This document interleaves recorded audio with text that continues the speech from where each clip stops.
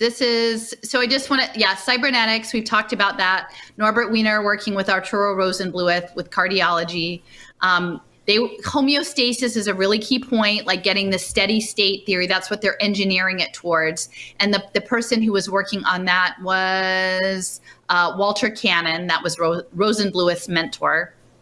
And I've talked before about these polyhedrons. Like, I feel like our digital twins are going to be like that thing. And we kind of saw that in the phosphorus relationship. It looked kind of like one of those things. Like, they've got like us in a box, all the blockchain things, and these forces are pushing from different directions to make us fit and conform into a crystalline shape, like an energetic crystalline shape that's going to fit society the way they need us to fit into society energetically. And the food is part of it. Leo, this is your slide from the last time. But again, they're saying the phosphorus goes into the plants that go into us, that is like a currency and an energy. So when we see that the whole engineering of the food and the money and the nutrition and the metabolism central, I don't know if you have anything specifically to add on to that. But the World Food Program, when you understand it as a metabolic tracking, makes so much more sense. Yeah, I feel like it might be better for another time, but their Cello came out of the World Food Program. Also, that was like their initial incubator. The World Food Program's involved in a lot of like financial technology, blockchain identity, agro tech, insurance, all that sort of stuff. But no. And look here's Cello, and then you've got the Lab for Inclusive FinTech at Berkeley of all places. So again, the cyclotron, right? They're already linking. Like, this is from your article in Silicon Icarus with this Lab for Inclusive FinTech. Alison, and again, getting Alison, buy-in. Yeah. Alison, a suggestion. We can go back and do these slides after, like, because I can edit it. I can move it around. Okay. So let's just jump to where Leo's is, and then when we get done, we'll jump Leo, back. I have these two in the. Oh, can I just say this one, and then we'll do Leo's? Yeah, because that's your whole block. Really, because so this is the one that I wanted to bring up. Within the context of the Coral grant and the Swiss reinsurance, is that when we were looking at the Internet of Bodies paper that was done by RAND, that was actually funded by Jacques Dubois, who was the lead guy with Swiss reinsurance. Now, Jacques Dubois also, so he retired from Swiss Re in 2006, but he had been a member of the executive board since forever and was the chairman and CEO of Swiss Re Americas holding company. He also was on the board of the Santa Fe Institute, which is very much about sort of evolutionary economics, gaming, swarm intelligence, all of this stuff. And so I think if we understand like the digital money and the food systems and the social control modeling and simulation and the insurance with the sensor networks into human plus, right? That is their goal. Their goal is this human plus evolution, which then leads to Leo's slides about human adaptability. And Dubois was also, I think you sent me this, he was involved in getting the terrorist insurance products going after 9/11. Part of those hearings. I believe you sent me that paper too, which was, I don't know, that might have been Seb's, but I'm not sure. Yeah. I think it was you, but okay. Yeah. So I kind of mentioned this earlier, but this was taken from a book called Big Ecology that was all about the International Biological Program that went on for several years in the 70s. And as we were talking about earlier, it's all pretty much based out of Oak Ridge and other laboratories connected with the Atomic Energy Commission, and it was international. There's all sorts of stuff going all over the world: Soviet Union, South America, Scandinavia, wherever, and there was a lot of intermingling between scientists, and it was one of the. Well, I'll go into it later, but it was one of the building blocks of sort of international scientific data sharing and that sort of mind state that was kind of in part encouraged / supported by the Pugwash conferences. And that's something that they were talking about quite a bit. Okay. Yeah, that's what, Pugwash was interested in the IPB because of that. And they were setting up these data centers for sharing all the ecological data for because the goal of the International Biological Program, which they state was about managing the environment. Like, how do we just need to know more in order to manage the environment. And that's like clearly laid out in their documentation. And here I just wanted to mention that I brought it up earlier, but it was not just like ecological studies.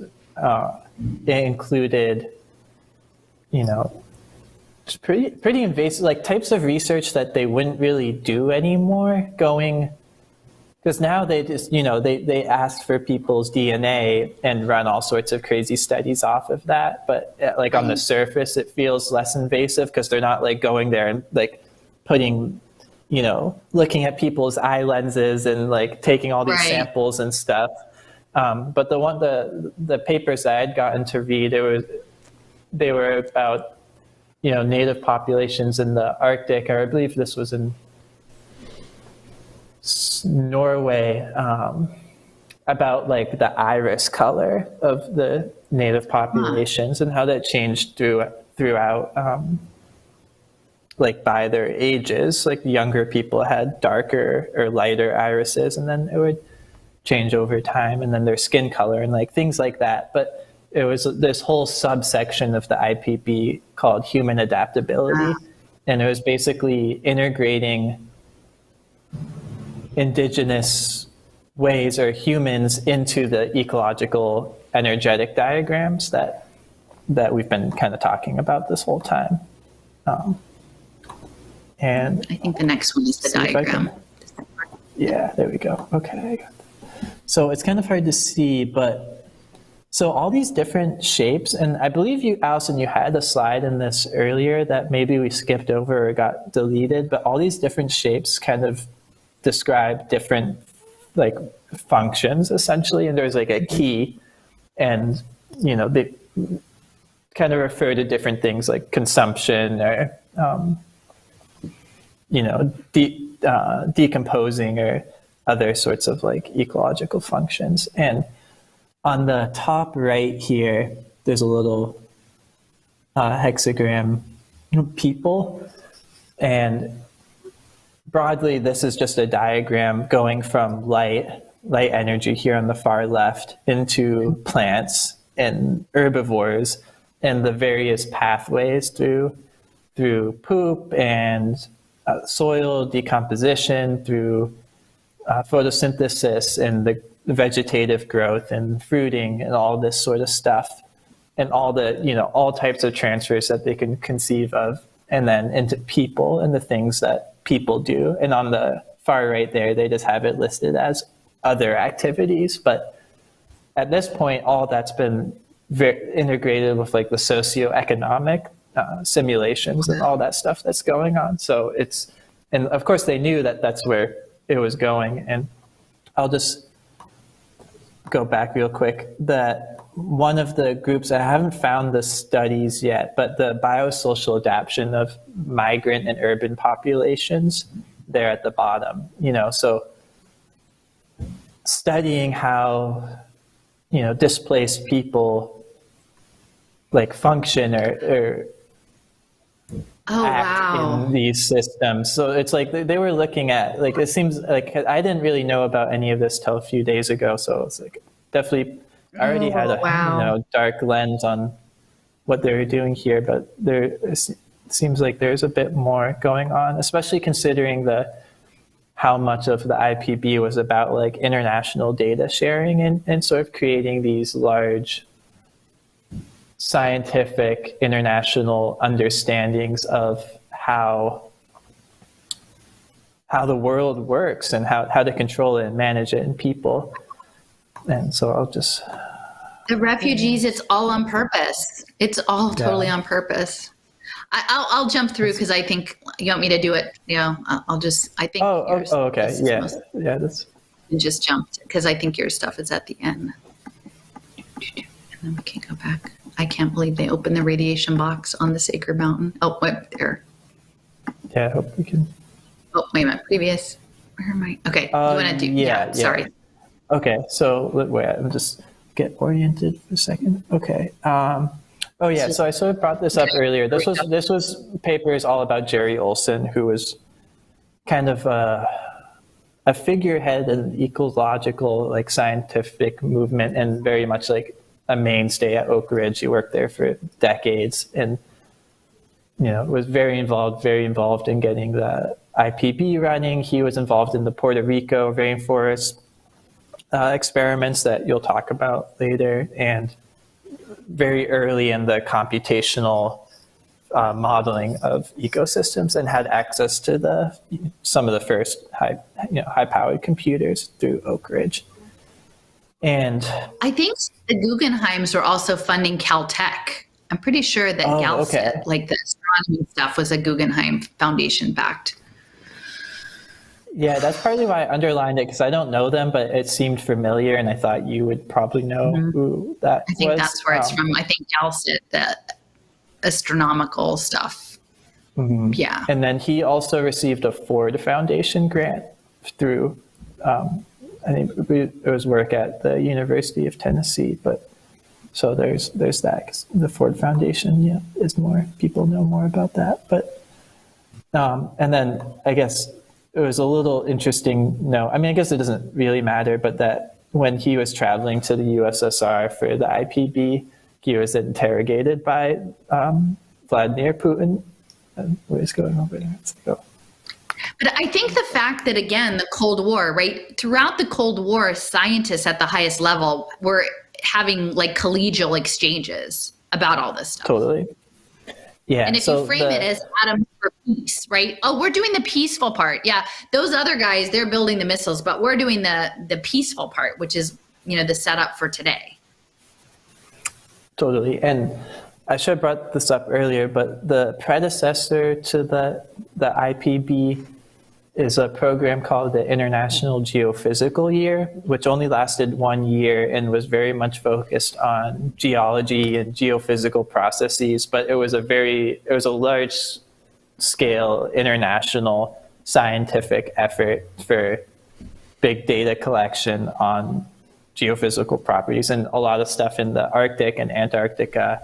Sputnik was launched, a part of the IGY, and which, with how central satellites are to all of this, and the modeling and controlling and weather observation and manipulation stuff, it's all that's very significant. And it was kind of one of the first. It was like they got a lot of data, and the IPB was rolling in that momentum of international data exchange and processing and whatnot. And so, okay. Wow. Yeah, and the pugwash, if people are looking at that, the pugwash is really central to show those connections. I'm just going to keep clicking through. Yeah, and one of the earlier, on the presentations I did with Seb's, there's a quote from Bentley Glass, who, interesting, was doing a lot of the radiation genetic research on fruit flies at Johns Hopkins, and was funded through the Atomic Energy Commission. It was at the same time that Milton Eisenhower was the president of Johns Hopkins in the mid-60s.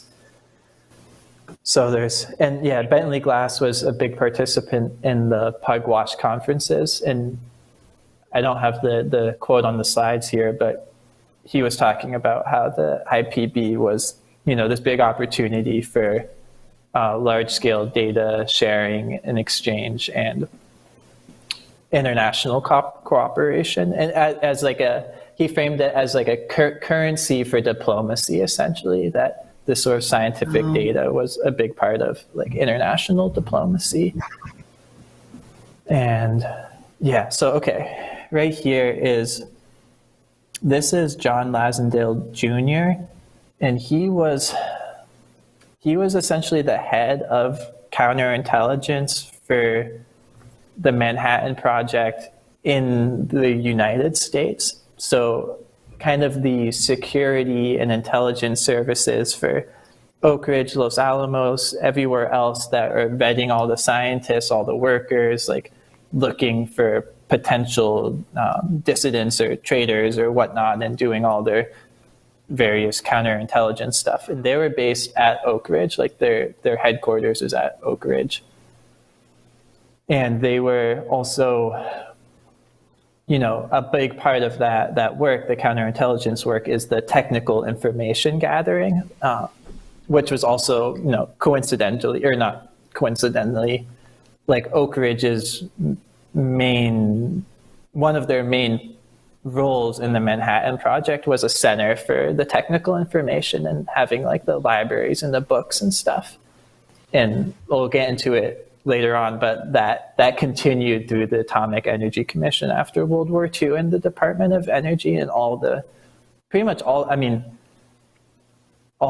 major technical information services of the government post World War II were, and at first based in Oak Ridge and then supported and moving on into things like the National Science Foundation, NASA, DOD, and it goes off into other things, a lot of the medical institutions and whatnot. But with Lasendale, it's pretty interesting because he was a lawyer by training, and right after World War II ended up going back to this law firm in Ohio called Squire, Sanders, and Dempsey, which has a different name now because they merged with a Washington-based law firm, and they're like a very large legal conglomerate now. But that law firm, I'm having difficulty finding a ton about it, but it appears that they were really involved in kind of the Ohio industrial scene, and were the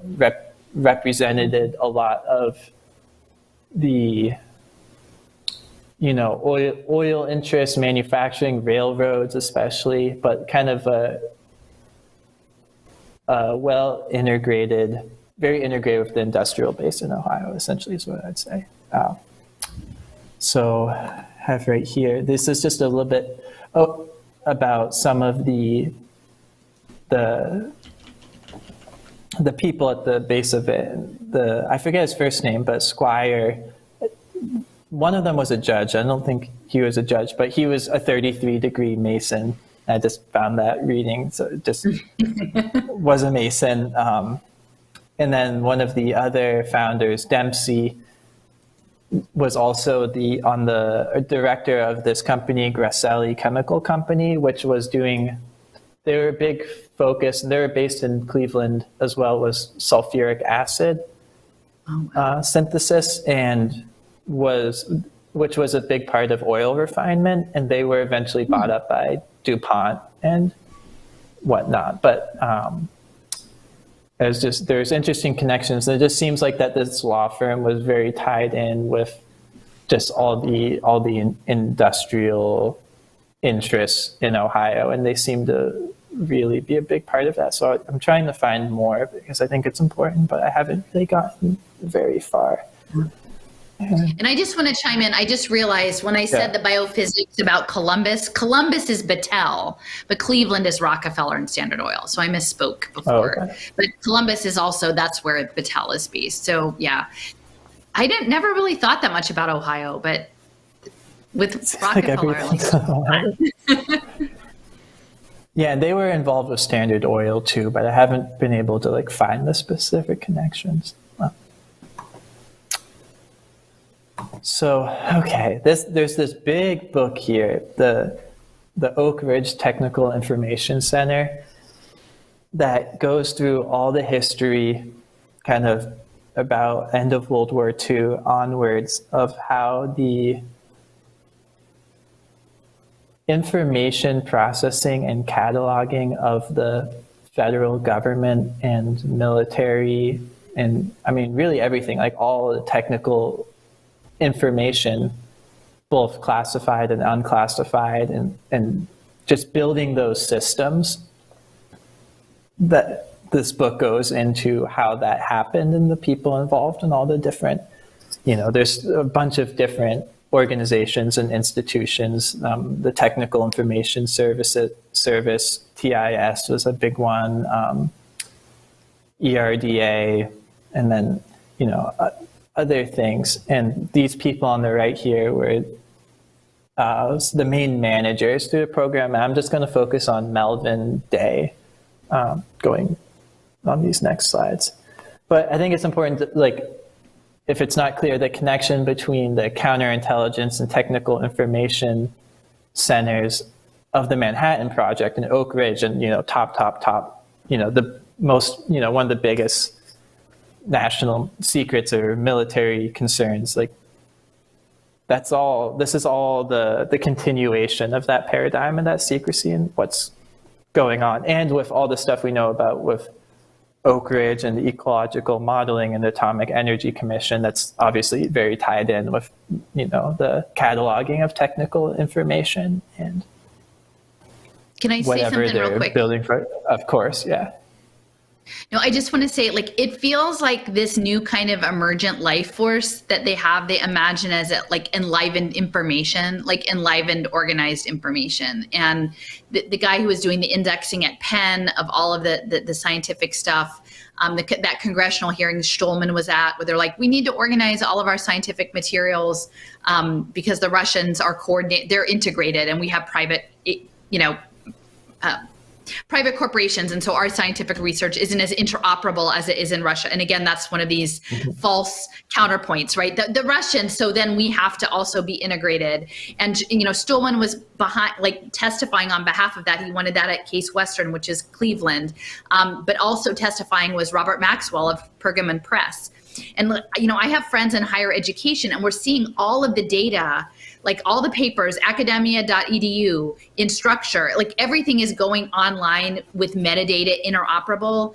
And so that's the first thing I thought of when I was looking through this book, is that at some point, whatever this being is that they imagine might become enlivened through these energetic biophysics entrainment things that they've got going on, like, it needs the stuff that's in that book, and it needs it well indexed. So even back in the time, like beyond this, that it's like, man, like, I got to get that in there. And so, like, that's the priority, like, get it organized and get it in. And then it's just built of layers ever since. Anyway, that's the indexing. Yeah, no, totally. Indexed information, Claude Shannon, it's all about the index. Yeah, exactly. And that's what this book really gets into. It's like very detailed on all the different ways that evolved. So just move on. So this is a excerpt from that book, and basically just going over how one of the institution's division of technical information was responsible. So like all the weapons testing, all the nuclear testing, all that information, all the data associated with it, like, goes through these sorts of indexing institutions in the government that are compiling the technical information. And then, like, on the bottom, the civilian effects test operations report. So like all that's like the health physics department and the ecological research that was going on at Oak Ridge and all these other places. And it's the same, all of that's being compiled into the same place, and all that is being, prepared and consolidated for future use. And a lot of it, they argue, is about, making things commercially available, or accountability, or all that sort of stuff. And then at the bottom here, the other part I underline is just noting that this includes things that were the highest security or highly classified. Because in a lot of the book, they were like, it's kind of weird. They don't like say this outright, but they kind of make it sound like a lot of these information services were mostly about like declassified stuff and making things available for commercial use and civilians and growing the scientific knowledge base and like all that sort of stuff. But the very same institutions were working with this, all the really sensitive information too. Because, things are getting so complicated post-World War II and how advanced all the science and stuff is. Like, they have to have like really intense information services in order to like handle it. Like, no matter if it's like, the CIA or whoever is running it, it's like they have to do that. And these were the sort of groups that were doing it. Okay. So this is, I wish I could go like vertical for slides, but you're not allowed to do that, I guess. But Hold on. Here. no, I think you would have to. Oh, cool. Yeah, that does help. That's bigger. Yeah, it's nice. So Melvin Day was kind of interesting. So he grew up. His family was involved in oil, like not like big time or anything. Like I think his dad like ran a gas station, but he helped with that and was interested in chemistry. He went to Bates for chemistry and ended up early on, like very young. I think he was, I'm not sure, like 20 maybe, 21, working for this company, Metal Hydroxides Incorporated in Beverly, Massachusetts, and they were doing some of the earliest uranium. It wasn't the refinement. I think it was the processing into making like very pure uranium blocks that were being used in the early nuclear stuff. And he just like kind of ended up there. It's not clear exactly. Like it seemed like it was sort of by accident. From the source is a transcript from an interview with him. It's not clear if there was some other connection, but regardless, he ended up there and then was kind of recruited into the army. Well, it's kind of, he always, in the transcript, he's like, I didn't want to like be a researcher because like the army was trying to get him into the classified work or whatever. And he wanted to like fight and like be like a private and like go overseas and like be like patriotic because he like felt bad when he was working at that company and he was like a young man and people are like, why aren't you like fighting in the war and whatnot? But regardless, the army eventually was just like, no, you're going to Oak Ridge. Like, this is what's happening. So he ended up at Oak Ridge and was sort of like a, low-level chemical analyst and doing various stuffs there, and got involved with the technical information services that were based at Oak Ridge during the Manhattan Project and after, and sort of just kept working his way up and stuff. And as it said, was eventually a director.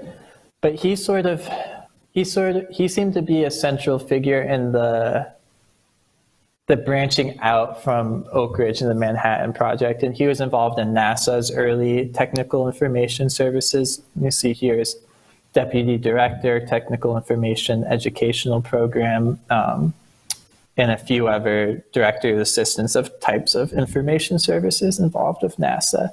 And then he also was working with the National Science Foundation, the NSF, and was the head the Office of Science Information Services. And the National Science Foundation, like they're involved in all, kind of like all the stuff we're talking about in the Japan Moonshot project. They're a big player in stimulating like the type of scientific research and track and tracing, AI and nanorobotics, and like with the Biden report or executive order on biotechnology, National Science Foundation is involved in that and getting money for that sort of thing.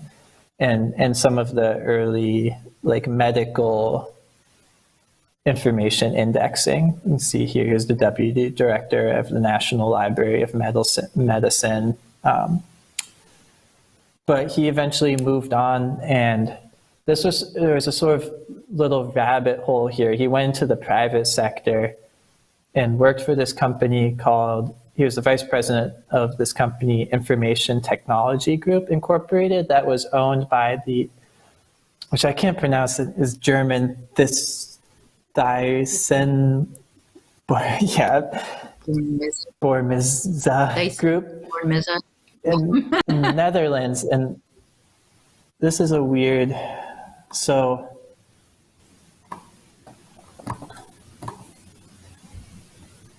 that family cool, thank you,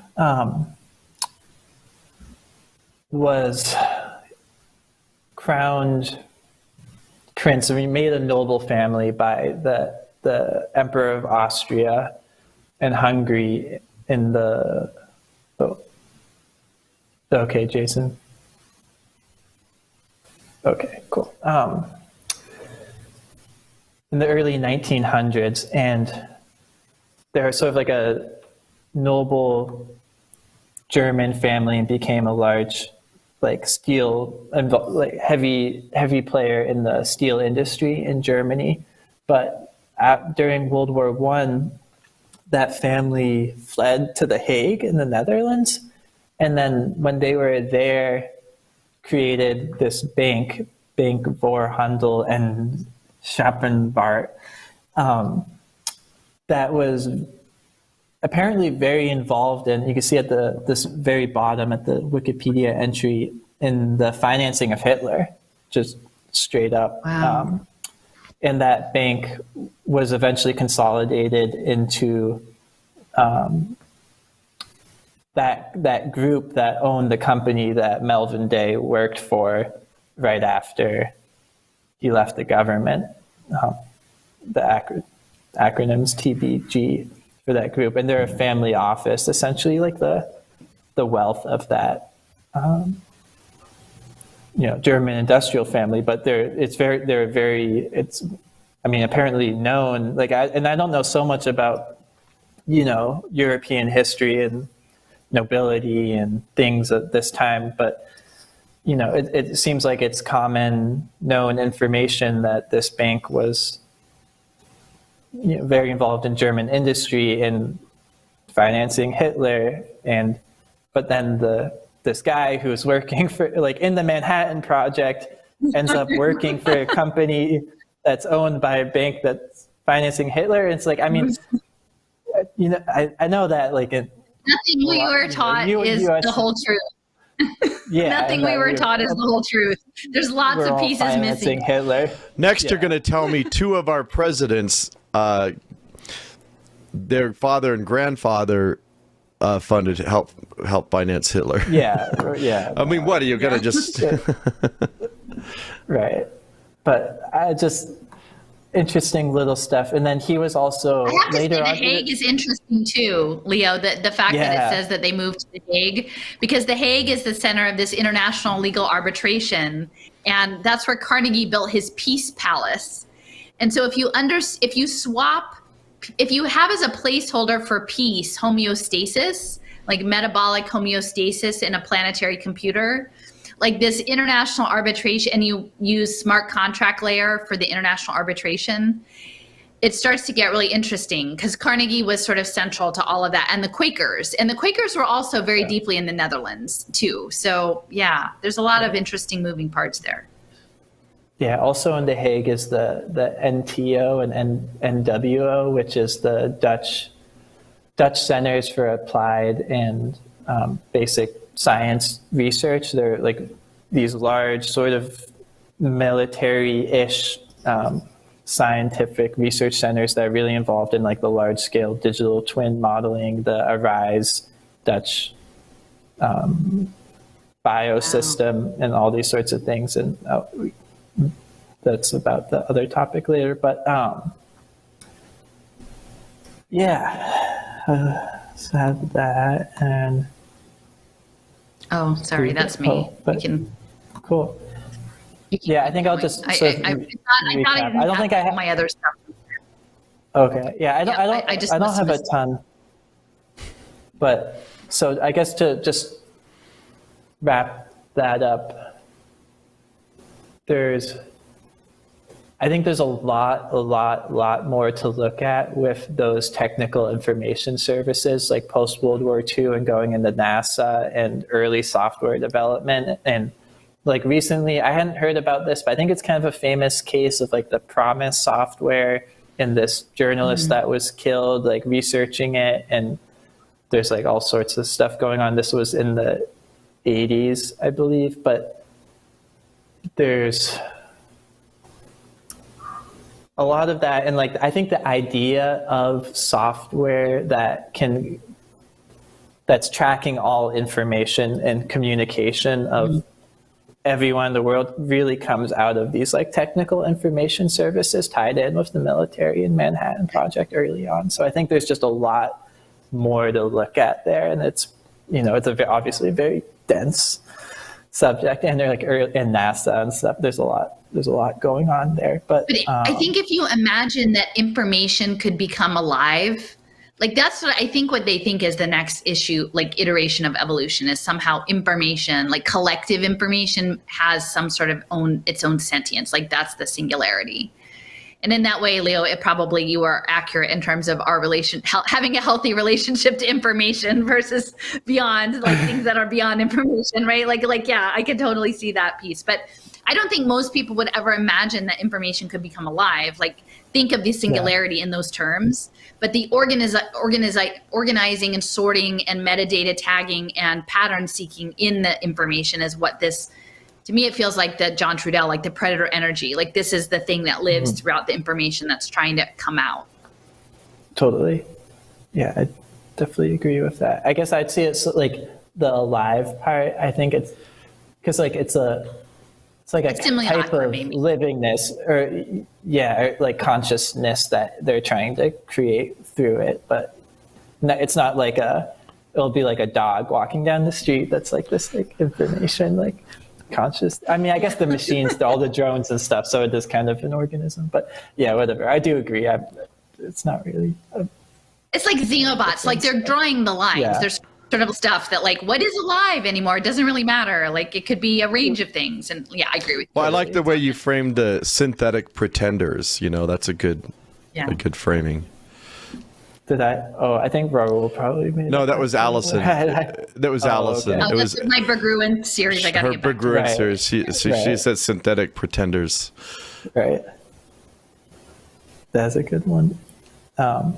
And this was sort of a part, I just wanted to go back to we talked about it like at the beginning of this, the UN's standards for ecosystem and biodiversity services. And they had recent standards released, and they've been working on them for a while, but I think they were finalized this year, maybe 2021. And I just wanted to put this in there that they want at least 60 countries implementing this by 2025. It's tied in with the SDGs, of course, down here. The voluntary national reports that present countries' progress towards achieving the sustainable development goals, and framing the whole-scale monitoring and tracking and quantification of ecology in all life as like sustainable, basically. I just want to say how sad it is that, like, because of the nature of empire, that indigenous cultures have had to seek their refuge or support in the United Nations. Like that feels really intentionally set up. Because that's where it's going to matter here is like indigenous cosmology about the nature of humans to the natural world, and having it all subsumed and entangled in the UN because of the economic or the militaristic aspects and the harm that was caused to them by the countries in which they're occupied, that they would seek redress into the UN. Like that's so sad to me. Like, I don't know how we like get out of that, but it just feels like that was done on purpose. Like so that relationship became so complex that it's going to be very difficult for any indigenous group to come out against the UN and against this thing now. Totally. I forgot to mention earlier, but Melvin Day was also like a head delegate for UNESCO for a period of time as well when he was in government. But I'll just mention that too. And then, so ARISE, so we kind of talking about this earlier. ARISE is this project in the Netherlands being worked on through a few different organizations. One of them is the Naturalis, like Natural History Museum, which is this sort of big museum and research group in the Netherlands that's been cataloging life and biodiversity for a long time, and like having samples of all organisms and cataloging them and whatnot. And they're working with the University of Twente and a couple other of universities creating what's called the BioCloud, which is basically a a database and computational framework for collecting like all available information on like multicellular organisms. So things range like, really everything possible, like their migration habits, their DNA sequencing, their patterning on their skin, their like vocalizations, mating habits, like every single thing that they could find and monitor, they're putting into this BioCloud. And then some of their supercomputing centers will be doing the artificial intelligence, like computation on the information stored in the BioCloud. And that woman who the presentation on the fungi earlier, there's I forget I don't know how to pronounce the name of her institution, but it's like a fungal research institution, and they're one of the partners in this program. So that's where that connection comes from. And yeah, so I'll just keep going. And it's about money and data, right? Like people would look at that and the story they're going to tell is like, well, you have to do this to save the world. And I'm like, you're doing it because you're bioprospecting and you're betting against nature. Two opposing stories. Yeah, they're creating financial markets based on nature and tearing it apart. And then pushing the data to get this emergent thing, information. Yeah, so this was a presentation at the same conference by a guy from the TNO, which I mentioned earlier is the Dutch Applied Research Council, I believe is what the acronym stands for in English, and is based in The Hague, like their offices are in The Hague, and they are sort of a kind of a consulting group, but they're basically a government-created organization, government-funded, that is very heavy in high technical, highly complex manufacturing, industrial, military sorts of things. And they're big, they're like probably one of the leaders on digital twinning for like industrial processes and that sort of thing. And this is a presentation he's giving. So they're not directly working with the Revise project like at this point, and he was sort of just like there talking about what they're doing, but they're involved in other very similar projects like the BioDT, which is a EU Horizon funded project that's, like it sounds, creating digital twin of, really all life on Earth is, I believe, the goal of that project. And then also the Destination Earth initiative, which is more like the digital twinning of the geological processes and water movements and also that sort of thing. And I just,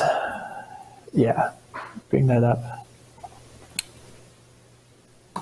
And then, so the University of Twente, they're like the main partner for creating the sensor networks of capturing the information on the different types of multicellular organisms. And that ranges from like radar and sonar to these sort of weird camera, like insect entrapments where they like attract the insects and there's like this light and there's a camera and, like all sorts of things. And they domination. Domination. And I kind of chose, I think, the wrong sides for explaining this, but their Mesa Plus Institute, which is shown here, is like one of the largest nano fabrication like environments in the Netherlands, and they do some of the most cutting edge research on nanotechnology, like embedding intelligent materials, like having different materials that can sort of like dynamically adjust their own properties based on the environment. And it's a lot to do with the photonics that you talk about and like optical computing, like kind of this paradigm of unconventional computing where it's creating materials and systems that do have computing behaviors, but aren't exactly like the traditional transistor, microchip setup. It's a whole kind of different paradigm. And the slide I had there was on this initiative called Organ on a Chip Center, which is basically making these like sort of like mini organs in a like chip framework, like making like heart cells on like a computer essentially to save the world. Thanks. And so I just wanted to, because they're one of the main partners in the RISE project. And then, so here he goes. I can't believe it's Tesseract. Like, that's kind of crazy. Right out of Wrinkle in Time.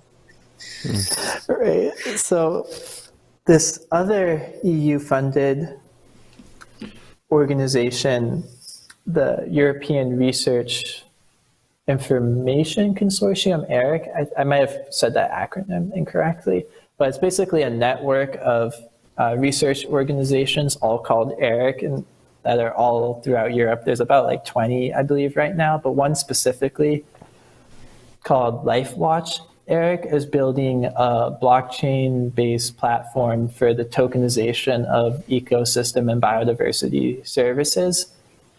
And their platform's called LifeBlock. And I'll just read it, but LifeBlock is the product framework we're deploying to provide provenance and anti-tampering to our collected data, including the environmental observatory networks, guaranteeing persistence of evidences, and in addition, performing a tokenization process of the socio-economic value of ecosystem services. So it's about data collection and providing, kind of like what we were talking about before with the time stamping of transactions and information and data, of providing those links back through time of where like the data came from. And they're arguing like anchors. Anchors on like where that comes from. Because when they're making economic values and having the ecosystem services built on top of it, they need like a very robust framework where all the data is like very accounted for in order for like the game to work exactly, to build trust. Well, and there was system, so I would say.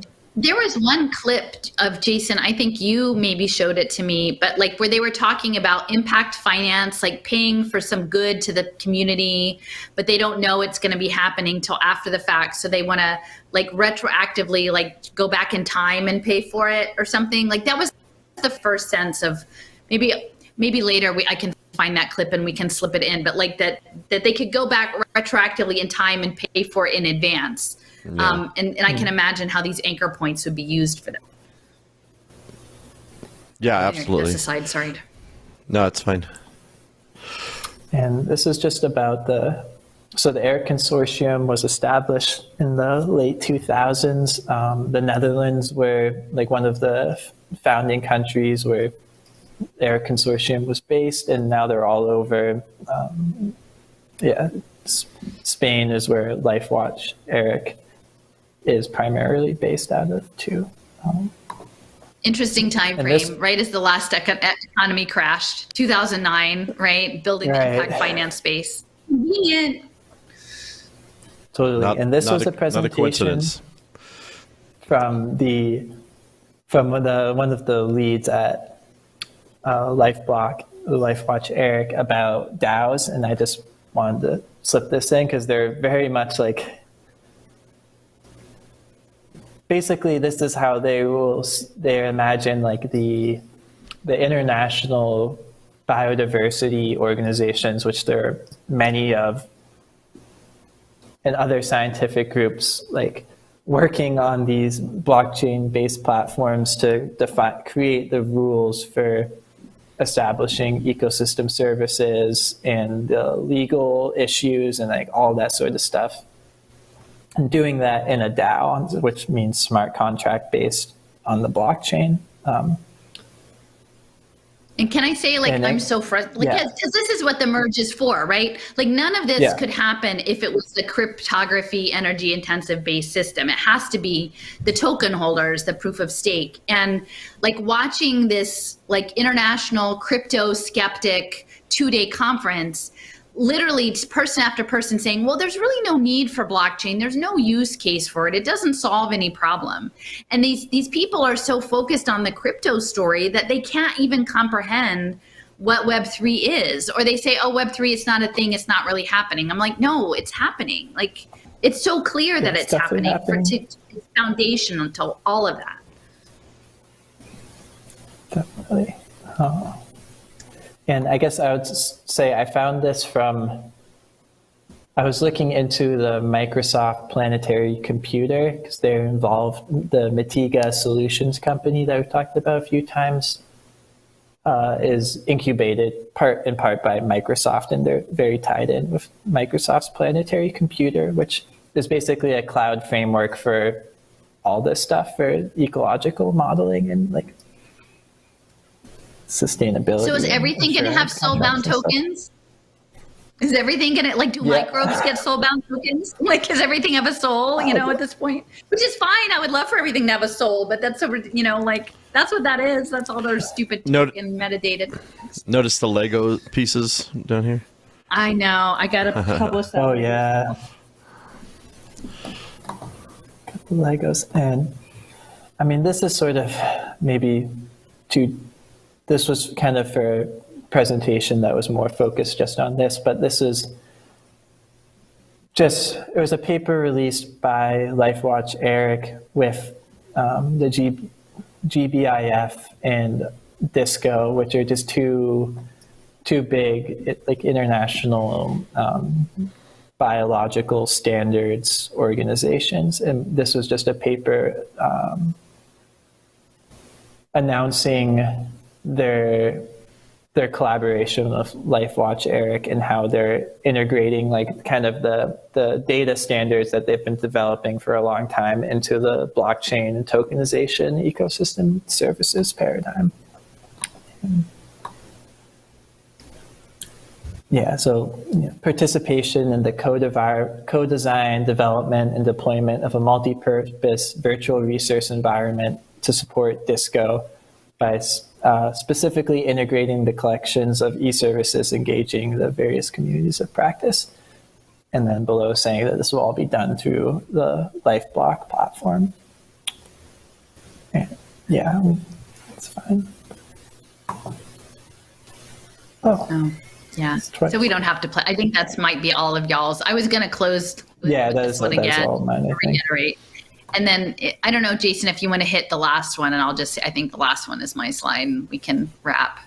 You can get out of your own. But I closed with this one about the game of life, because literally it does feel like this game of life, which is, I thought the game that I had taken to Wharton was the game of life, but it actually was Mousetrap, which is also probably pretty good. But like, looking at cellular automata and gamification of these genetic algorithms and eugenics and homeostasis engineering, like on the blockchain with the tokens.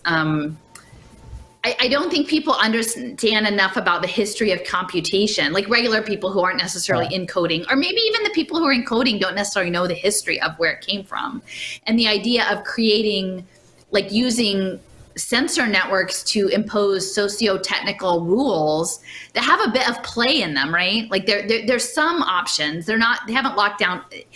There is some variety off of the path because they do want dynamism in the equation, but there are rules to get this emergent behavior, to catalyze this next thing. So it's almost like we're becoming, like, our lives, the lives of our loved ones and the environment around us are becoming an armature for this simulacra, like for this information beingness that they're trying to catalyze or manifest. The technicians, it's like the technicians are trying to manifest life from information, like some crazy fantasia. And I mean, I'm not convinced in any way that it's going to work, but the amount of resources being poured into creating a parody of the world in a planetary computer are really disturbing, and hopefully more people will get up to speed.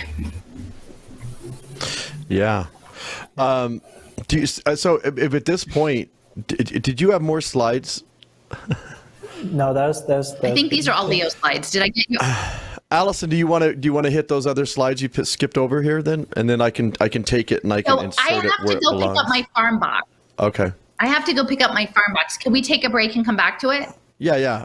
No, we could take a break and we can finish it without Leo if you can't join us. That's I have like 10 more minutes. Do we want to just do a kind of an ending here, like kind of a like? Yeah, that's what. Yeah, like a little chat. Yeah, a little chat, like kind of about. Yeah, so that's a lot. We covered quite a bit there.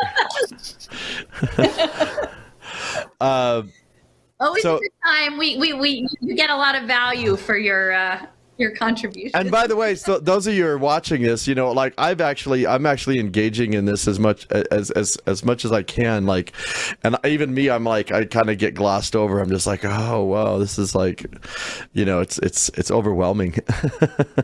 So you're not alone if you feel overwhelmed with all of this. So. Yeah, making the commitment helps. I'm grateful for Leo opening the door on Radio Ecology because it was like a whole new room in this castle of delusional, predatory things to figure out. Like it's been fascinating to tease it apart. Like, thank you. Yeah, I'm definitely really grateful for all the space that, like, because I don't think I would be doing this on my own if like you weren't doing all this work and had this like all this knowledge. I don't think I'd by myself like make these presentations on radio ecology or anything because but it's so important enough. But like, I mean, yeah, no, it definitely is important. Foundational, like, yeah, especially because like I went to these places yesterday. Like, they're real. It's not just in a book. Yeah. It's not just old dusty papers or something. Like, it actually is unfolding, like optical biosensors, like right in front of us, and it's it's there to see. But it's so banal. Like, it's just so like, it's like Alison's tour of every sort of boring office park you can imagine, like, of varying levels of quality and engagement. But like, and that's the thing. Like, if we're not prepared, we think it's like a big evil thing. And I'm like, I think it's just a lot of people not thinking. Like, I think it's a structural system of domination that's occupied by most people who, if they have enough resources, are just living their lives and like getting up and going to work and going home and going to the soccer game with their kids and going to PTA. Like, they're just not putting it together. And at some point, like, I don't know when is the tipping point. Like for me, that it felt really important to try to get out in advance of that merge thing. Cause to me, that feels like not an end game tipping point, but definitely like it feels like we're on the downhill slide into the metaverse. Yeah. Yeah, Web3 hasn't like slowed down at all. Like, I think people underestimate how it's just becoming. Yeah. Well, even within the space, I was listening to like Chainlink had a little live stream that they did where they were like counting down, and they're all getting excited about it. It's like a big event for them, but I don't even think they realized like just the that this is an entirely new way of governance and management of not just like economics but life.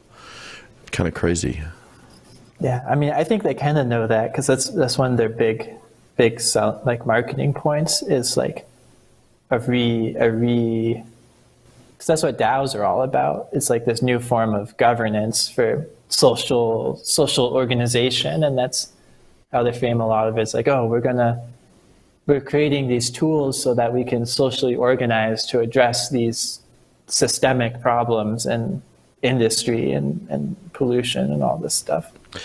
But I guess what I'm saying is like they feel like they're kind of, at least the people that were like that were on this live stream were like kind of the coders and the developers, like that this is already a give that, they feel like they're outsiders trying to introduce us, like we hope people, accept this new cool thing that we built, but it's like, no, actually it's already been decided that this is the new system. This is the thing. Like, it's, you're not an outsider, introducing this thing, you are the new, the new form. But another thing I was thinking about in this presentation is just like, this is, it's conquest. It's a continuation of conquest. So they're conquering, they conquered lands, they conquered peoples, and now they're conquering information and yeah, crazy. Totally.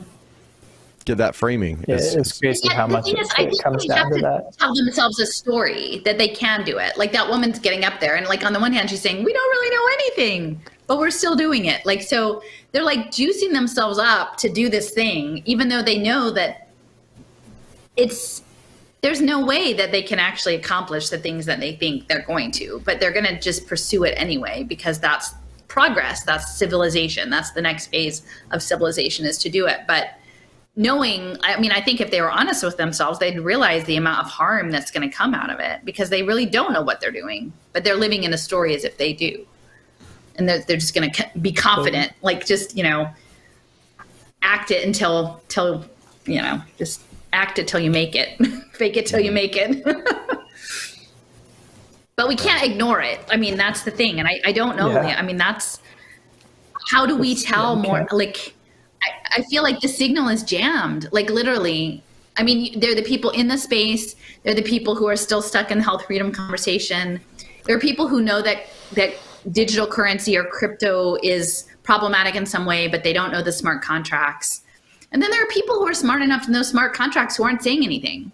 And like, I don't really know that many people actually interrogating Web3. I don't know, like if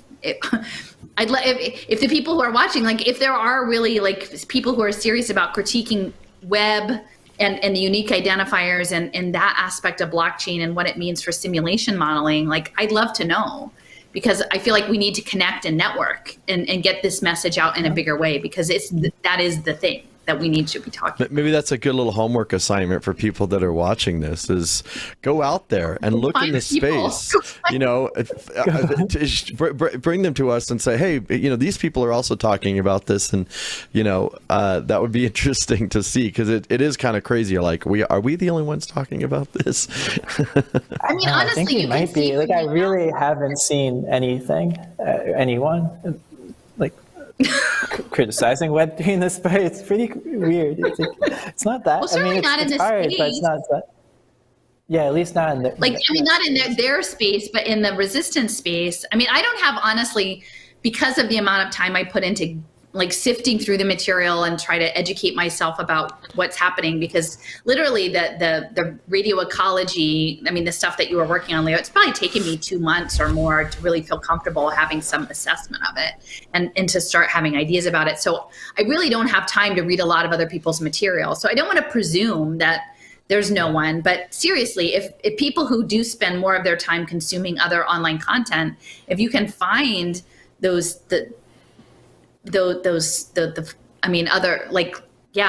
I feel like I'm interested in how they think about it too, because I don't have a lock on everything. I have ways of thinking. I think there are a lot of things that I'm interested in thinking about, but I don't have it all pinned down for sure. Okay, so we had Leo on here a second ago. I think he'll be right back with us. But we are actually live for real this time. Hey, Leo. Hey. You are very dark. Is there a light in that room or anything? Probably. Wait, give me a sec. Yeah, that would be great if you could see it. It's in stealth mode. Thank you all for joining us, though.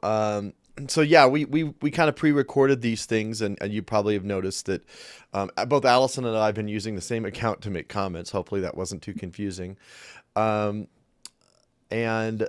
yeah, so there we go. Oh, nice light. Perfect. So this has been kind of an interesting presentation. This is part 4 of, I guess it's probably like 3 presentations or more. I don't know. Yeah, it started off to be a presentation about parametric insurance, which is something that Leo was working on. And then Alison, of course, snowballed it into atomic ecologies. Yeah. Can we keep this thing contained a little bit? No. Yeah, I didn't even know we were doing there was another. Well, Alison, I was told we were answering questions. Yeah, well, that's how it was initially. So what happened was, I kind of, when I was editing it, I had a crazy busy last week and a half, and I'm still crazy busy. But you notice there's some parts I should have edited out, but I didn't edit out because I just kind of skimmed through it really fast. But It's I very realize human. I am a human being. I am not an artificial intelligence. Um, but but I realized that, oh shoot, okay, the last part is actually only an hour long, and I know people expect at least 3 hours from us. No, we don't have to do it that long. No. No, And no, Leo, but we I can think do it's questions. You don't have to sit through. yeah, but basically, I Yeah. said, hey, Alison. I'll stay for a little while, but I have a job interview, so. Okay, so basically what I said is, okay, let's come on at the end and just take some questions, and then Allison was like, oh well, let me add some more slides. So Allison has some more slides, but first of all, let's if you guys have any questions for us based on any of the last 4 live streams that we've done, or live unlive streams, post them in the comment section, and I will relay them to the team here. First of all, Leo, do you have any comments after, at the end of this, things that came up for you since we recorded this, or since, because I know there's one section that you didn't see either. Hopefully you watched it live. The part 3. I just actually was watching some of it. A few little things. One, I definitely need to work on public speaking skills. I was like, oh my God, this is awful listening to myself. But Squire, that law firm that John Lasendale Jr. worked after World War II, Squire, Sanders, and Dempsey. I was looking a little bit more into them lately, and they were really involved in like privatization of Eastern Europe, like the 70s and whatnot, and going out there. And there was more. They were definitely. It's crazy how hard it was to find information, but they seem to be one of the top law firms in Ohio in the industrial age. And at one point, we were handling like all of the municipal bonds for either Cleveland or the state of Ohio, but we're definitely representing all sorts of various chemical, railroad, utility companies all through the state. We're definitely like a big powerhouse. And then the company, the law firm that they merged with and became Squire, Patton, and Boggs, I believe is their name now, they're like the number 2 lobbying law firm in Washington, D.C. So it's just like a big amalgamation now. So that was one thing. And no, I mean, I think you're going to, looking through your slides briefly, a lot of it's about Web3 and the alternative currency space, community currencies, and all that sort of stuff, and how that ties into the total surveillance, biocomputation of all things, and is being framed as something else.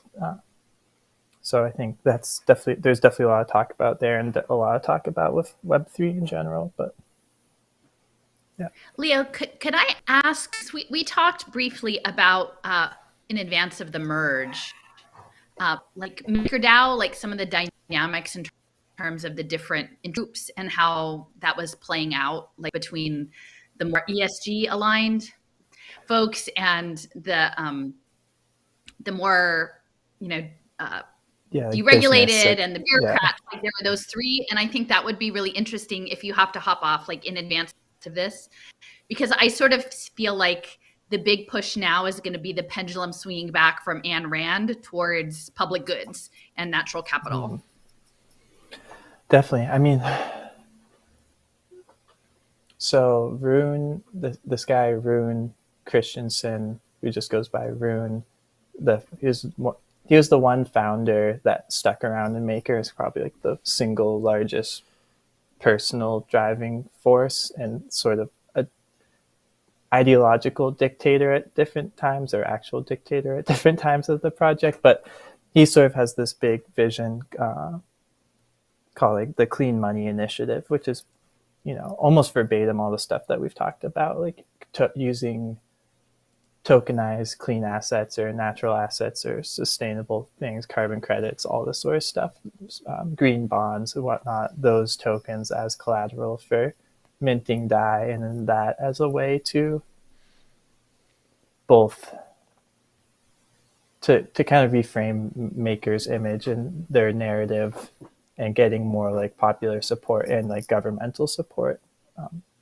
And then there's other groups that are more kind of focused on regular sort of cut and dry business development, trying to get all tokenized assets possible onto the blockchain and into MakerDAO, not really caring about any of that, and just sort of almost a technocratic,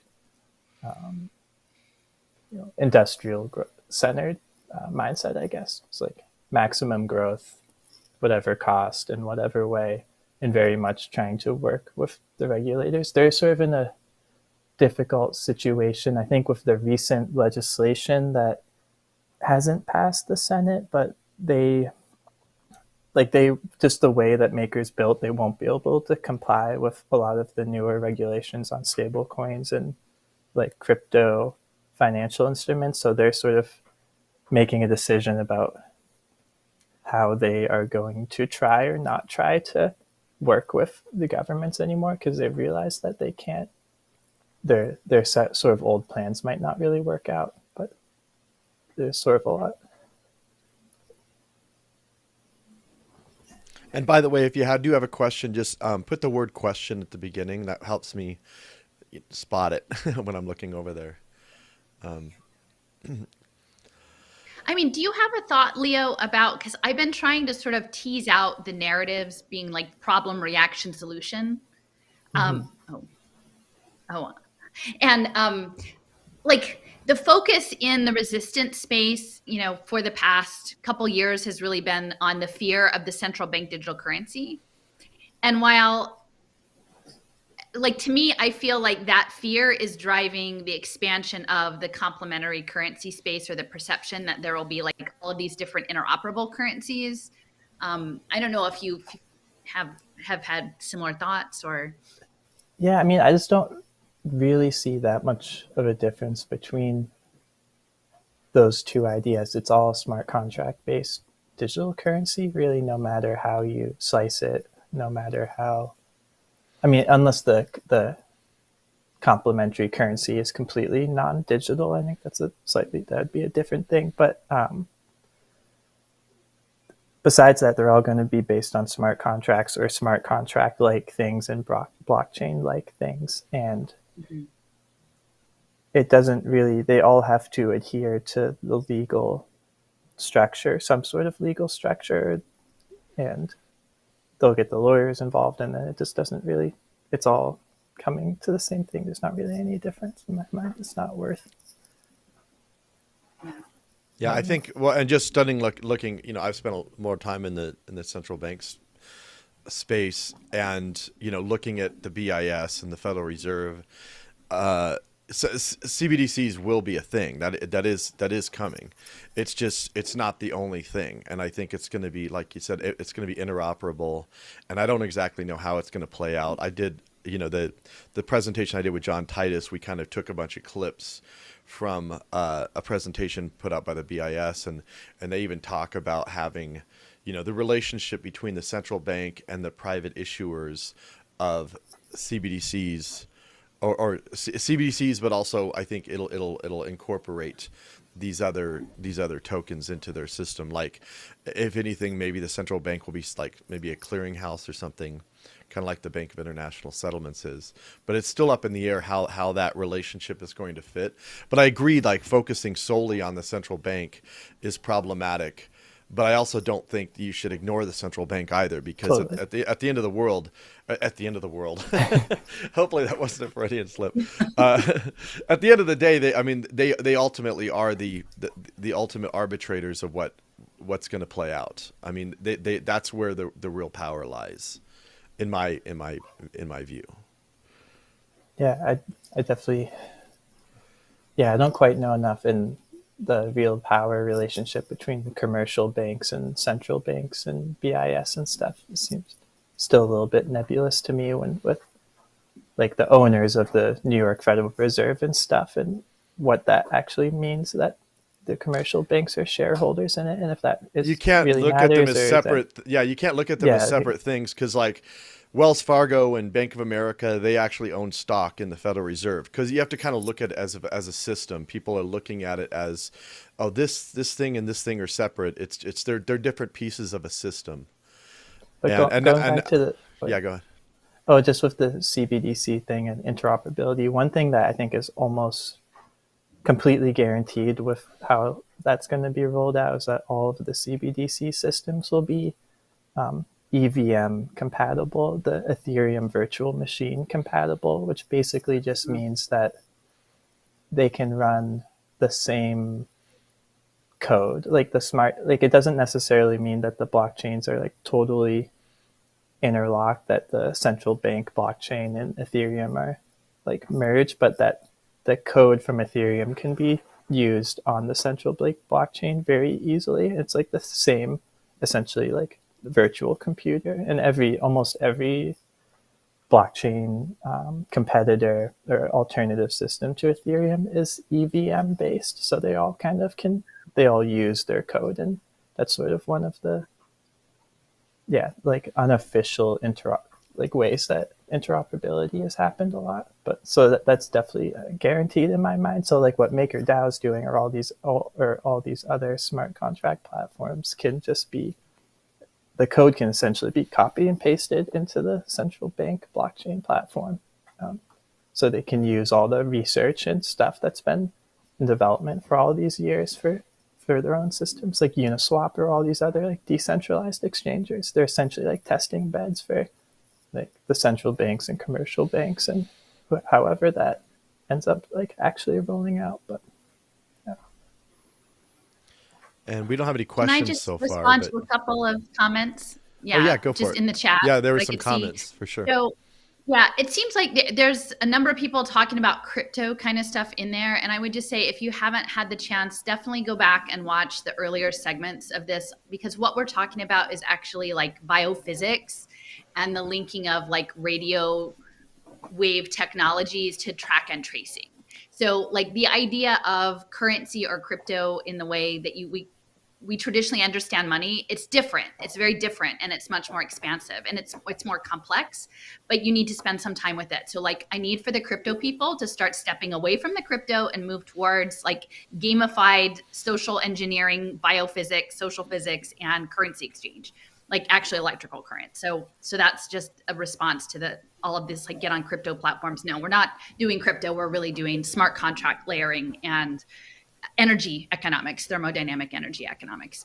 And then there are a couple of things about Rosa Koire. And while I would say like everybody has sort of a different framework, my sense is that the traditional Agenda 21 folks and the technocracy folks and the anti-communitarian folks, they're not talking about any of these things.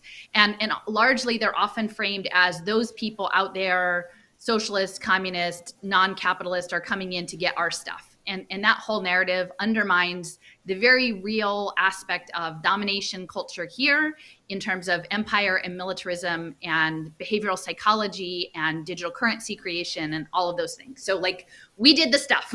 We have to own the stuff. We did it all over the world. And so to me, like while people woke up, it depends on what story you woke up in. If you're still stuck in the story that somebody out there is coming to do this to us, and you're not acknowledging the role of MIT and Silicon Valley and UT Austin and all of it, then you've missed the boat. You're in the wrong story as far as I'm concerned. So like zoom back in. No disrespect to the work, and you don't know what not everybody knows all the things all the time, and you learn and you build. But at this point, we need to get beyond those loops that they've kept the resistance in for 20 years, not understanding the larger implications of the energy economics and how the big pharma radioisotope tracking is a global program towards a collective consciousness, which is the plan. And they're working both sides. They're working the libertarian side and they're working the progressive side. And it's going to be tokens for everyone. So. Yeah, and if you have comments or thoughts about that, because that seems to be a big problem too, because like everybody wants to point the finger at outside, and you made the point, like Allison, that like, hey, it's your neighbors, it's your family members. They're the ones that are actually building this thing. It's not some threat from out there, but it's actually something that's here and is homegrown and has been with us for a very long time. And until we acknowledge that and address that, but also the looking at narratives and how narratives are shaped, and most importantly, what's excluded, because a lot of these narratives actually do have a lot of truthful information that's really informative, but they're contained within a space. Beyond the box, yeah. Well, this is the thing. Like, this is the stuff we have to own. Like, this is the 50s. It was actually started. The cybernetics is World War II. So, like B.F. Skinner, yeah, we made this. We made this video game, and yeah, we sent it around the world. But we really did make it. So now, but then it's up to us to try to start putting wrenches in the gears and slowing the thing down, pull the clutch. Yeah, absolutely. Well, Alison, do you want to go through some of your slides here, and then we can do this loosey goosey. We can stop if there's a question or whatever, or if yeah. If and Leo, I don't want to hold you up. Like, whenever you have to pop off, like I just wanted to bring people up to date, because I had sort of a crazy last couple weeks full of holes of things that I feel are very much related to looking at the public goods, like the tracking and tracing and value and risk analysis of natural and human capital towards what they will be framed as beautiful money. And so much of, maybe can you just speak to a few minutes, like, about, for people who may not be familiar with the work you've done at Silicon Icarus around Cello, and just sort of broad level, like 10 sentences, like what Cello. Try. Cello is basically a blockchain that's focused on a narrative on making money beautiful, and which basically comprises tokenizing natural assets. So digitizing what are called ecosystem services. So rivers cleaning water, trees cleaning air, carbon sequestration, all those sorts of things, and then creating a new financial system based off of that, and smart contracts and collective ownership through DAOs and like tokenized governance, all those sorts of things. Actually, and Leo, they're involved. So how long do you have, real quick? I have like 30 minutes. Well, I tell you what, I've queued up some slides from this from a discussion with Kevin Awaki and I can't pronounce her name, but Alison, do you know how to pronounce her name? So she Cazador. Yeah.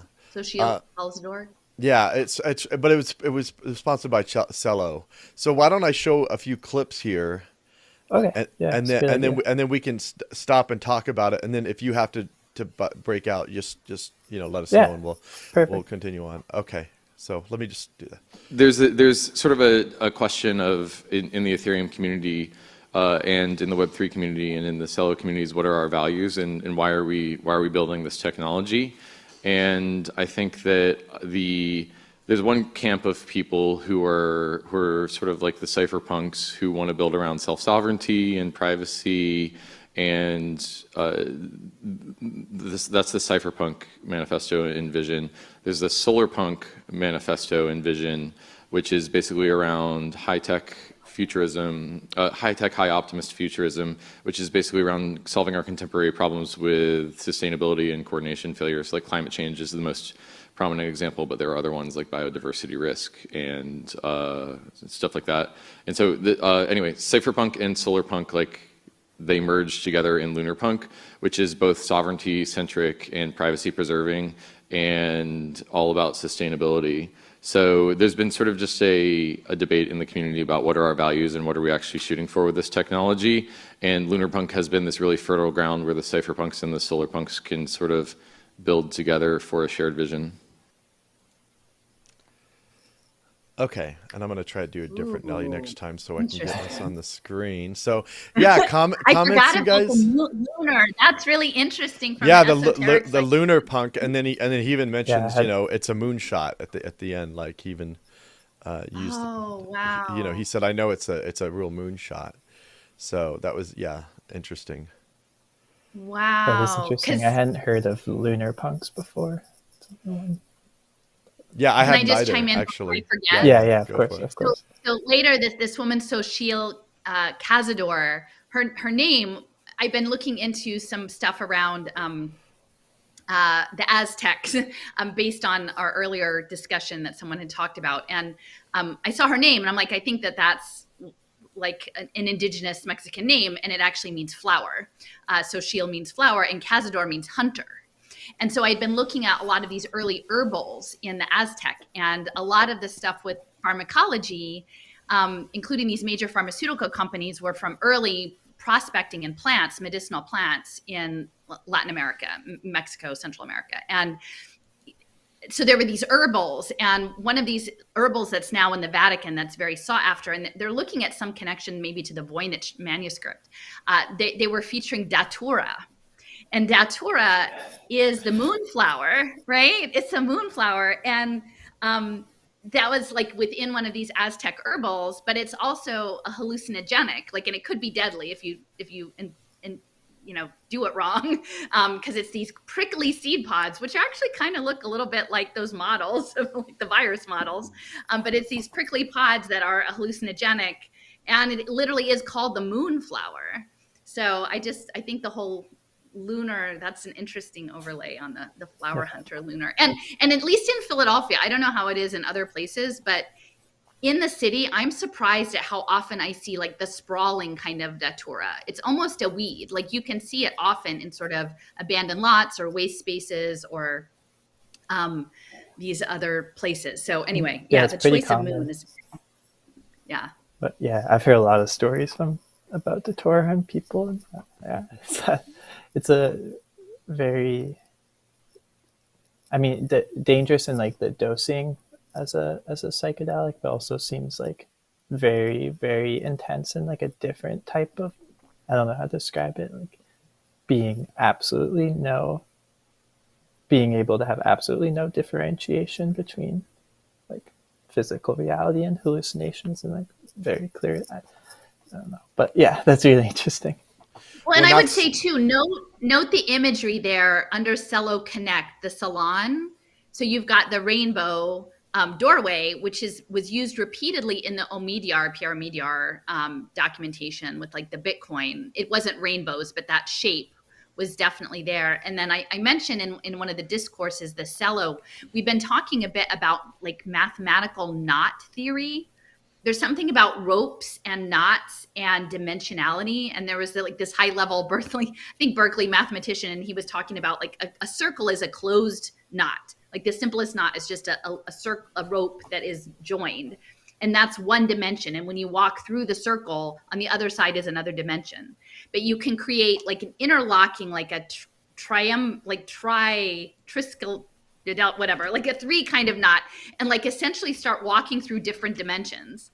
And so when I saw that, and then I see cello and it's these interconnected circles, there is like a whole field of like plane dimensionality knots and like portals. They're portals essentially. And so I'm seeing, and just seeing these portals. It's very clearly that they're talking portals, and then they're talking about lunar punk. So anyway. Yeah, I mean, with chips and circuit boards, that's literally the same thing. Yeah.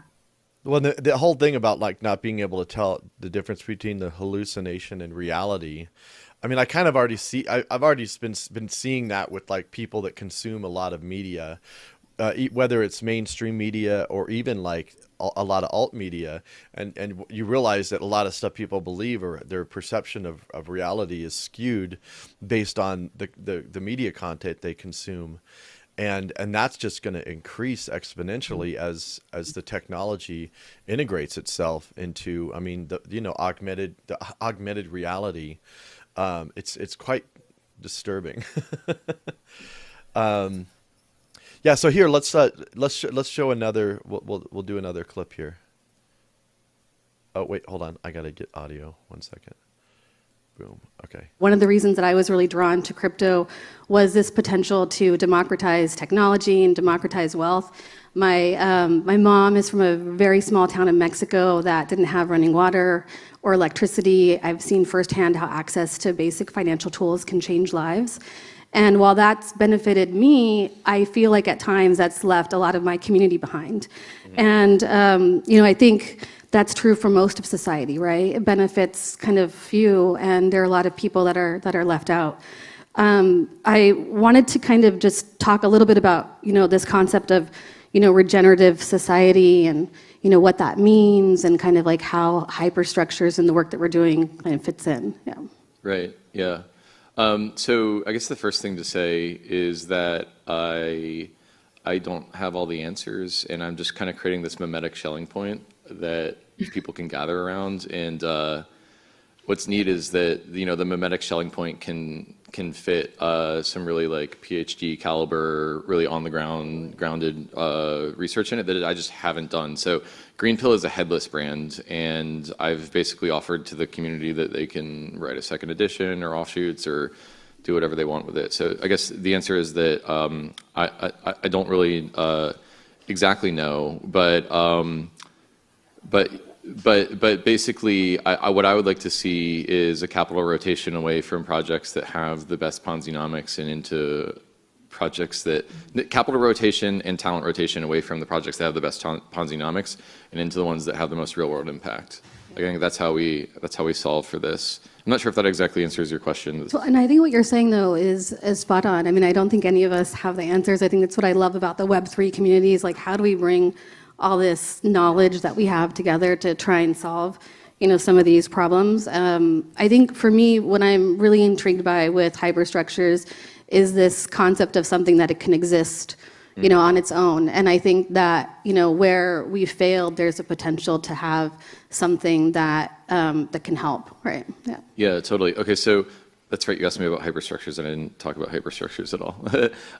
So hyperstructures are an idea from Jacob Horn from, I think, Zora. And basically the idea is that it's kind of like an institution. It's like a network state institution. So basically think of it as like a smart contract that you deploy once, and it runs free forever without intermediaries and without interference. So like Uniswap is an example of a hyperstructure because it has this trading interface, and you don't actually have the liquidity provider. Like, you don't have to be CZ to be a liquidity provider on Uniswap. You can just be anyone. And so it's just this like Schelling point for economic activity within a blockchain system. And what's cool to me about the idea of hyperstructures is that this is where we're going to build our new institutions in the information age. I think they're all going to be hyperstructures. So something that's extremely resilient and can run forever without intermediaries and interference, like that sounds a lot like an institution. And at a time in which our old institutions are sort of declining, it's cool to me and hopefully probably important for the world one day, that we could build these hyperstructures that support the public good. And I think that's what's exciting to me about hyperstructures. Okay. So yeah, there's a lot there. Leo, There's a lot. You could. I know Alison has a lot to say about it. Leo, what's your initial thoughts on that clip there?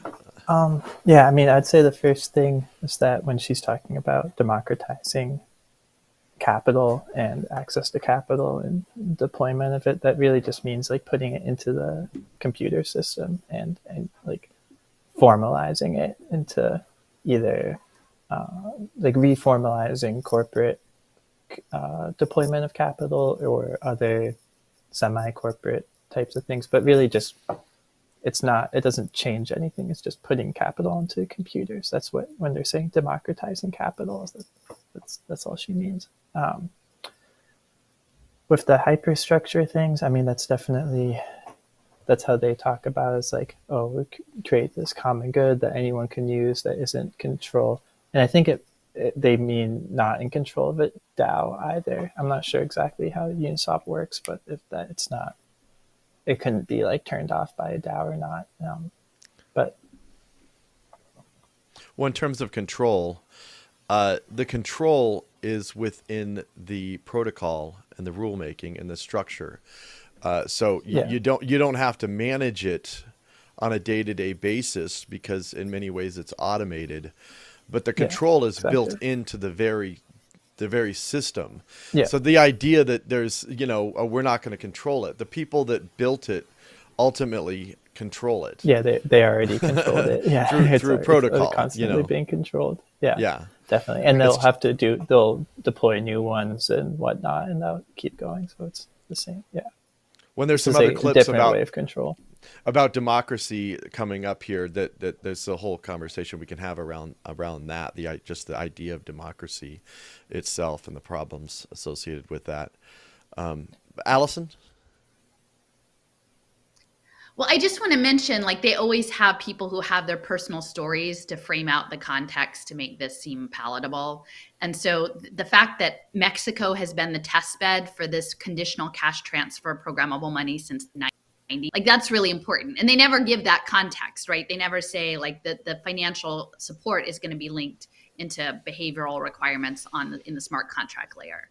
And I do feel like increasingly there is this pressure to get the, I don't know, you call it the global South, right? Latin America, Central America, Africa, India, people of color to build the metaverse and to defend it, because they're always very clear about talking about it as being open, the open metaverse, decentralized metaverse, because they want to actually outsource the work.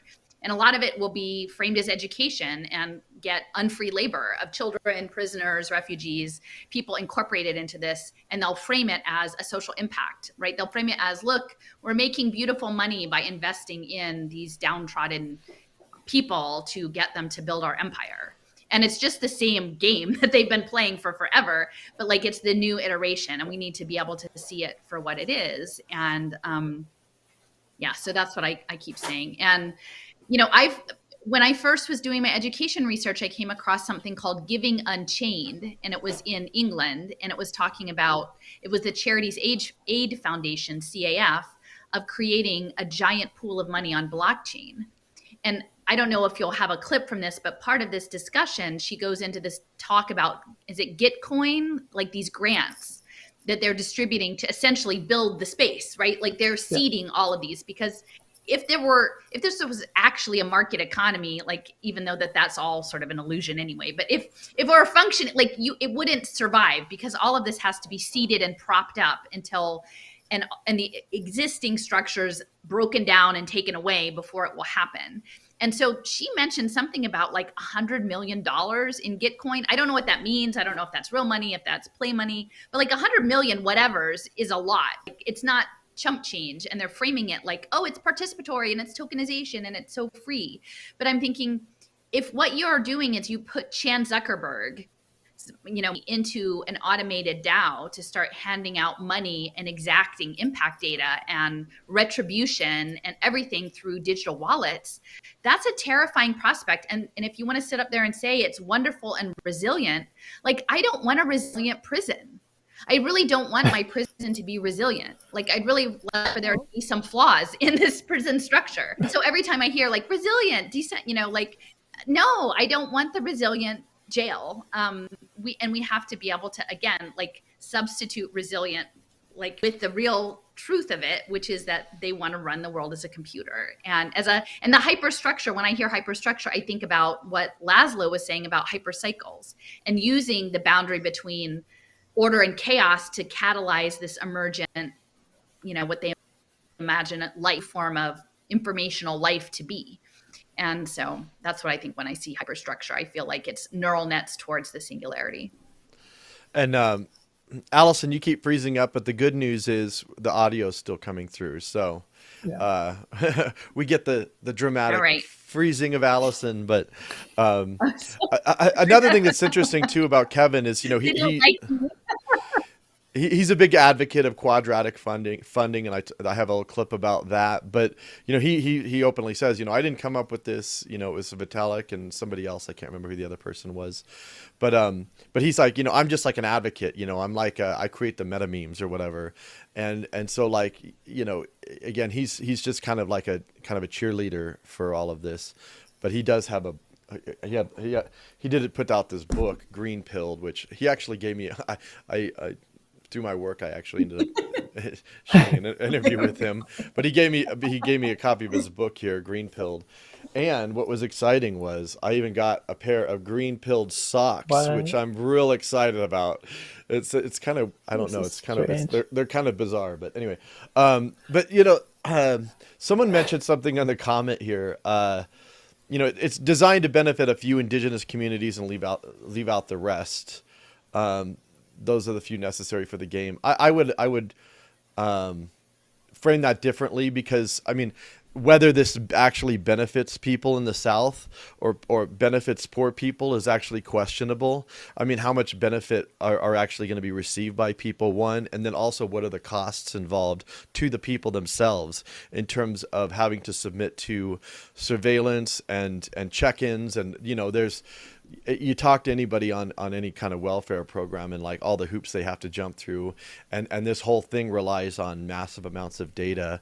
And so, what are the benefits that are actually going to be received by people on this is questionable, especially considering what are the costs involved as well, and the lack of autonomy over their own lives. I think is worth considering as well.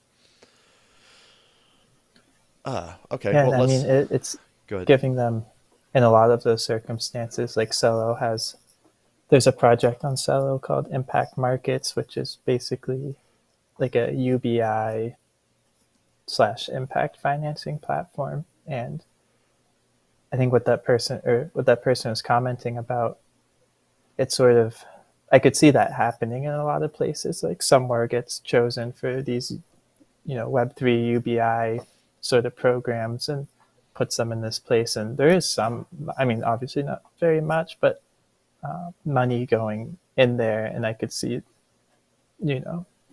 personal conflict or community conflicts over that sort of stuff. And some people are on this track with the phones and Web3 and whatnot, and others trying to, have a different sort of life and creating that sort of conflict. I'm sure Right. And I'm actually, sure that happens, and it's going to happen more.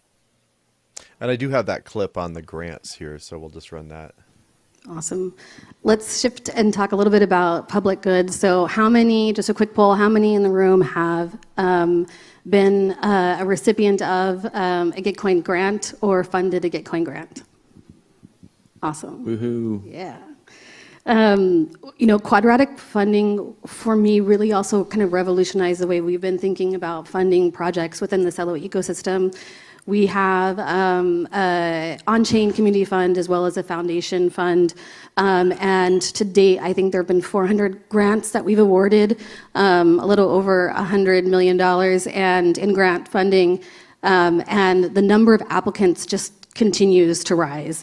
And what I really loved about quadratic funding, we piloted a Gitcoin round this past quarter, is the opportunity to engage the community more and the decision making, to really kind of create these signals in terms of what are the projects that they're most excited about, but also begin to contribute to them as well. I'd love to kind of just hear more about, Gitcoin grants, the vision for 2.0, which we're totally behind, and just kind of share more about that. Yeah, totally. Well, first off, big fans of the Cello ecosystem and what you're all doing with the Refi Summer meme and giving access and just the regenerative memes. Like, I feel total kinship with y'all, and I think about partnerships as social interop, and then you have technology interop, and then you have economic interop. Maybe you get there, maybe you don't. And so I just want to say that foundation of shared values around regen is like how we get to the technology interop, which is Gitcoin grant servicing the Cello ecosystem. But anyway, yeah, Gitcoin grants is basically first off, it's built on quadratic funding, which is not my idea. Vitalik and Glenn Weil and Zoe Hitzig came up with the idea. I'm just kind of like a web developer / meme lord that's been marketing it. And basically the idea is that every quarter on Gitcoin will deploy let's call it $100,000 on in a matching pool, and we'll match contributions from the crowd. And the way the protocol works is that it matches off of the number of contributors your grant has, not the amount that it's been funded. And what's powerful about that is even a $1 contribution can result in tens, $50, $100, $1,000 worth of matching. So it really gets you over that free rider problem of like, why would I give to this ecosystem public good? well, you're only giving $1 and they're getting $300. So like take out your wallet. And what's really neat for you as the Celo ecosystem lead about that is that now you have you've pushed power away from your central grant team to the edges, and also like we talk so much about decentralizing power, but like decentralizing stress is like a big thing. So signal generation from your community of what they want to fund, and you kind of double your money because the community funds it along with you. So that's the idea with Gitcoin grants, and it's really elegant. I could not have thought about it, thought it up. Vitalik and Glenn did. And so the last thing I'll say is that we started Gitcoin grants like totally YOLO in the 2018 market. It's kind of like slapped together by myself and another couple coders, and like we're at the end of life of our 1.0 code base, and it's time to go decentralized and modular. And so we're deploying a EVM-based grants 2.0, which will be a protocol, not a platform, and we're like halfway through the build out of it. And I would be really thrilled if the Celo ecosystem could adopt Gitcoin grants 2.0, and we could help to solve your problems. But this time, instead of us doing it with a platform, we'll do it with a hyperstructure, hopefully. I love it. We're there. All right. We're there. So Glenn Weil was one of the co-authors of the Soulbound Tokens white paper, which is basically Microsoft Octopus. Yes, the Microsoft Octopus. So there's a little context. Self-branded. He calls himself that. Self-branded. Yeah. But I mean that type of voting, it's a way to incentivize everyone to to signal their like preferences and social relationships and values, and as a part of that like social, cultural, emotional AI that they seem to really want for building these sorts of systems, which is sort of one of the targets of the Soulbound Tokens concept, is having these tokens from institutions or schools or theaters or arts or any sorts of social organizations that you would keep, that kind of builds your identity of webs of relationships. And the quadratic funding there is another instantiation of that. Someone asked. He said signal several times. Oh, sorry. Yeah, that's yeah, okay. it's definitely, that's a key. Someone was just asking, what's a hyperstructure again?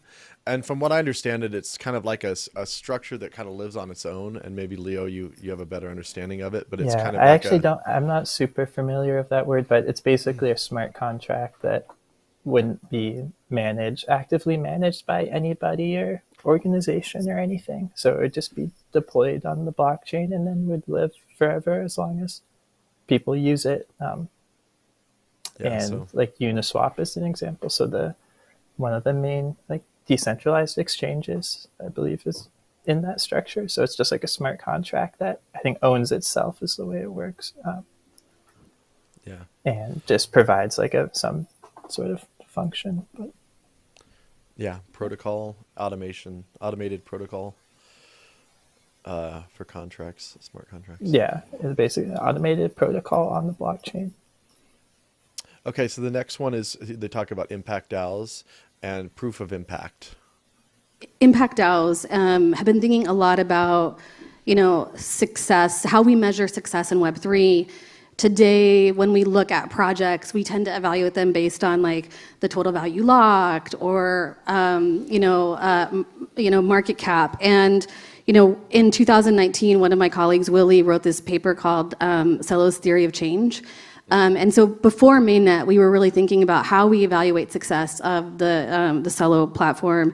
And we sort of boiled it down to like 4 big themes. One was basic needs are met. It's like, shelter, food, medicine, as an example. People are growing along their path, so they're learning, they're developing whatever is special and unique to them. People are helping support each other, and I'm just going to pause. They're developing on their path. It's not their path. It's Cybernetics. It's Celo's path. It's not. They're not creating their own path here. I think that's really important to. And if you guys, as I'm playing this one's a little bit longer. But they have medicine, Jason. They have all the medicine they need. Right. Medicine.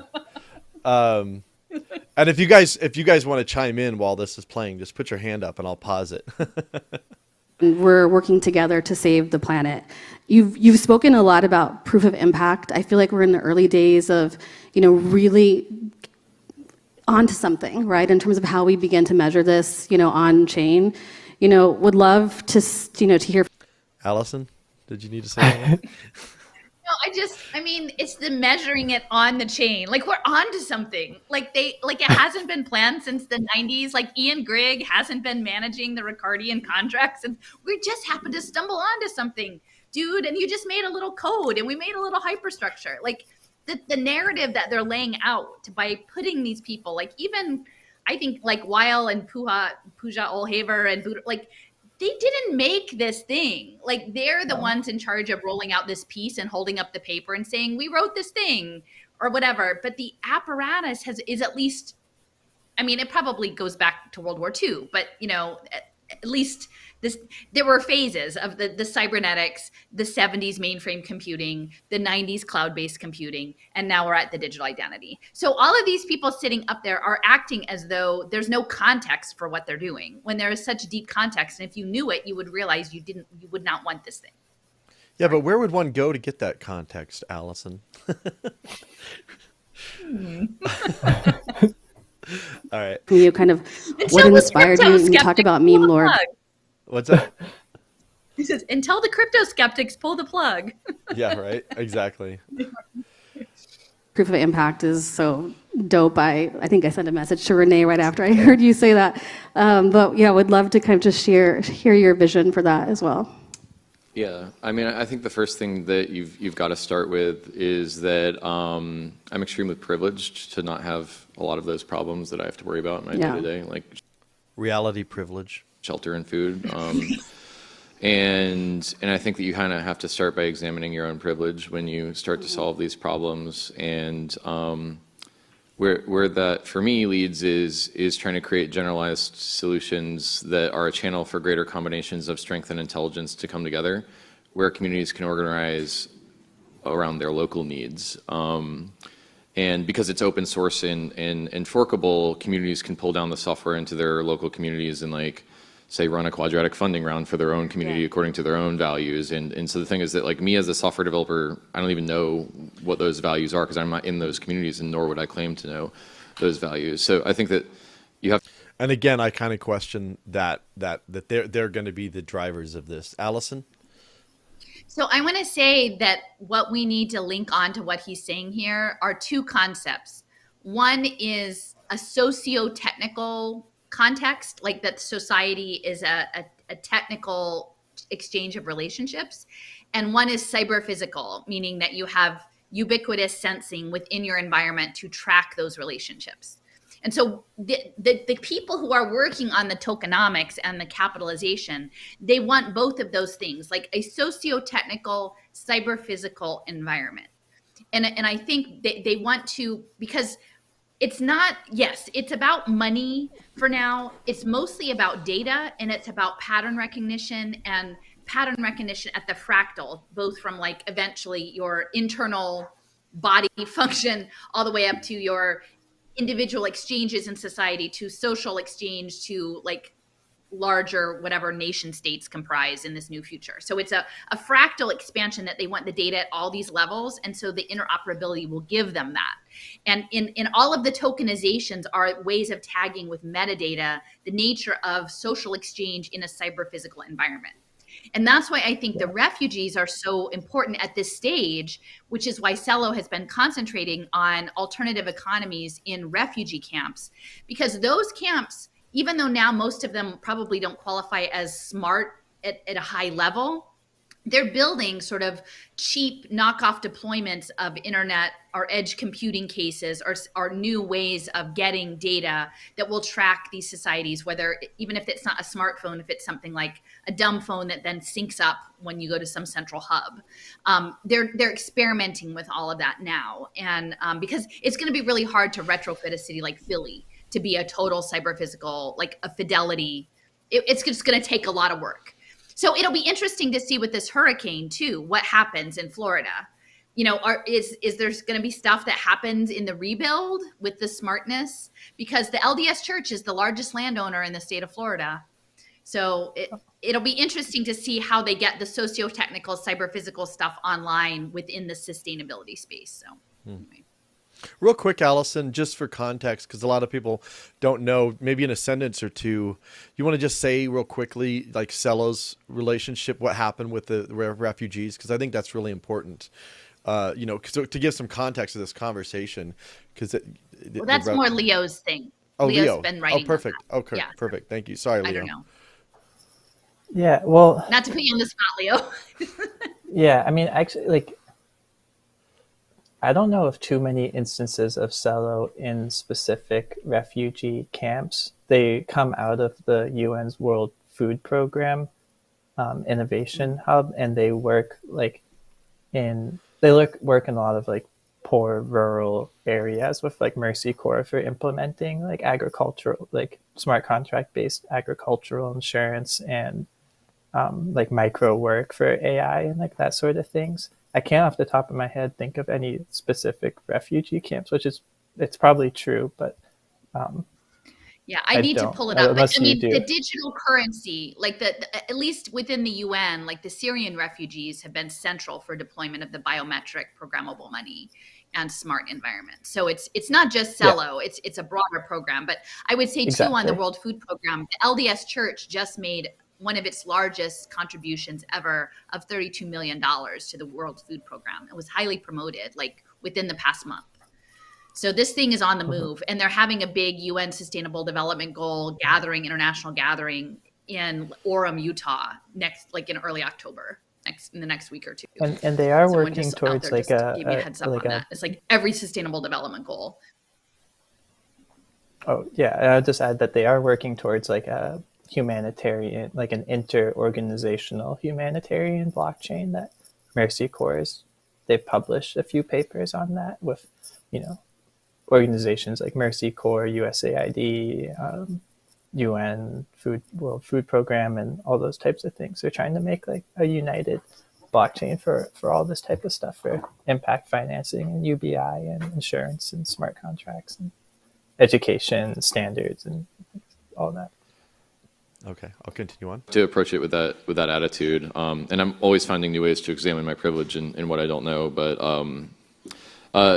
anyway, I'm really excited about how quadratic funding can localize to local needs. And then you asked me about proof of impact, which is basically the idea that, okay, so who knows about carbon credits? Okay. All right. I'm just pulse check of the crowd over here. Imagine you could generalize carbon credits to other types of impact. Instead of just you take 10 tons of carbon out of the atmosphere, what if you could take 10 people out of poverty? What if you could stop species extinction risk, and you could have a impact credit for that? What if you fund 1,000 hours of open source software development? You could get an impact credit for that. And so we have partnered with, we just kind of actually put the idea out there, and lots of people seem to be really excited about impact certificates. And now there's teams that are building them basically as NFTs. And we kind of imagine a world in which every impact DAO is issuing impact certificates whenever it creates impact on any of these vectors, not just carbon, but on any vector.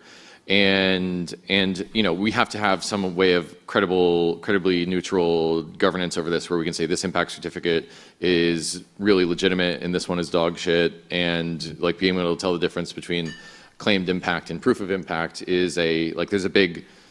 there's a big draw the rest of the owl question in there. But assuming we can cross that barrier, then one of the things that's exciting to me is okay, so you've got lots of impact certificates being issued. The next thing you do is you go in and you create buy pressure for those impact certificates. And maybe we bootstrap it by just making every Gitcoin grants donation into an impact certificate purchase instead of a donation. Maybe we go to Vitalik or someone and we say, hey, tweet about impact certificates. And if we can create enough buy pressure for impact certificates, what we've done under the total market for impact certificates, underneath of that number, is we've just changed the incentive of every DAO out there from how much value can I capture to how much value can I create.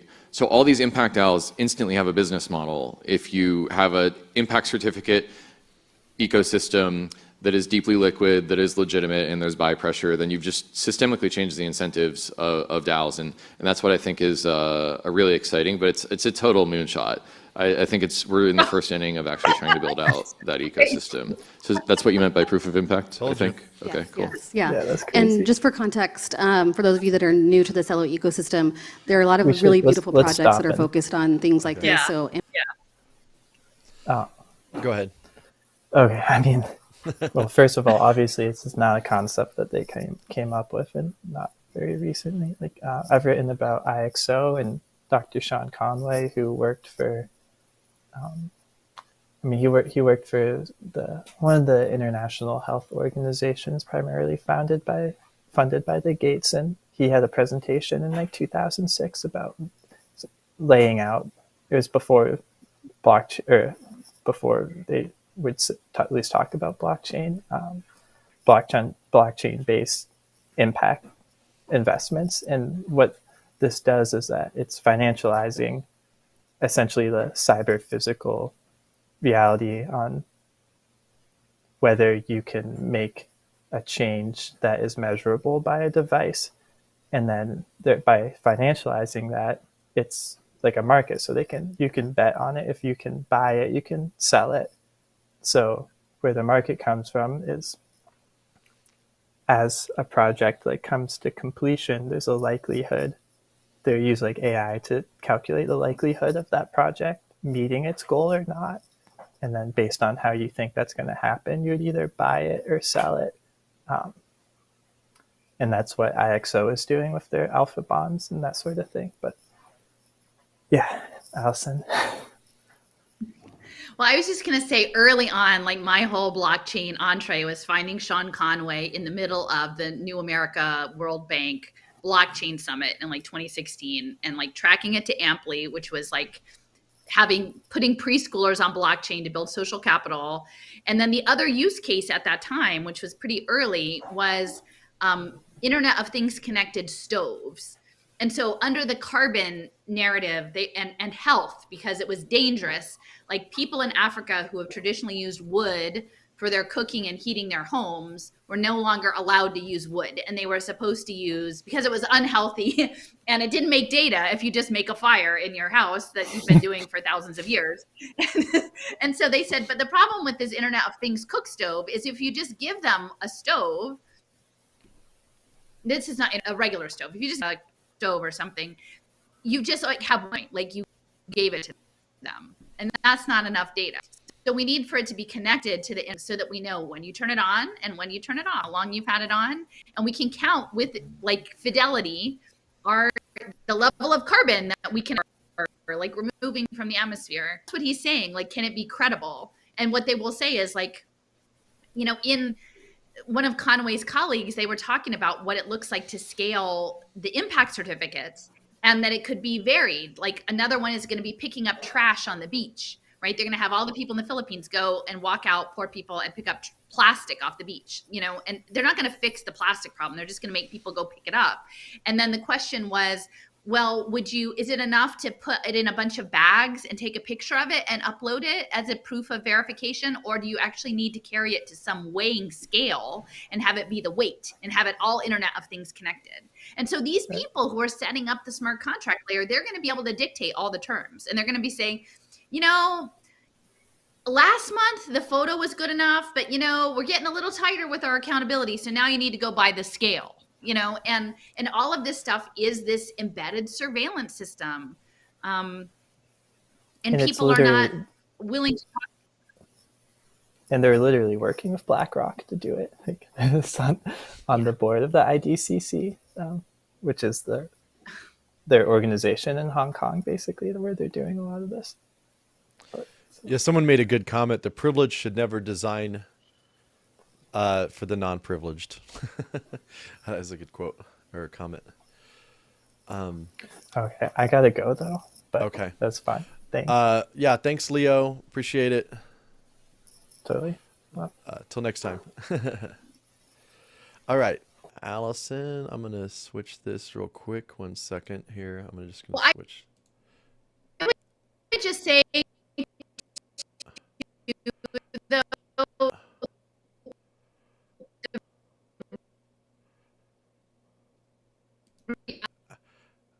Allison, you're seriously breaking up. I can't.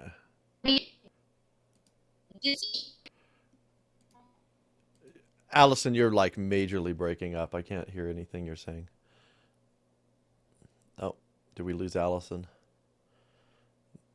We'll wait a second here. Hopefully Allison will come back. If you do have any comments or questions, feel free to put them onto the thing. I don't think she can even hear me, so she's still going. Allison, we can't hear a single word you're saying. Yeah, I'm not talking. I'm trying to close some windows. Oh, okay. I don't know what to do. Oh, okay. Can you hear me now? Like I just I closed can hear every you now. window Yep, except for this one. I can hear you now. Yep, we're good. All right. Yeah. Okay. All right. Cool. So, well, what I was saying was about the privilege is that I think actually the whole thing we've got to step out because that's a weapon. The whole it's to be the thing that is coming is that 98.5% of us will be the thumb of the AI.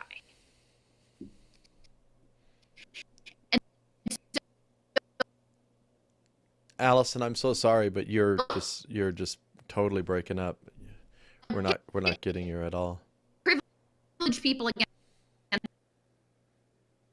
underprivileged people. She can't even hear me. By the way, everybody, I'll just point out that the same people or same thing behind this bad connection here are the people that want to run our lives through these technologies. So just think about that. Allison, maybe I'll call her. Sorry about that, guys.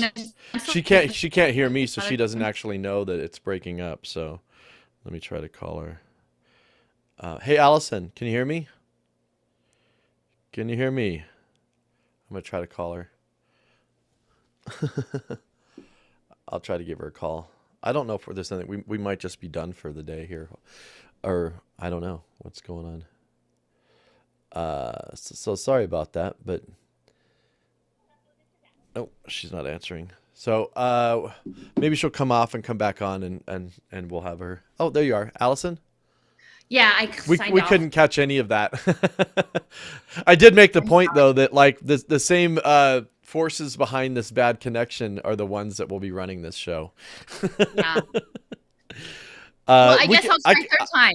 I can hear you now. I can hear you now. Let's try again. So let me just say, so third time I'm the privilege.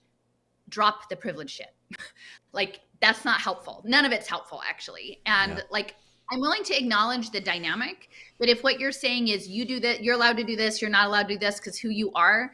The reality is that the AI is coming after like 99.8% of all people with a tiny fraction of the multi-billionaires that are not going to be that. So if you want to like keep fragmenting people off by privilege and not privilege, that's playing into their hands. Because guess what?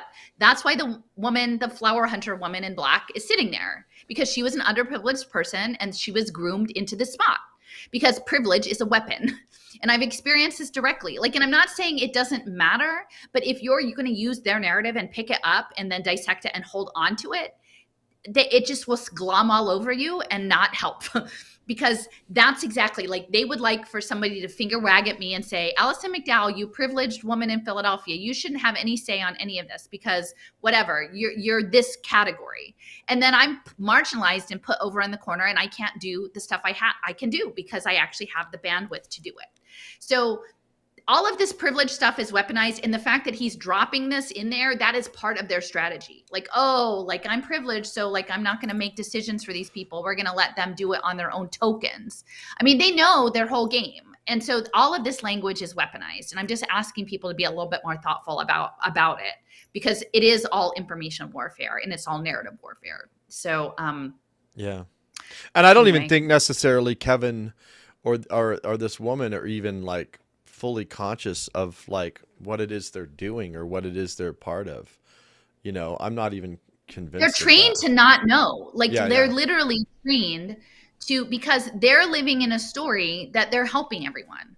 Right. And I had an exchange with a person in a Clubhouse conversation last night with someone who literally is in offshore finance impact investing in impact hubs. Like they're going to set up all of these little crypto semi-millionaires to do backing UBI.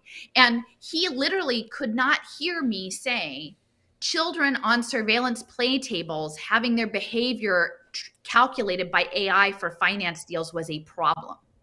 He literally could not acknowledge that that in and of itself was abhorrent to life itself, or that these products are established to create derivatives that can be bet against, and so that you will be betting against someone succeeding on their assigned pathway. And the guy literally, he's like, well, I can debate you all day. He can, because literally he cannot process anything that I'm saying into his worldview, because it would crack his worldview. And then he couldn't be Isle of Man impact investor hub dude. And I looked at his LinkedIn, and literally, like, ironically, and I'm not all about the credential, me. I mean, I don't judge people, but you look at his LinkedIn, up until 2015, his background was on direct marketing. and his background was an MFA in acting. He's an actor. He's someone who's good at living in a story. And the story he was good at was finding leads and doing direct selling to people, because he could figure out what buttons to push. And literally he was doing that until 2015, when he became a crypto, bond impact face, and then his new act was to be that. And then he just internalizes that role, and then you can't get out of it. And, I don't know how, because inviting people into this story isn't a story most people want to walk into. That little rainbow portal, like nobody wants to walk into the rainbow portal of the cyber physical socio-technical open air prison run by your friends and family. Nobody actually wants to go through that door.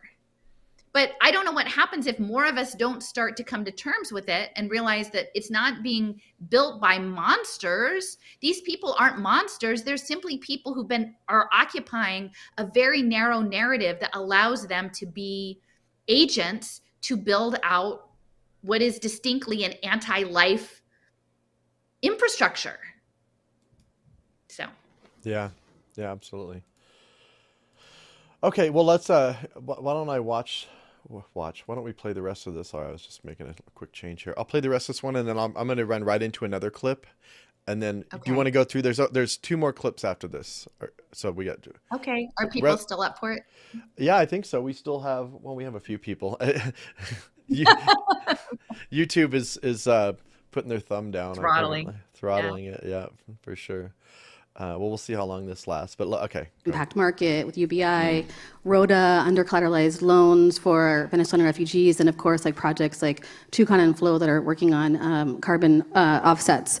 And I think for me, what's really exciting about this, like, how do we start to look at this like individually as those projects, but start to almost establish this standard that we can look at across various ecosystems, which I think would be really, really cool. Across ecosystems. Real quick, someone said leftist tactics, and I just want to point out that if you're still stuck in the left versus right thing, you're missing the boat. Like, you're completely missing the boat. This is not left or right. This is totally outside. It's polarity. Of that. It's polarity, and it's the system has a story for this side, and they have a story for that side, and so and they love them going after each other. And yeah, they want to create that polarity, and I think if we're going to move forward, we need to make a really strong effort to move outside of that narrative, because that actually people are tribal. Yeah. People are so tribal, they can't get out of their story, because they're like, oh, if I actually make it not about the leftists or about the conservative Christians, then then where do I go? I don't have a people. I don't belong anywhere anymore. And people can't stand not belonging, because they're like, if I start to question this, then that means I have to start questioning this and this and this, and then my world falls apart. So I just am not going to do it. And I'm just going to stick in the role that I was tired of it. Yeah. Okay, let me play another clip here. So we got two more. We recognize that the consent of the governed is the only legitimate basis of governance in political theory, and as opposed to like the divine right of kings. And so how could we make the consent of the governed the foundational loop of how decisions were made at Gitcoin? Well, the answer is that you drop a governance token to all of your constituents and who have used the platform, and then they can govern the platform. But then you get stuck on another thing, which is that everyone wants governance tokens and no one wants to govern. Like some of the top DAOs only have like 3 or 10% of people actually voting on each thing. And those 3 or 10% are just the VCs and the whales that have big tokens.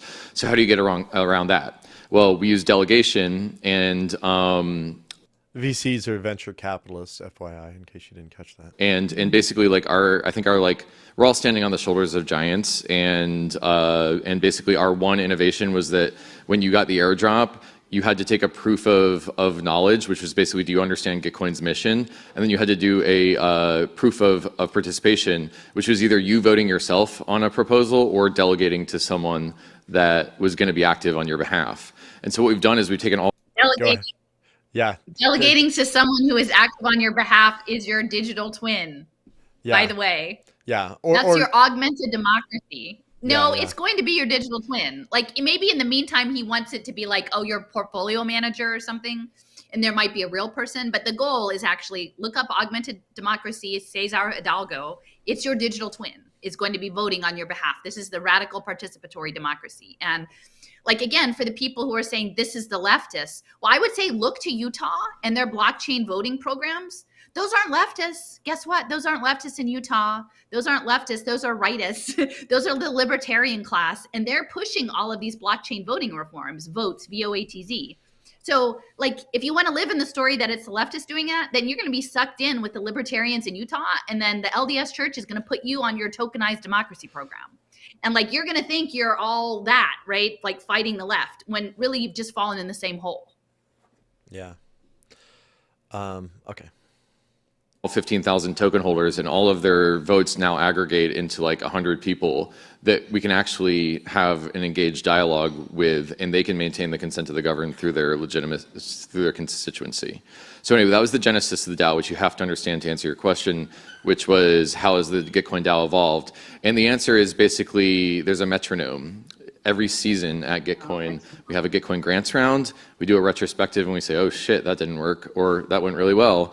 And then we have a budgeting season in which we all propose how we're going to augment for the next season. Things. Can I just say a couple words? Because in listening to this again, I feel like there are imprinted. You get 2 words, Alison. 3, I need 3. Okay, 3 words. Giants, the shoulders of giants. That was an interesting framing. Well, maybe 4. Even like the Congress, like someone was telling me about this movie, The Congress, about the metaverse, but like Congress, giants, Genesis, the genesis of the DAO, like that's pretty biblical. And then the metronome, because the metronome, I think, is the harmonization. That is the order from chaos. And Ben Goertzel has talked a lot about this metronome quality of like dampening and bringing everything into sync. And so I think that as these cyber-physical, socio-technical systems track our values, there will be a gradual harmonization. Like Goertzel had a clip, and I'll have to find it again, but it was like a table with metronomes that were all at different speeds, clicking, click, click, click, click, like in different things. And then gradually, I don't know if the table like moved, but they gradually all came into the same tick-tock thing. So I really feel like, I know that these people just look like regular folks, but some of the languaging here feels significant, like the giants, the genesis, the metronome, like the Congress and delegation. It feels like those are intentional imprintings of concepts. Yeah, for sure. Another interesting thing he said earlier was he said, draw the rest of the owl question. And I was like, oh, that's kind of a weird, I've never heard that thing to say. I've never heard that term, but like that the owl image is, you know, comes to, there's a lot of use of the owl in like, you know, some of these esoteric things. Yeah, for sure. But I don't know enough about it, but I'm sure people are watching it. And I think owl is owl also Athena? I don't know, actually. Maybe I'm not right. I'll have to look. Yeah, okay. I'm not sure on that. get funded or they don't get funded, and then we repeat. So it's like an optimization game, like an iterative optimization game that we do. And I have to stop saying we because I just disassociated from leadership in the DAO like 2 weeks ago. So making it like a self-governing structure has been a real journey, but I would just really encourage people to think about their DAO as an iterative launch, not a big bang out of the box, because there aren't you can't possibly solve all the problems up front. And if you can just solve a cadence or establish a cadence where the community is solving it together and climbing that global maxima, that's what our approach has been. Okay. I just want to say optimization. I mean, that's essentially the summation of the 3 parts of atomic ecology. Risk and optimization. Like, it is the world homeostasis, which is what he's talking about. And that is a cybernetic system. So when he's talking about it running as a gamified optimization protocol, that's what we're talking about, even down to the level of biophysics and how your body works. Yeah. So someone made the point, in Greek mythology, a little owl, Athene Noctua, traditionally represents, accompanies Athena, the virgin goddess of wisdom, or Minerva. So just someone added that. And I'm not sure, like, if Athena is related to Artemis. Like, there's a lot with Artemis the hunter. I'm not sure if, like, one is Roman and one is Greek. I thought that there was some synergy, but if someone can look that up, like, Artemis, again, and she's the flower hunter. Yeah, okay. Yeah, I've got my Bullfinch's mythology back here. I should look it up. Right. I know, we need to, like, brush. These people talk in code, though. I've appreciated that very much from Stuffers, is, like, but I think they've internalized it. Like, they don't even see it as, it's become such a part of the lexicon that, like, maybe they don't even see it as something, you know what I mean? Like, it's just part of the regular vernacular. I know, but, like, I mean, and if anybody has some thoughts, like, at the beginning of this, he pulls out a backpack with quote unquote swag. And I can't remember what the swag actually was, but he makes a big point about green pills. This is the swag. They were the socks? It's the socks in the book. Okay. Oh, you got the swag. Okay. Did you get Tic Tacs? I didn't get any green Tic Tacs. I like the orange ones. I don't really like the green ones. And the Tic Tacs. Yeah. And you can see the Tic Tacs are sitting next to her glass. Her glass on this wooden thing is the green Tic Tacs. And it's not a natural green. Like, we've talked about green being this sort of antithesis of the magenta, but it's this lime. Like, it's a very, like, to me, it's not a natural kind of green that they've chosen. Clearly, the Tic Tacs aren't that kind of any kind of natural kind of green. So, they would like to sell you a green Tic Tac as a substitute for the natural world. It seems like, here, take our green pill, and then you'll just essentially think that the green is some sort of chemical pastille. Well, okay, the other thing in this clip too that caught my eye, which is something I've been thinking about just in general, because I've just been questioning democracy and even a democratic republic. People are like, we're not a democracy, we're a democratic republic. And I'm like, well, we're not even that, because the idea of a democratic republic is you have representative governance. And it's clear that the people that gets elected do not represent us. And I think that's something that people really need to wrap their mind around. People are in total denial about the reality that we live in. But this idea of consent of the governed, and I was thinking about, just like maybe a week ago, I was like, the only purpose of democracy is to manufacture consent. You know, it has nothing to do with, we want to hear what the people say and we're going to react to it. They've already decided. The purpose of that framework is to manufacture consent. Hey, you voted.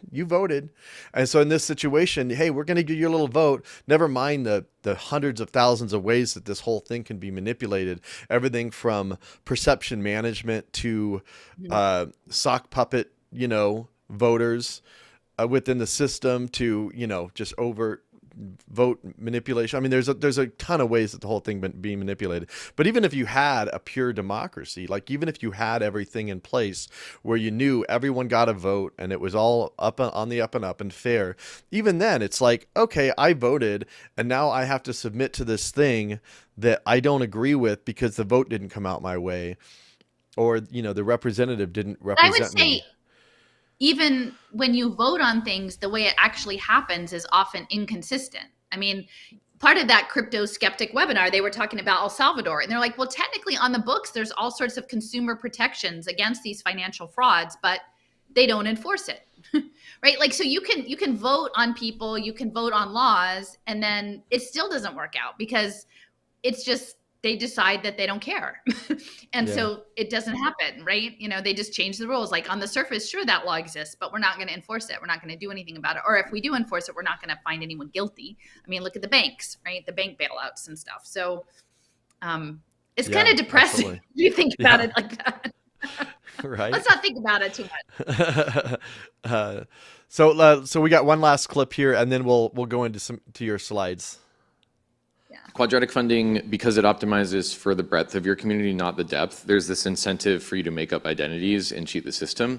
And that's the sock puppet problem that's called civil resistance. It's a really old problem in computer science and networks. And we we're front and center of civil attacks. Like you guys, if you saw the civil attacks on Gitcoin grants, you'd be like, oh, that's cute. But then there's like some more major ones that are really hard. And people that I talk to are like, oh, Kevin, I want to do a civil resistant airdrop, or like I want to measure Gini coefficients, or I want to do quadratic funding, but I don't want to have to deal with the civil resistance thing. And so basically what we did was we took our 15 seasons of learning about civil resistance from what we built on Gitcoin, and we built a decentralized protocol that allows you to attest to your humanity and attest to other people's humanities by collecting these things called stamps. So it's a passport. You gather stamps. They're stored in Ceramic, which is a decentralized mutable data store network, and they're stored as DIDs, which is this W3C standard for digital identity documents. And anyway, so it's like one line of API to get Gitcoin grants. Civil resistance is credentials is the answer to your question. Quadratic funding. Attestation. Yeah. Okay. So yeah. Well, so I would just say, like, again, once you understand the backstory, right? Like the World Wide Web Consortium Digital Identity, they've been working on this at least since 1994. I mean, Tim Berners-Lee left CERN, and with DARPA and the EU started working on digital identity because they knew that the web wasn't going to stay in the device. The web was going to lay on the environment. Mm-hmm.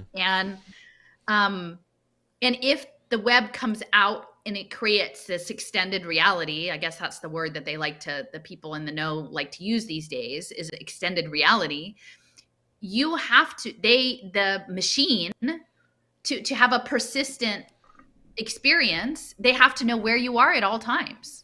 Yeah. Or they won't know what to put on your head display. They won't know what happens when you click that QR code. If you're not on the satellite system, if you click the QR code, they won't know if you're trying to get in the door of the grocery store or the laundromat next door. Like if it's a bit off, like if it's 100 yards off, they need to know exactly where you are so that the information overlay is consistent. Well, that's a huge ethical concern. Like I don't feel like anyone has scaffolded our knowledge for the past almost 30 years to say, hey, the new plan for the internet is that the entire world becomes interactive through a digital device tracked. But by the way, it involves you being tracked at all times from outer space. And all of that builds into a digital twin of you that we can use to risk profile and create human capital value on that data. Still hardly nobody's talking about it, right? The crypto skeptics aren't really talking about it. Most other people are not even prepared. People at high levels, people making 6-figure salaries at esteemed institutions are not talking about this very basic fact. It's a basic fact that immersive reality cannot exist unless you can attest that you are human, have other people attest to your humanity, and then be situated in the game. Right. And and they're acting like, oh, it's about civil resistance for their token drops. No. Well, yeah, kind of, but that's not the story. Like we actually have to have a much bigger conversation. And all the people in the room seem to have acceded that ground without thinking of what the implications are. Like what the implications are for the giraffes wearing heart monitors to earn enough tokens to like relocate when the safari resort wants to build on their land, like nobody's talking about if that's a decent way to be in the world. It's not a decent way to be in the world. And they're all talking about it outside the power dynamic, this concentrated wealth. and increasingly this concentrated wealth, I mean, as sucky as it was when you had JP Morgans and Andrew Carnegie's, and like there were theoretically people attached, increasingly there's not even people. It's all just a decentralized hyperstructure. Yeah. Like, I mean, how can they be so smart and yet so ignorant at the same time? Yeah. Okay, you broke up a little bit at the end there, and you are frozen at the moment. Let's see if you come back. Come back, Allison. This is our future. You're frozen. Sorry. We're going to freeze you. Okay, let's wait and see if Allison comes back. But yeah, the point she makes about, that it's just this inhuman thing that's disconnected is pretty disturbing. Allison, hello. Any questions on the chat? Feel free to chime in. Someone made the point that none of this is new or new sounding. It's the same shit, different say. I would say there is something that's new about it, because yes, it's the same kind of mentality, but the technology truly does change the game. It's on a level that's, there are things that are very new about this, I would argue, in terms of its intensity, I guess. Well, hopefully we didn't lose Allison. We may have lost Allison. We may have to reschedule the. She has some slides here, kind of going into some of the newer stuff. But yeah, we'll wait a little bit here and see if she comes back. But yeah, if you guys have any questions, feel free to chime in on there. But yeah, if you can, help us expand this conversation and get more people involved with this conversation, because we've been really struggling to get more people to have these conversations. And, if you just look around in all of the resistance space and all the alt media, and ask yourself, who's talking about this stuff? And these conversations need to be happening outside of just, Alison McDowell's YouTube and blog and our discourse channel. I mean, it's kind of crazy that people still don't actually see what it is that's being put into place. And so there's a lot of education that needs to happen. And I'm still in the process myself. I'm still wrapping my mind around all this stuff and trying to figure it out.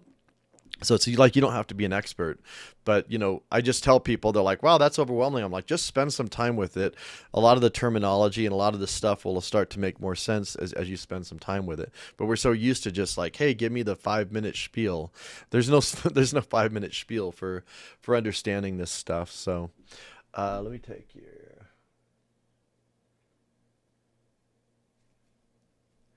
Well, we may have lost Allison. I'm going to give her a call, you guys. Oh, she's rebooting her router. So let's just hang tight here and see what happens. Yeah, I've noticed it's gotten a lot worse in the past month. Well, probably the last month, her connection has gotten a lot worse. So something changed there. Anyhow, yeah. And if you guys don't know, we do have a discourse. I'll post it. It's discourse, not Discord. Discourse.wrenchinthegears.org is where we've created. Not everyone can post. It's kind of a select group of people that post, but anyone can read it. And so it's like a working group where we're doing our research. And I will show you.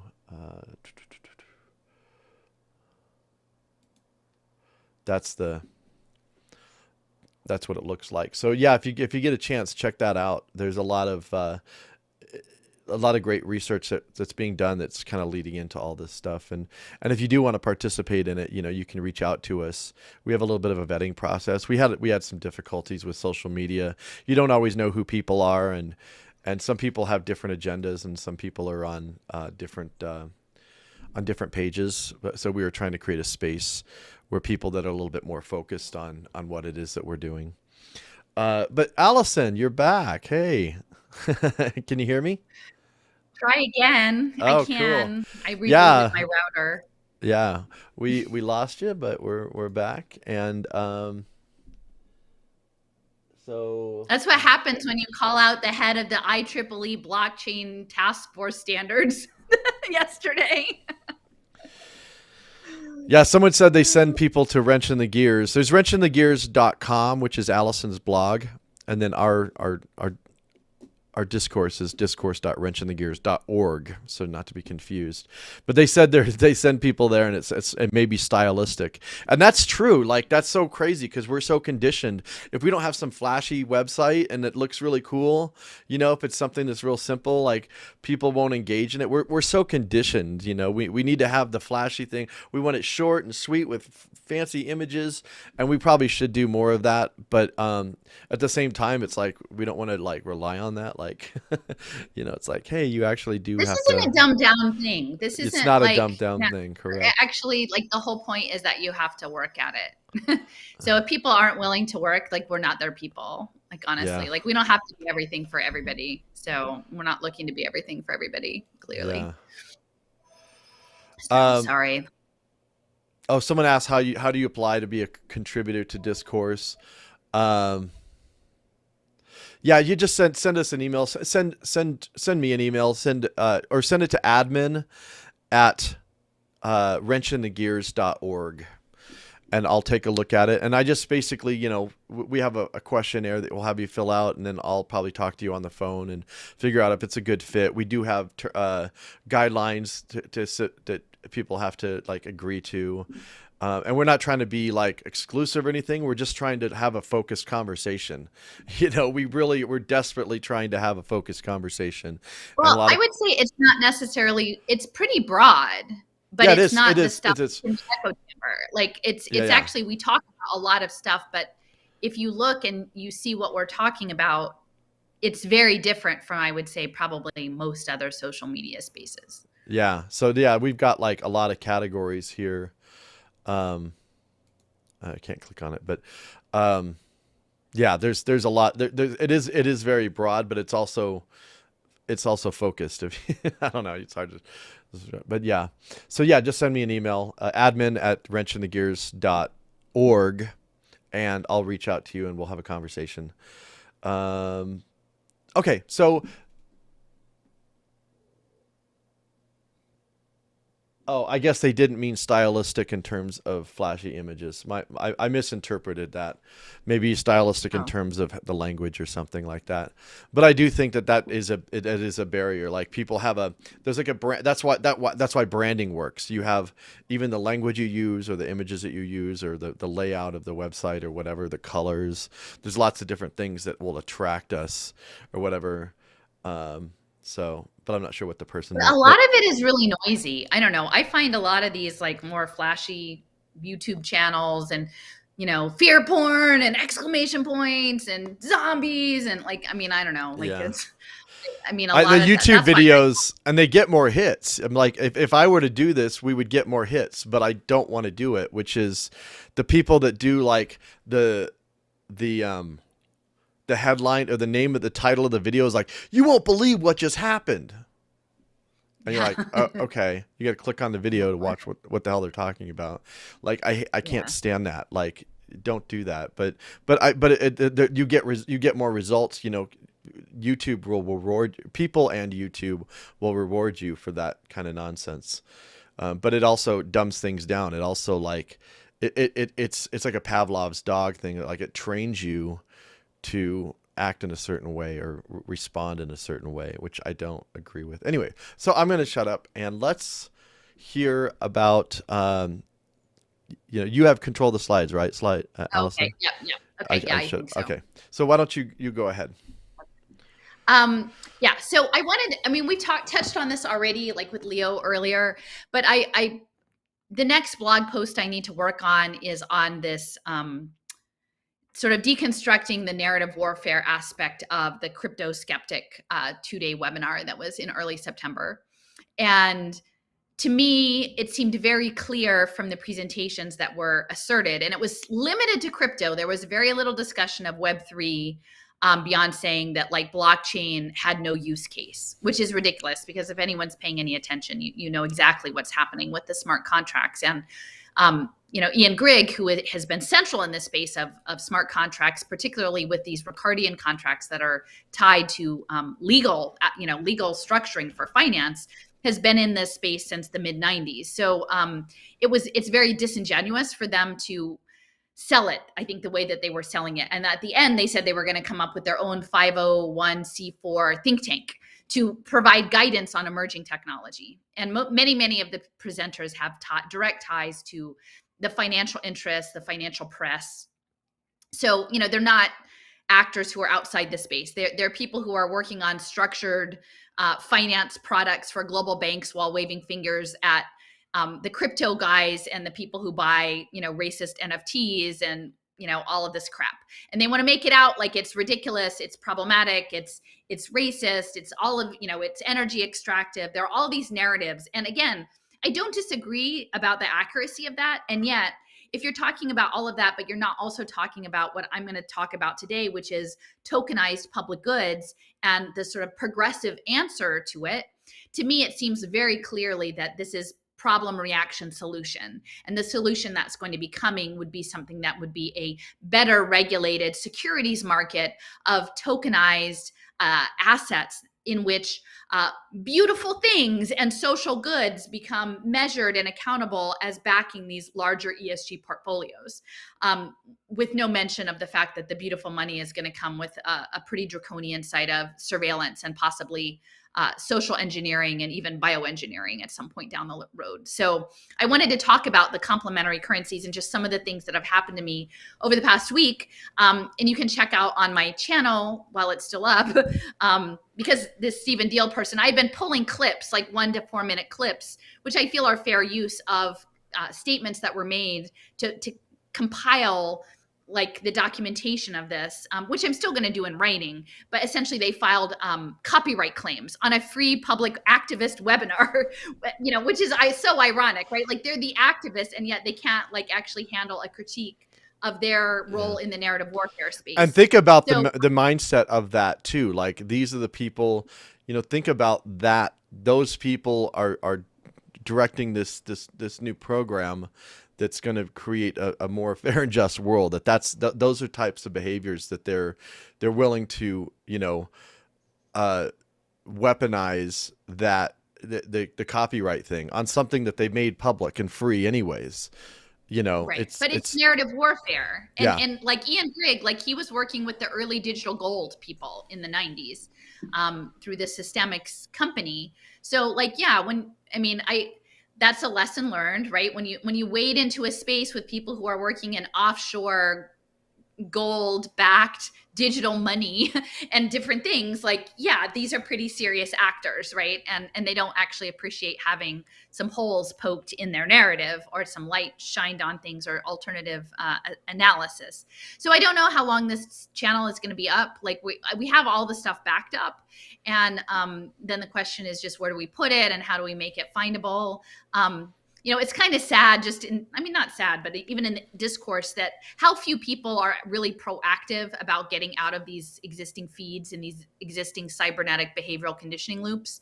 But I have to feel like what we're working on is like at a nano level, right? At this very where small interventions can make outsized differences. And I keep saying, it's not about numbers. So, but still we have to be able to find a place to put this material that it is accessible to the people who are looking for it. So if I would suggest subscribe to Wrench in the Gears, the blog, wrenchinthegears.com if you haven't yet. And then also if I have a mailing list, it's still Gmail, whatever, Google Groups, and I have to figure out a better option, but it's what I've had since I first started all this stuff before I knew better.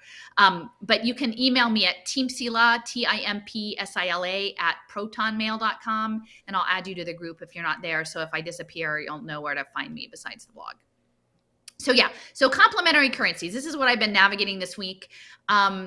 I already spoke about this before, but Sochil Cazador, the irony that I'm working sort of in the space of looking at the Aztec cosmology around heart and flowers and feathers. Thank you, person who mentioned that in the clip the other day. And then all of a sudden, the woman who's running the green pill refinance conversation, it turns out her name means flower hunter. And so, I'd spoken when Leah was on before about the big pharma's interest in Latin America and the pharmaceuticals. And it goes back, it goes all the way back to the conquest era. And so we talked about Cello, the fact that they specifically said if money were beautiful. They're talking about beautiful money, and they're very much linking in Charles Eisenstein's narrative around sacred economics. And I know a lot of people that really resonates with them. And I think in effect, sure. And yet Eisenstein has thrown in with Cello, which is led by Sepp Kamvar, who was running the social computing program at MIT. And literally while he was at MIT, launched a Montessori pre-K program where they put sensors in the children's slippers to track their social movements in the classroom, right? And so, the brand that has been built around— They were sacred slippers. Yeah, sacred slippers, right? It's sacred knowledge that we're tracking all of the children's movements in the classrooms and who they're friends with, and if they spend too much time in the block corner. And he knows this, right? And so he's built a brand that is meant to, beauty wash the ugly money. It's greenwash, beauty wash, and he's aware of this. And so I would say if you're someone who values that outlook or values his continued writing, then I would suggest that it's probably something you should do to hold him accountable for that position and his relationship to Cello. Because if we agree to make beautiful money tied to Internet of Things impact verification deals, and we call that prospering, I don't think we're going to be actually good relatives, to nature, to the future generations. I think they're really going to hate us for what we've done and that we've masked it in a good story. The other aspect of this is I've mentioned a couple times before in a couple other podcasts that even though Raul and our paths have separated, like he had recommended this book, The Mages, which actually I read and has been very informative in thinking about this. And what they're talking about it is a sort of a remake of The Tempest. And in this, there's a young man who's a teacher on a remote Greek island, and he gets pulled into sort of a mind game played by this very wealthy man. And it's essentially the theater comes out of the stage and it becomes life. And then you don't understand in this engagement, you have incomplete information. You don't understand motivations. Things are inconsistent, that coherence is lost. And then you become drawn in the uncertainty principle. And what they're saying is this: the person who is the wealthy man is a stand-in for Prospero in The Tempest. And that Prospero is the magician, and he's luring people in on this ship who have wronged him, and created and weaving sort of spells about what reality is. And then later it gets resolved towards the end, but it's sort of a spell casting around reality and this tempest, and his name is Prospero. And again, within the imprinting, that Cello is definitely using prosper. And actually Cello as a name is Esperanto for purpose. And Esperanto is a language that's widely promoted by the Baha'i. And I think that the Baha'i have a certain role to play in this socio-technical society of goodness that is coming. So, so I just wanted to bring up the issue of beautiful money, prosper, Prospero, Tempest, magic. And then we've talked about in the past, Jason, NVIDIA and Maya, the software platform of Maya, the grand illusion.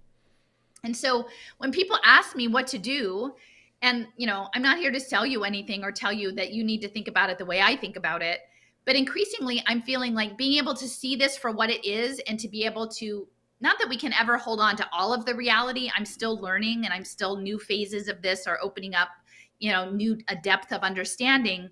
But in seeing it clearly, I think we'll be better positioned to step out of the play that they've set, like to step out of the story, the narrative that they've established and put us on a path. given us a script to follow. And that's the cyberneticist, is that they've decided what is your optimum functioning, and they're going to give you a script in the play. And this is the role you're to play in this unfolding. And I think if we can see it more clearly, then we can find a position to step out and look with a clearer gaze at what is unfolding and tell other people. And then I think that could, in the frequency space, have a profound impact. Not impact, but it could shift. It could maybe disharmonize the metronome. It could maybe add that needed bit of chaos, the dandelion, the chaos of the dandelion, to the order of the uniform Borg that they're rolling out. So, yeah, and I'll just add real quick too. Just we've talked about this already, but when people talk about what's the solution, I think that is a massive, massive piece of it, which is stepping outside of the stories, stepping outside of the narratives that you've been conditioned to believe, the politicians that are telling you this, the corporations that are telling you that, even maybe some of your alt media people, or even mainstream media. But like, when you recognize that the story is not quite right, I think that there's a power in just stepping outside of that, even if you don't have a story to replace it with, even if you're kind of like left there, kind of like, okay, now what? But that's a really powerful place to be. And I think it's actually quite necessary for us to move forward is step out of that story, and then go from there. And be confident in yourself that, like, even though it's scary to step outside, when that might mean the place that you thought you belonged isn't the place you continue to belong, that you can still do it. And that we have the potential to create a new story. I mean, I think that's the thing. They really want to suppress imagination and creativity in these cybernetic spaces by creating these digital consumer programs. So this was the thing I've talked about with Ian Grigg. He was one of the panelists in this Crypto Skeptic Conference, Deal's Crypto Skeptic Conference. They have been in the past affiliated with an organization called Materium, which is run by Vinay Gupta. And Vinay Gupta is big. He's had ties to the US military in the humanitarian space. I think he's based in Scotland, but he was a remote presenter at the Mormon Transhumanist Conference too. And he was talking about, I think, like tokenizing like fine violins or musical instruments. So it's about supply chain tracking. And what he advanced was something called the Internet of Agreements. So the smart contracts, but with law. And so what Grigg was really involved with was something called Ricardian contracts, which is a smart contract is a transaction through a computer, like a tokenized transaction, but it doesn't necessarily carry the weight of the legal system. And what the Ricardian contract does is actually tie it into a legal contract infrastructure. And that's really important. I was not aware of Ricardian contracts before, but that, I think, as we move forward in the smart contract layer of international arbitration, international exchange of these derivatives products and bond products and finance products and UBI and tokens, that all has to have a legal underpinning, or else, BlackRock is not going to play that game if there's no laws attached, if they don't feel like that they can be the one managing the legal framework. And so the Ricardian contracts are going to be that, and that's what Grigg was connected to. But interestingly enough, in 2005, 2006, and I have a video about this, he was involved in an art project. But I think a lot of times art is actually an esoteric impression, like a manifestation, an intention manifestation in Austria, Amstetten, Austria, with a guy who ended up making recently this psychoacoustic horror show that just opened called Masking the Threshold, and another guy who is involved in philosophy and serious gaming and community gaming. And in this, they went out and they gathered pressed flowers to create a digital currency project that was beautiful. And so they pressed the flowers one year, and then they came back, and later on they talked about laminating the flowers. So laminating is important, and you can see in the middle the video, and it's laying on an article from Die Zeit that is featuring the John Templeton Foundation, which is a foundation that is ironically based outside of Philadelphia in Conshohocken. And the gentleman was involved in mutual fund development. And the foundation now he was knighted by the Queen. He gave up his US citizenship, became a British citizen, moved to the Bahamas, and was knighted by the Queen for his philanthropy. And they give to character, education. So again, think Avatar. Planned reproduction, genius, free market economies, theoretical physics, and religion. And so they're linking all of these things like optimization, economics, physics, and faith. And they're trying to fit this all together into, I think, this emergent noetic consciousness. And one of he compares his flower currency to a 50 peso bill in Mexico. And actually, the person on that bill was Jose Maria Morelos, who was a leader in the Mexican independence movement. And later, the town where he was born was renamed Morelia, which is a center for astrophysics and radio astronomy and quantum computing. And oh, by the way, it just happens to be the Mexican outpost of the Derek Bros Freedom Cell community, which is like an interesting connection there. So there's this stuff with these pressed flowers laminating physics, religion, and towards this ascension, like noetic consciousness, tied to flowers. And again, Sochil is the flower hunter. This website is still up from 2005, and it's a very basic website just for this project. They collected the flowers and then they pressed them in books. And you can see on the table, they have a whole little photo album of the books that they used. And it's funny because there's it looks like an owl or a bird of prey under there. But the only title that I can definitely read is called Birth of the Chaotic Age. So I'm like, okay, I got to look up that book. Like, what is this book about? Well, it's by D. Hawk. Oh, I'll have to tell you who D. Hawk is in a minute. But so here is Ian Grigg. He is the creator of the Ricardian smart contracts. He was working with the early digital gold people. He's holding up his laminated flowers, and he's talking about how beautiful the flowers are, and that there's a limit to this currency because you had to go pick the flowers. But they are laminated. So if you think of nature being flattened into 2 dimensions, which is the metaverse, and sealed, right? And even like a longevity, right? For your blockchain mind file record, like a permanent closure of nature. You dry it out, you suck out all the water, you seal it in a laminating film, and then you store it. And I think it's very interesting that the people pushing the open metaverse, Neil Stevens, Cesium is one I've talked about. Cesium before. They're based here in Philadelphia. They're doing a lot of the terrain mapping and simulation mapping, both for games, for the military, for all sorts of purposes, using drones and smartphones to knit it together into a scalable virtual landscapes. Stevenson was working with this company called Lamina One, and it is a blockchain for the open metaverse. And so I don't think that there's any coincidence that they're talking in 2005 about lamination, which is on the surface, and laminates were actually used in esoteric practice too as medallions. You would have like a laminar. John Dee would use these laminars to make impressions for manifestations. And that Neil Stephenson's blockchain open metaverse layer is also called Lamina One. And so again, just to talk about Ian Grigg, like I guess when you weigh in with these bigger people, it's a very basic system. He identifies as a financial cryptographer. The company he was working with was called Systemics. It's interesting because of the 3 addresses for the company of Systemics. One is in sort of the greater Boston area in a house that was, and this is all out of date at this point, but Open Corporates has the addresses associated with this company. And it's literally one house away from a nature preserve called Satan's Kingdom, which is fascinating. Look up Satan's Kingdom, Massachusetts, right? So the Massachusetts address is literally like on the other side of the street from Satan's Kingdom. And then there was an address in Aiken, South Carolina.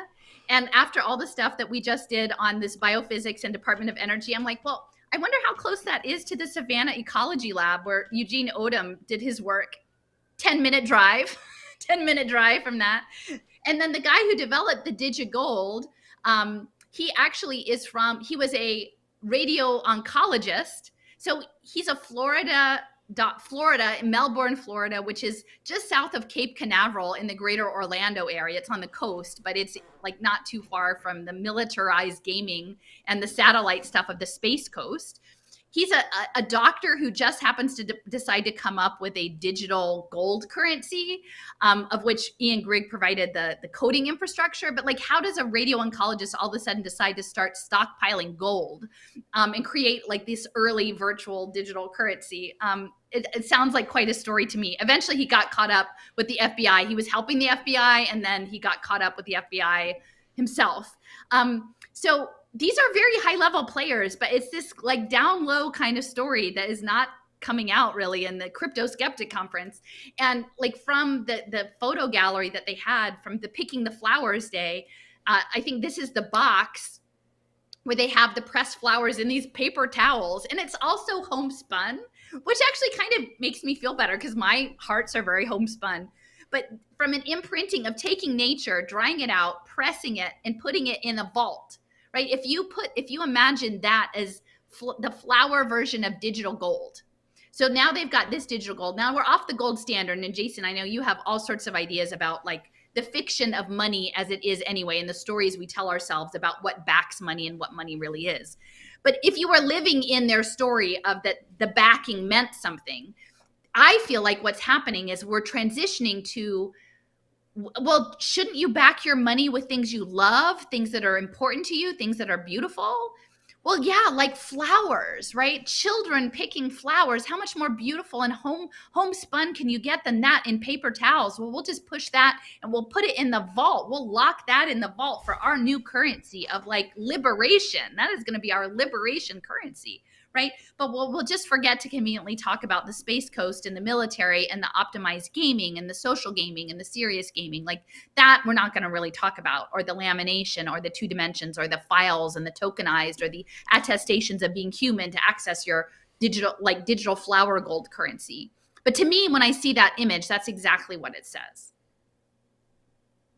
I don't know. Do you have anything you want to chime in? Yeah, do you see it?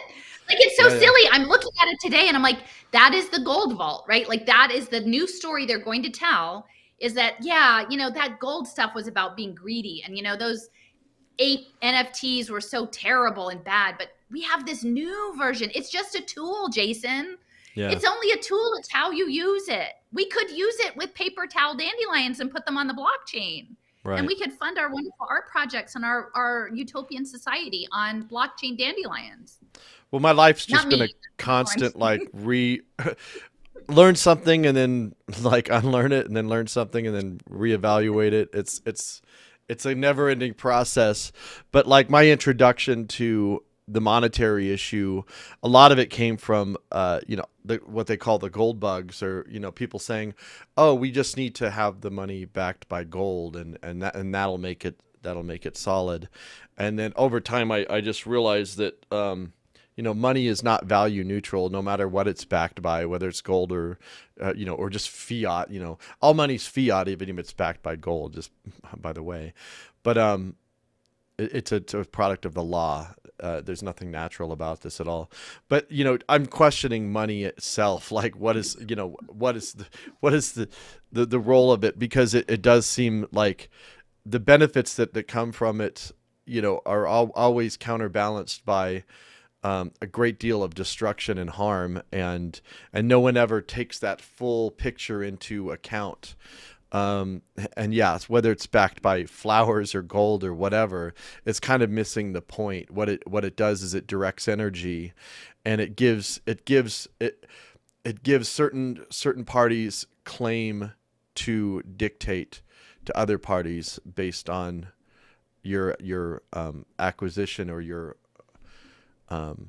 possession of these fiction, the legal fiction. So yeah, I'm just constantly trying to reanalyze this. It's funny. I have a couple books back there by Bernard Lietaer, who actually helped create the euro. But like the whole complementary currency thing, I've given presentations at festivals about complementary currencies. So I've historically been a very big advocate for local complementary currency money.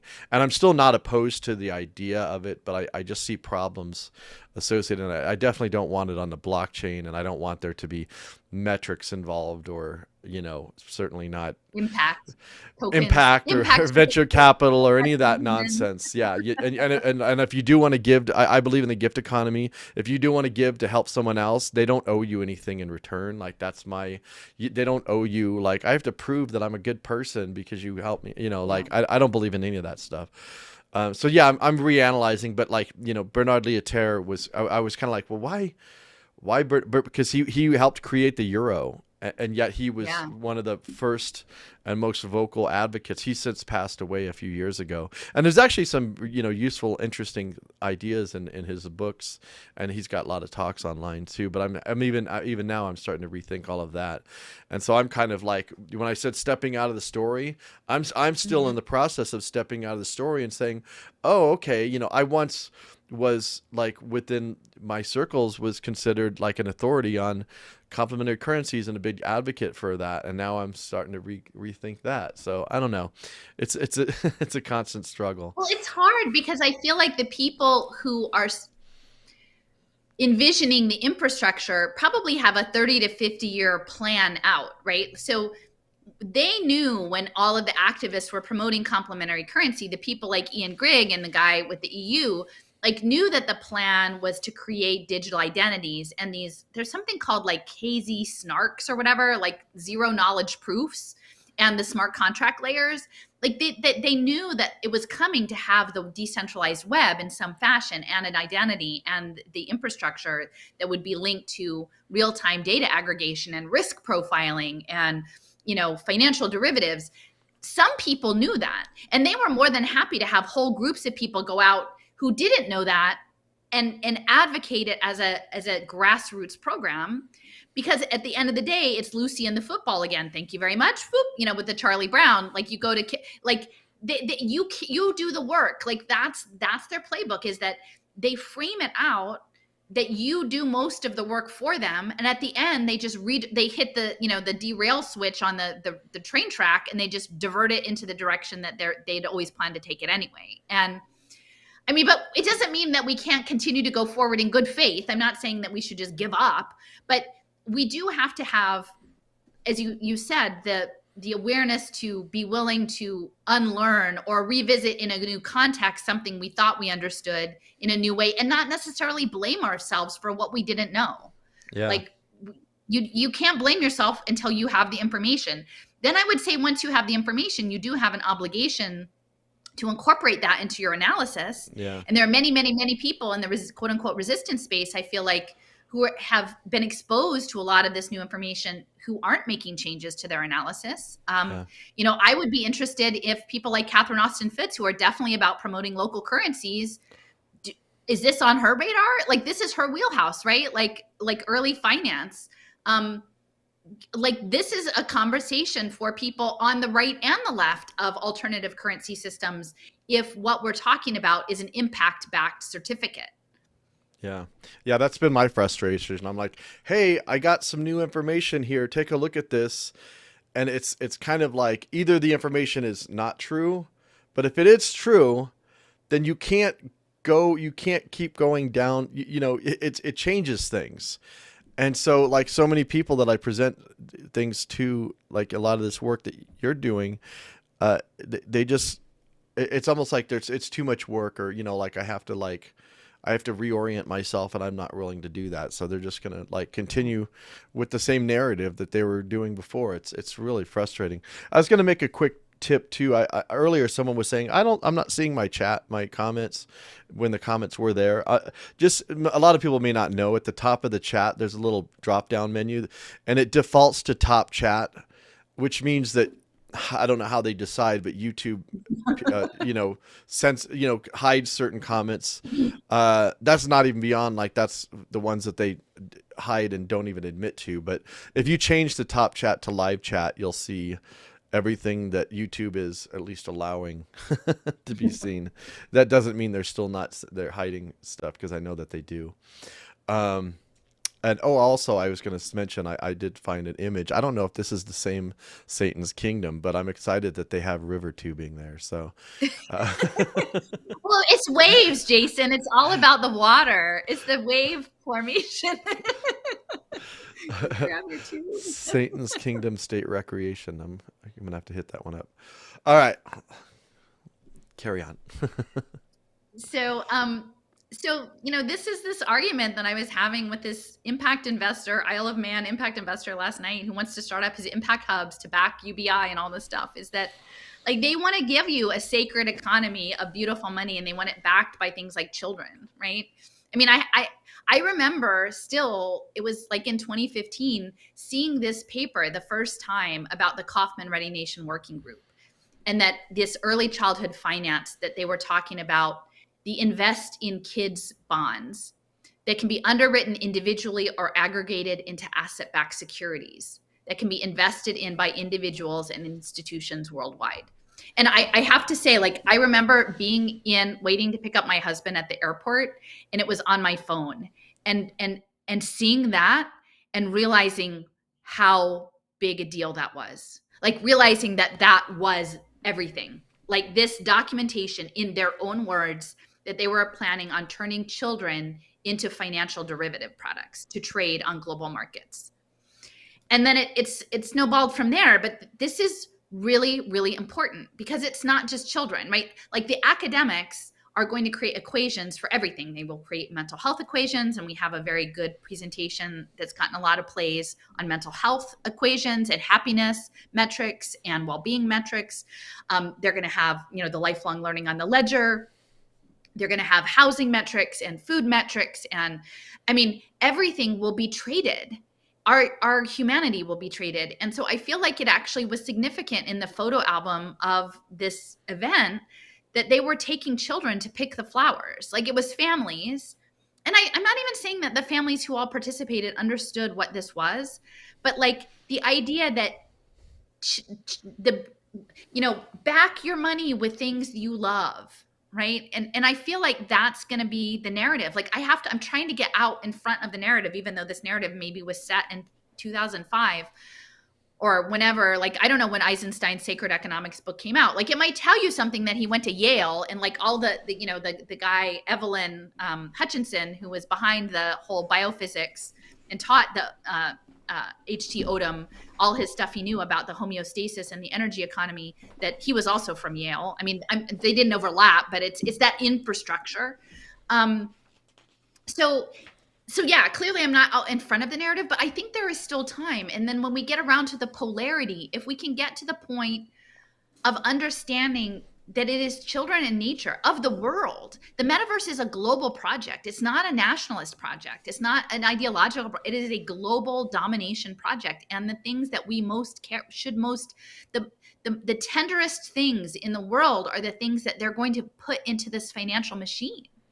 And it's abhorrent. And I think if we could get to that place, people who currently identify as conservative or as progressive could come to an agreement that this is not the future that we want, run by offshore portfolios, whether or not, and to make a case that, yeah, we're going to change some sort of unregulated Ponzi scheme scammers into some beautiful tokenized public goods. Those are just flip sides of the same crappy story. And get out of that story. We don't want to be there. Yeah. Or by the way, Sacred Economics came out in 2011.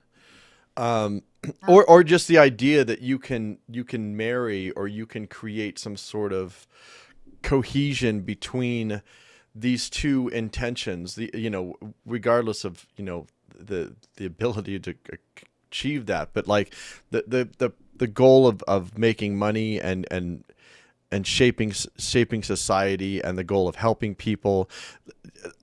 These things I realized a long time ago, even with the monetary thing and looking at nonprofits and NGOs, that there are sets of values that are in direct and irreconcilable conflict with one another, and so there's no marrying these things.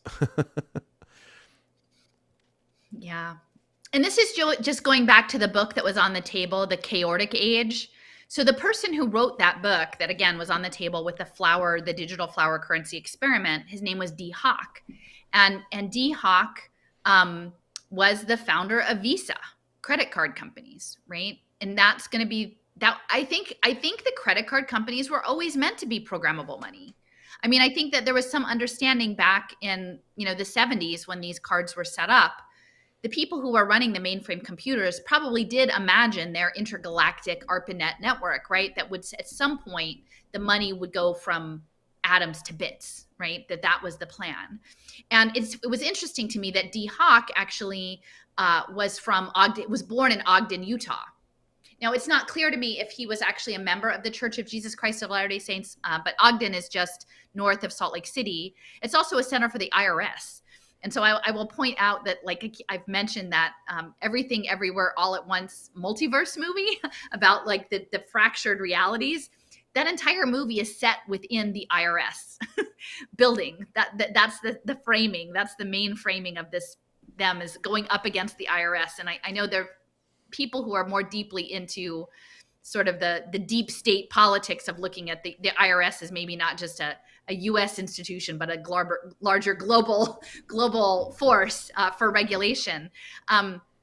But yeah, so this chaotic age and being situated in the greater Salt Lake area, I think I have a friend who's with the church, and she looked up his wife's name, and she's like, oh yeah, no, that definitely her last name is very likely connected to the church. And if you're operating and you're creating Visa, you probably do have at least the nod and the wink of the approval of the Church of Jesus Christ of Latter-day Saints, in the mix of this.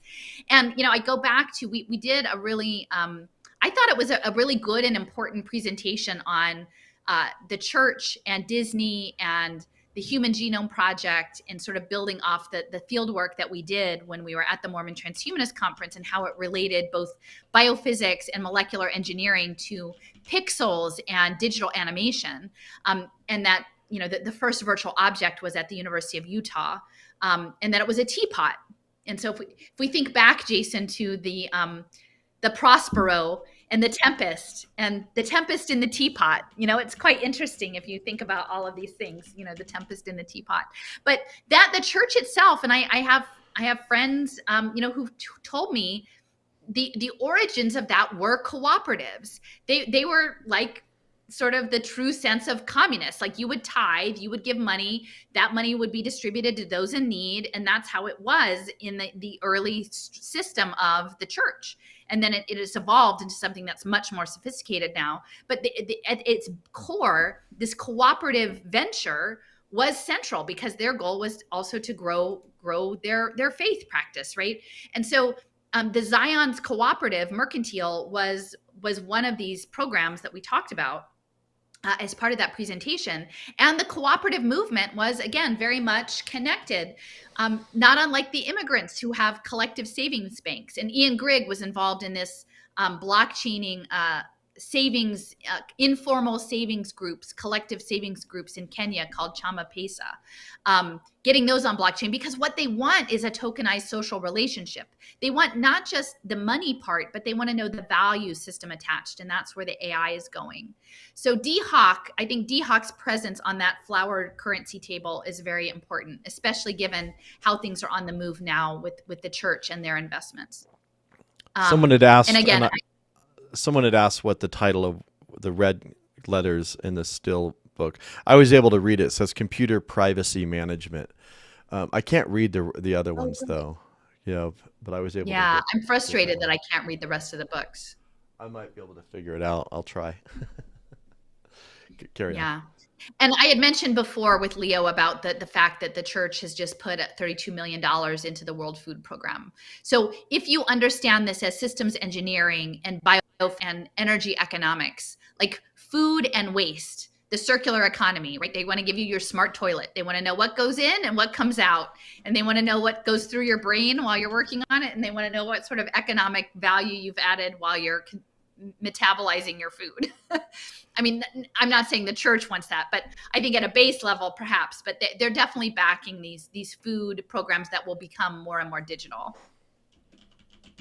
And, yeah, and Jason, you had mentioned, I was not super familiar with the complementary currencies and the time banks, although we did do another a panel discussion with my friend Judith, who's based in Florida, who is very closely involved in cooperatives and informal economy and time banking systems.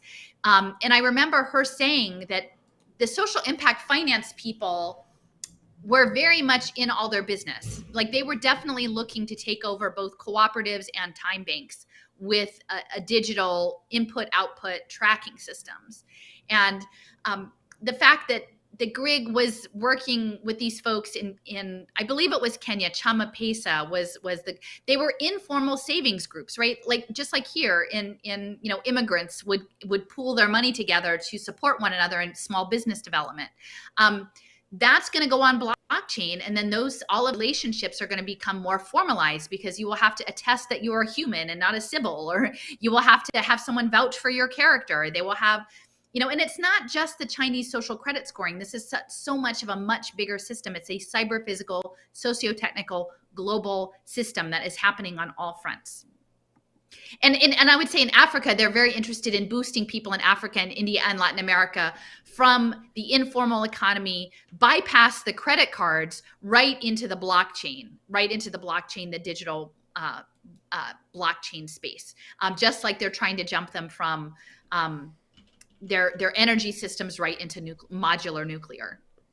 So one of the things that Dee Hock was also connected to after he retired from Visa was something called URI, which is I think it's the United Religions Initiative. It was backed by the UN.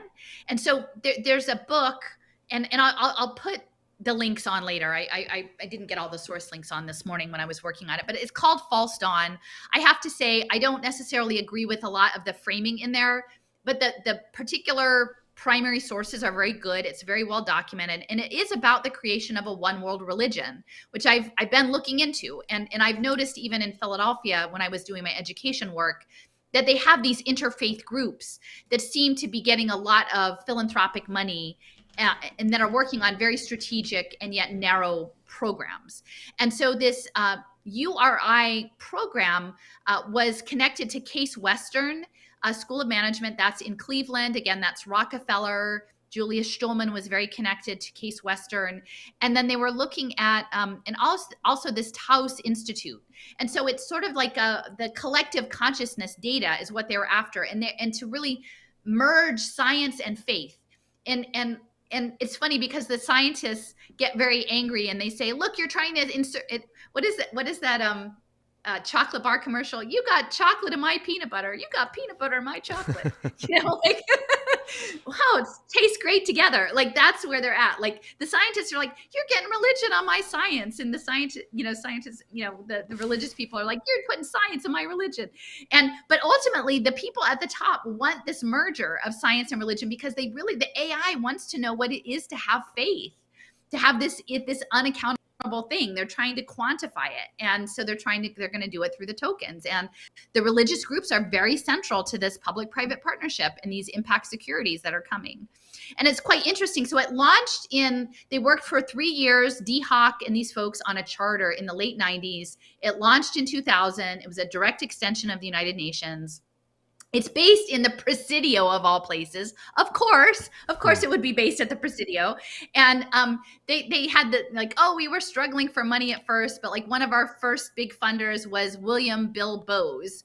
And it turns out Bill Bowes was a venture capitalist investor, but he was also the founding partner in Amgen Biotechnology.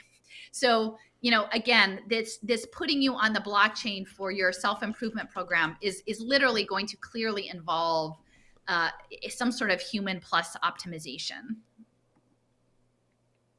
And I just found this paper this morning because I was looking into the complementary currencies and I need to spend more time with it.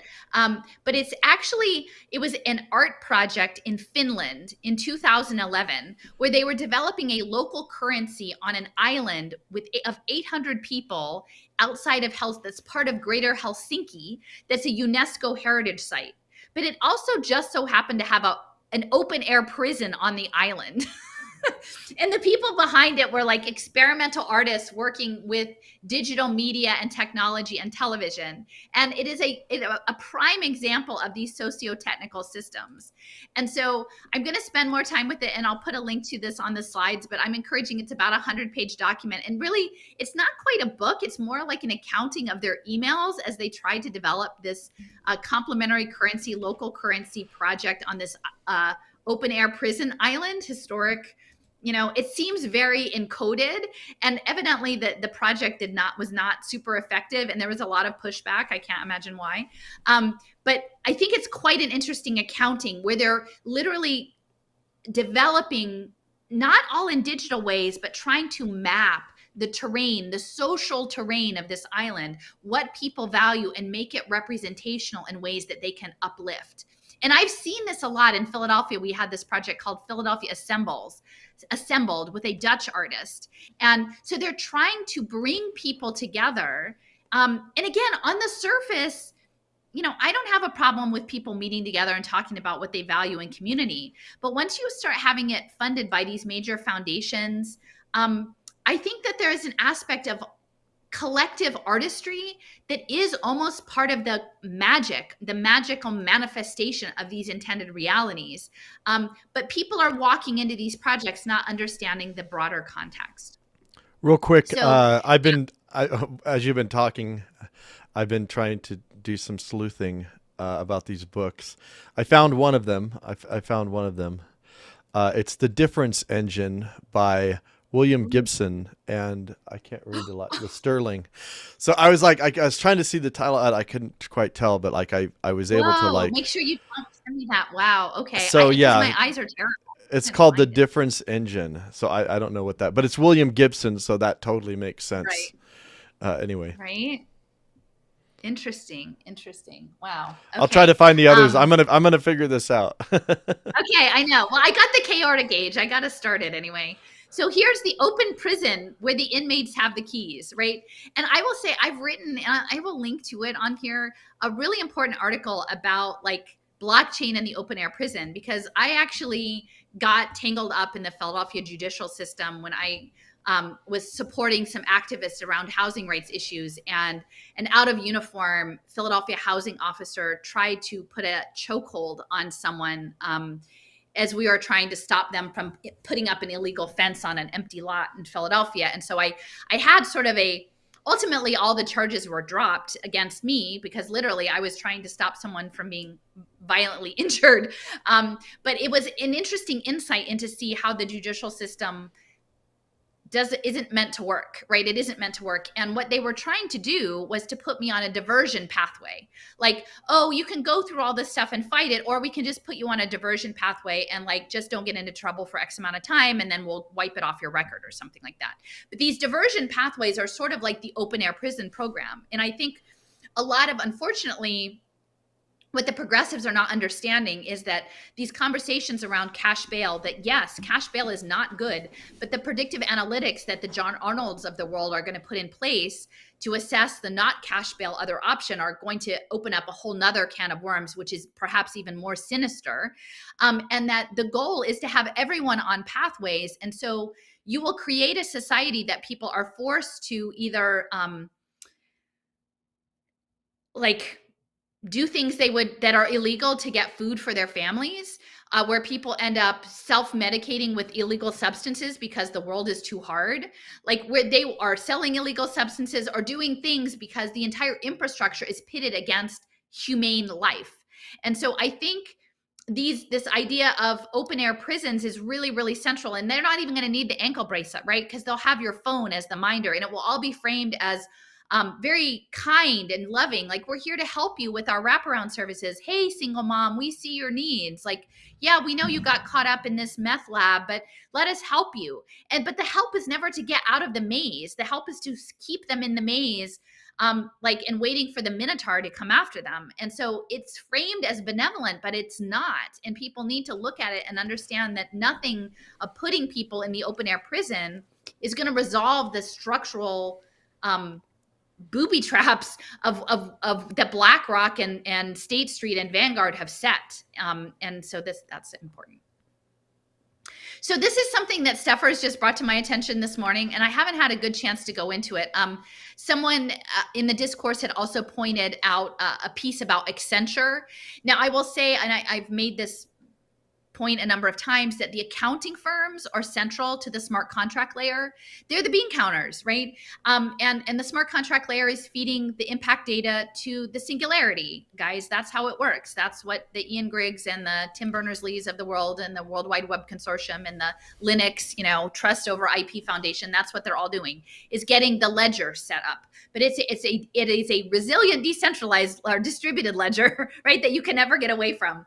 And so when I saw this, I was like, wow, okay, this is a really esoteric image. It's called fjord trends. Now, there's a lot going on in Scandinavia, and we've talked about this before, about Estonia being the model blockchain nation, about Finland having Nokia, right? And Bell Labs is Nokia. We have Ericsson in Sweden.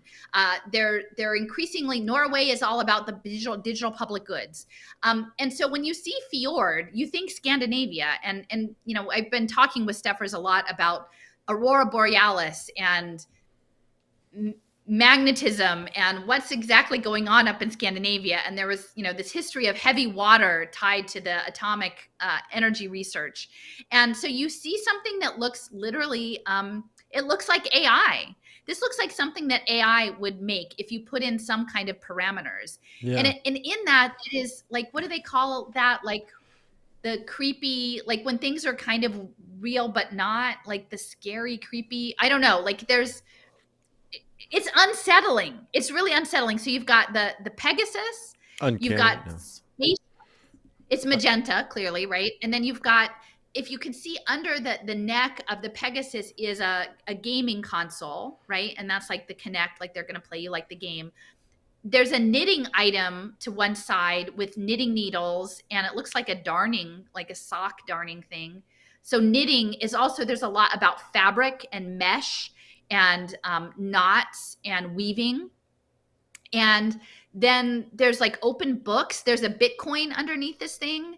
And then there's a heart. And I keep talking about the heart as central, but it almost looks like there's thermometers stuck in the heart, like those digital thermometers, or like a bunch of them are stuck in the heart. And then something that looks like a pipe on the top and feathers out the bottom. So again, I've talked about that Soshi, like in that she's connected to a goddess that is this goddess of love and flowers and feathers. And so you've got, and the heart. So you've got the heart and you've got the feathers. I don't see the flowers. It looks like a cell phone too, in the feathers, like sticking out of the one side of the feathers and the purple. You have to look at it closely, but it looks like there's a cell phone there. Okay. Wow. Right, and you've got here. Right here. Okay. Oh yeah. And there's a teddy bear with like a hole in its chest, which is really creepy because once I remember picking up a teddy bear in a parking lot, like a wet, sad teddy bear with a heart in it, and taking it home and washing it for my kid, which is creepy. Now I'm looking at this teddy bear and it's like, love me. And it was like so unloved. And it was like one of those weird things. And then there's like a truck underneath and the Bitcoin. I don't know what the circle thing is next to the Bitcoin. Jason, do you have any thoughts about that? And then there's something that's like a magnet, like it almost that's looks like a wheel, right? Glass. This right here is a wheel. Oh, the wheel. So that's cybernet. It's like an old. It looks like an old wooden wheel or something, or a wagon wheel. Yeah, kind of. And you've got a city underneath the Pegasus, right? You've got like towers. It's very disturbing, and that's Accenture, guys. Like this isn't anything to sneeze at. Like this was made very intentionally about the fjord trends. Okay, the fjord trends. What is fjord? What is? I missed that. What's fjord? Oh, fjord. It's the like the Nordic. It's the deep lakes, the fjords. It's in Scandinavia, like the glacial lakes. The inlets are the fjords. Okay. I don't know why they call it fjord, but to me it evokes Scandinavia. I must not have refreshed. Okay, well on this frontier, I can refresh if you give me a second. That's okay. I should have refreshed. I don't know why. I probably set it up before you. Let me close this out, and I'll just have you come back. It's not the worst thing in the world. It's not. No, it's all right. Let me just refresh it real quick, and then let me start the present with slides. Okay, you may have to jump back up to where you're at, but go ahead. No. You'll have to jump through it again. While we had a little pause here, I'll just mention something that Alice and I were talking this morning about, like kind of like intellectual compartmentalism, and I came up with the concept of like intellectual Fordism, which is kind of what they do, because you have different people that operate in different intellectual spheres, and it's almost like a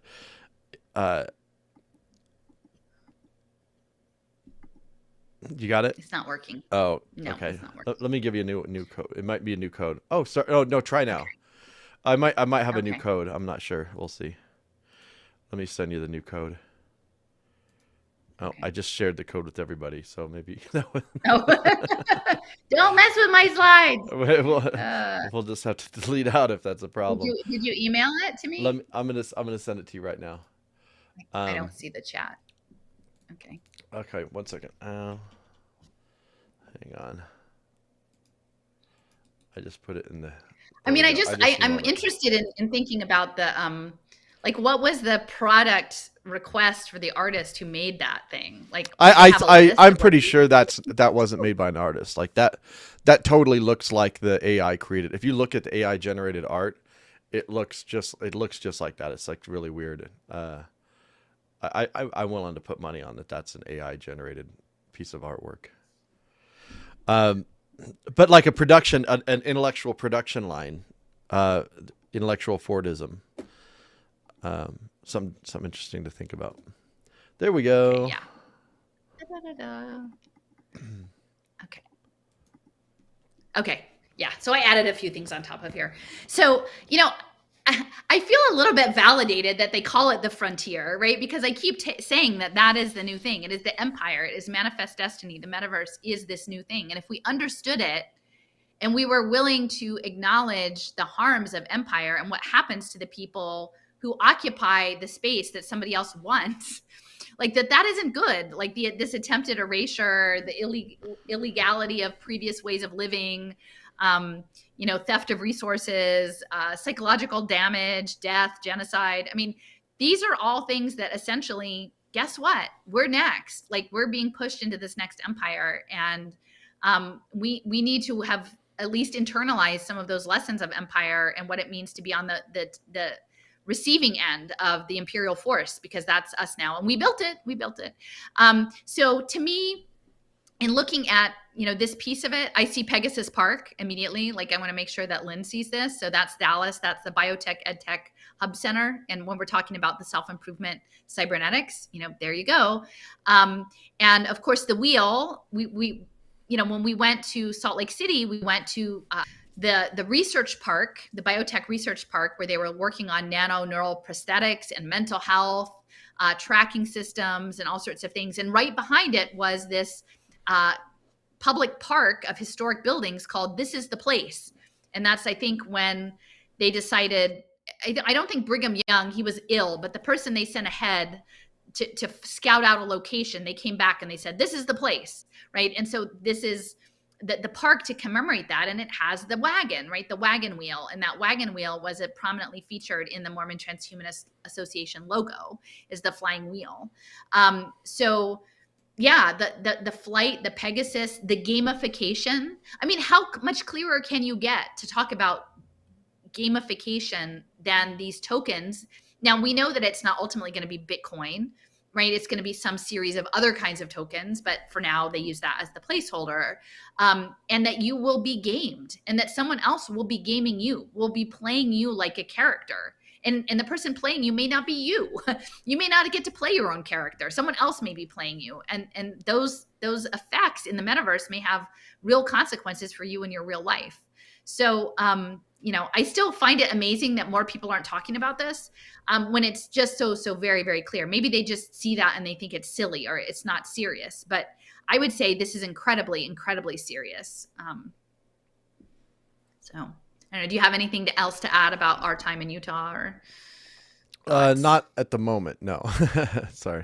All right, not to put you on the spot. So that's okay. So this is another thing that I've been sharing with folks, and I put this. I had sort of an engagement with the people on the IEEE group about their Metaverse Congress program yesterday, and I was asking about this Learn card, because Learning Economy Foundation they've said that the future economy is to be learning, always learning on the ledger, and that you will be paid to learn, right? And that your learning will be a financialized product. So Learning Economy Foundation has 3 pilot use areas. One is the state of Colorado, one is Broward County, Florida, and then there's one in like the Singapore, although I don't know if that one's gotten off the ground much. But Colorado's clearly in the crosshairs of being the blockchain state for these early deployments. And they have something now called Leap Learn Card. And so these play to earn crypto games, like in the future, they're going to have quote unquote education that looks like a game. I mean, Michael Crow has said that. Like he said, he and Bill Gates have gotten together and they've decided to come up with a game that you play. And when you finally finish the game, you get your degree and you graduate. And in that game, that will be a socio-technical game. That will be a quote unquote serious game. It will be a social game. They will be tracking you in that game, and it will be gamified learning. And then you will probably be paid some in the game with in-game credits. And Google is a central player in all of this. So you need a digital card. This Learn Card is coming up, and you can see in the image there, it says 5 verbs: issue, earn, store, share, and spend. So you have to validate yourself. You will earn in the game. The wallet will hold your value, and then you will spend. But the QR codes and your attestations, that will probably be linked to your UBI and these complementary currencies in beautiful things like children, like unhoused veterans, like single moms who don't have enough food in their pantry. I mean, those are going to be the things backing these financial derivatives products. And we have to be able to see it for what it is. I mean, it's grotesque. And yeah, you're going to have a phone. Like eventually education won't even be on a Chromebook or a tablet. It's going to be you are walking around learning on your phone. Literally, you are getting soul-bound tokens as you jump through hoops in a game, in a Pokemon game of competency-based education that will mine your behavioral data and your emotional data through wearable technology into this metaverse, into these digital twins. And it's an abomination. Like I can't even say it any more clearly. It is an abomination. And they're going to make it sound fun, right? And they're going to give you a little cute card to go with it. And I can even see this, like in Philadelphia, all of the cultural institutions were set up for digital passports. We were set up, like, again, they were paper. Oh, look, like even the Park Service, right? Junior Rangers, get your passport, get it stamped, learn something here, right? But it's all going to go into the blockchain, into the digital network to teach the AI. So I'll mention something else too. I was trying to find the article, but I just went camping this weekend and I couldn't find the website. It was kind of my fault because I put a scroll down. I would have saw it. I was on the BLM because it's BLM land, but I couldn't find a place to make a reservation for the campsite. And I didn't realize that in 2018, they created a new website called reservations.gov. And it basically manages all the reservations, permitting, and I don't know what else for federal land and whatnot that I noticed on it said, hey, download the app when I went to their website. Guess who runs that? Booz Allen Hamilton. And if you don't remember, Booz Allen Hamilton is who Edward Snowden was working for. And so I'm trying to look more into this, but like, what's their angle? So Booz Allen Hamilton is involved with, they've got a partnership with NVIDIA, they're deeply immersed in this space. And so, pulling in people through that, we know the entertainment, they're pulling people through, concerts and entertainment, but even just going camping, you just want to go camping. No, you can't go camping without your digital persona. So if you guys find something, send it to us. But I thought that was really interesting that Booz Allen Hamilton is managing all of that. So there's that. And I just wanted to say, I know, it's reservations, right? Oh yeah. You got to make a reservation. Reservations.gov. Yes, the government will handle your reservation. Yeah, your temporary reservation. In or out of your reservation, right? Like the smart contract layer will Ricardo, the smart contract layer will see you now with your reservation. Oh, yeah. So this was also on the Accenture site, and it says, as brands capitalize on opportunities in the metaverse, we encourage open debate around the ethics relating to who people are and what they do there. So really, they just want people to narc on each other. Like, that's the thing. They want to create a safe space in the metaverse. They literally are going to push us into a military mind psyop game that is engineered at like the highest level, and then have us each police each other about our good behavior inside. It is the literal, like the worst ever panopticon. And yeah, so these are the people. Accenture wants to teach us about ethics. Yeah, when people think like, oh, the Chinese social credit model, the government's going to tell you what to do. It's like, no, actually, your neighbors are going to be your kids, right? Your kids. Mom. Yeah, they're already doing that with the kids, getting the kids to rat on their parents. It's so sick. Yeah, well, that was in Brave New World. Wasn't that kind of the main, like, wasn't that one of the storylines? Yeah. So, yeah. And so yesterday I wrote a blog post about it, quickie, but, like, again, I think it's important to document this stuff, and they don't expect regular people to show up in their spaces. So this was, someone had brought this to my attention. It was a metaverse congress on deploying the metaverse in blockchain, and it's IEEE. And I missed the better part of the beginning of it. I'm sure, hopefully it will. They said it was being recorded, the whole thing. Philip Rosedale was the keynote. Now, Philip Rosedale is Second Life in Linden Labs, and I've talked about that before. I think a lot of people think like, oh, those stupid old things we used to do like Second Life were so dumb.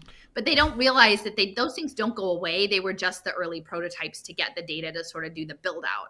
So yeah, so Philip Rosedale is back, and he's all up for like blockchain and gig work and all sorts of other stuff. But the afternoon session was essentially, it was all about pushing this decentralized metaverse, right? And I've said this before, just because it's open source doesn't mean it's great. Like they need the metaverse to be open source, because it wouldn't get built if we paid for it, right? They need they need to create standards, and then they need to sort of they need to incentivize all of us to build it out, to build it as quickly as they want it built. So there were 5 individuals on the panel. And I was in the chat, and I was like, after the first question, I was the only person in the chat, and I was only in there for about half an hour, but I dropped about 14 comments, and they were all very specific about ethical challenges of the metaverse and digital twinning and impact finance and these complementary currencies and what was coming. And of course, there were no official responses in the chat at all. The moderator was this person, Ramesh Ramadas, who was born in India. He did his undergraduate work there, but he got his PhD in electrical engineering at UC Boulder, Jason. So he's a Boulder guy. His specialty is in micro electromechanical systems, MEMS, and all sorts of like nanotechnology and nano arrays. He was working at the Micro Nano Science and Tech Center at Auburn University in Alabama. And his Google Scholar profile is quite deep on all of these nano antenna arrays of various things. And but now he's doing some sort of like crypto real estate tokens and involved in some venture in Puerto Rico, like the Caribbean Inc. So surprise, surprise, like the Caribbean is a huge focus for this. And again, I think there are echoes of this Columbus domination, the conquest, the conquistadors like coming in, that the Caribbean and the Inter-American Development Bank are really key players. But yeah, so I'm looking at this, and it says that he's done work for, and he doesn't look like, I don't know, maybe in his 40s, that he's written 55 papers, and he's done work for DARPA, NASA, the Army, the Air Force, Sandia National Labs, and Motorola. Right. And so you watch these people, and I didn't know this before I'm watching the panel. They just seem like regular people. Like they actually seem like they really don't know that much about what's going on. And that's like this intellectual, like silos. Right. And so I'm dropping all these comments, and I did a short recording, and you can see on the right, like because I didn't know if they recorded it, if the comments would come through. So I wanted to document that I did it, all my comments. And this guy, as I'm like 2/3 of the way through the comments, like comment number 9 or 10, Lee Stogner, who's the guy in the white shirt there, he chimes in and he says, what? And he's the chair of the blockchain standards. And he goes back with IEEE to the 70s in South Carolina. He's in Greenville, South Carolina. He goes, well, and I'm sort of paraphrasing, but sort of like, well, we can see from the chat that some people have another agenda. their own agenda and sort of like, well, so we need to like get coordinated and hurry up, folks. And, that's essentially what they're saying is like, oh, wait a minute, somebody knows what we're doing and has questions about it. And so if you go back to this previous slide of like the brands capitalizing on the ethics of the metaverse, well, like who is controlling the people and who are building out the infrastructure? It's profoundly unethical. And like one of my comments was like, Lee, based on your comment that you just said, it sounds like that there is not, that people don't understand what's happening. And you are assuming that there's not informed consent on this. There's no informed consent. And so, to find out later then that he's the managing partner. His background is in electrical engineering, in efficiencies, in manufacturing. Now I kind of have a whole new look on the modernization of the South, like the rise of the Southeast, because my family's in North Carolina through the 80s, right? The regrowth, the rebirth of the South as the tech center, like how that was all planned out and what it would have looked like from the back end, because I imagine people like Mr. Stogner were in on that and working in the manufacturing and high-tech emerging tech sectors. In recent years, he became executive vice president of a mixed reality company in China, in Shenzhen, they're doing all of this. And I've talked about Shenzhen is, I think, connected with IXO in Shanghai City and this Neo World protocol, smart cities. He's a partner in digital transformation in Liquidax Capital, which is global alternative asset management, which is exactly the stuff I'm talking about. It's going to be securitized portfolios of things we love and care about, right, on the blockchain. And then he since 2008, he created this thing called the Vincula Group. It says the Vincula Group is an international management consulting and professional services firm. Vincula works with company boards and their executives to ensure that assets, strategy, technology, implementation plans, and talent are in place to compete in the digital world. And the keywords are digital transformation, business innovation, project management, IoT, artificial intelligence, and venture capital.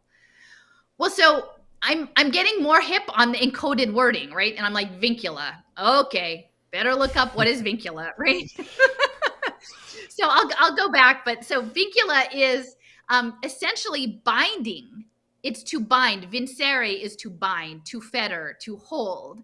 And I will say my friend who's in Salt Lake City, she's mentioned that the concept of to bind is actually central in the faith practice of the Church of Jesus Christ of Latter-day Saints. There's lots of talk of tokens and bindings and staking, actually. So that's part of the narrative, the wording of their faith involves these things. Binding is part. In modern parlance, so vincula is the plural, vinculum is the singular. So a vinculum is today used around a tendon, like the thing that like in a finger joint that connects the tendon, the muscle to the bone, the phalanges, and it's used mathematically as a line to talk about an operation to be applied over a group, right? And so here's a tweet here that says that before the 18th century, instead of the parentheses for a mathematical operation, they would draw a line instead, and that's a vincula. Is to say these are all a group and this function outside of it should be applied to everything under this line, the vincula. And so I would say it's really important to think about how this relates to things like smart contracts, to grouping, like socio-technical groupings, and soul-bound tokens, like how they will use tokenized relationships to apply metadata tags and then use those tags in social simulations in these sugarscape artificial societies to pull out combinations of tokens, like through the binding agents, to make groupings and then apply a function to them. And the function that is applied could be these Ricardian smart contracts. So the way they've told me the soul-bound tokens, one of the use cases, of course, they don't talk about them as metadata tags, but they use something innocuous, like they'll say, look, everybody who logged into this webinar, we know that, and then we ascend that we drop them a soul-bound token saying that here's your attestation that you logged into this webinar. But I would say essentially your life is just going to be billions of soul-bound tokens in various combinations run by these algorithmic layers of computational logic, this deontic logic. It's kind of overwhelming to think about. Like, I don't like, do the people who are building this actually understand that? Like, do they know that that's what they're building? I mean, to me, it's very, very clear that that's the plan. Once you understand artificial society, social simulation modeling, Web3, the infrastructure, the logic systems. I don't know. Like, I guess we'll never know who knows what. Yeah, well, I mean, they have like even the Gitcoin, they just introduced this stamp, which is kind of the same thing. It's like a certified, you get your credential thing. So I'm not going to spend a ton of time on this one, but I'm going to just put it out for people to look at. It's kind of a crappy as an infographic goes, but just consider it semi-creative note-taking. So after we did all this work on the man in the environment, right? The biophysics, the social physics, the tagging, the tracking, the tracing, the modeling, the simulation, the gaming, the gamification, the optimization, the cybernetics. Like, this is something we've spent the last 4 sessions on. I was really looking back at Ludwig von Bertalanffy.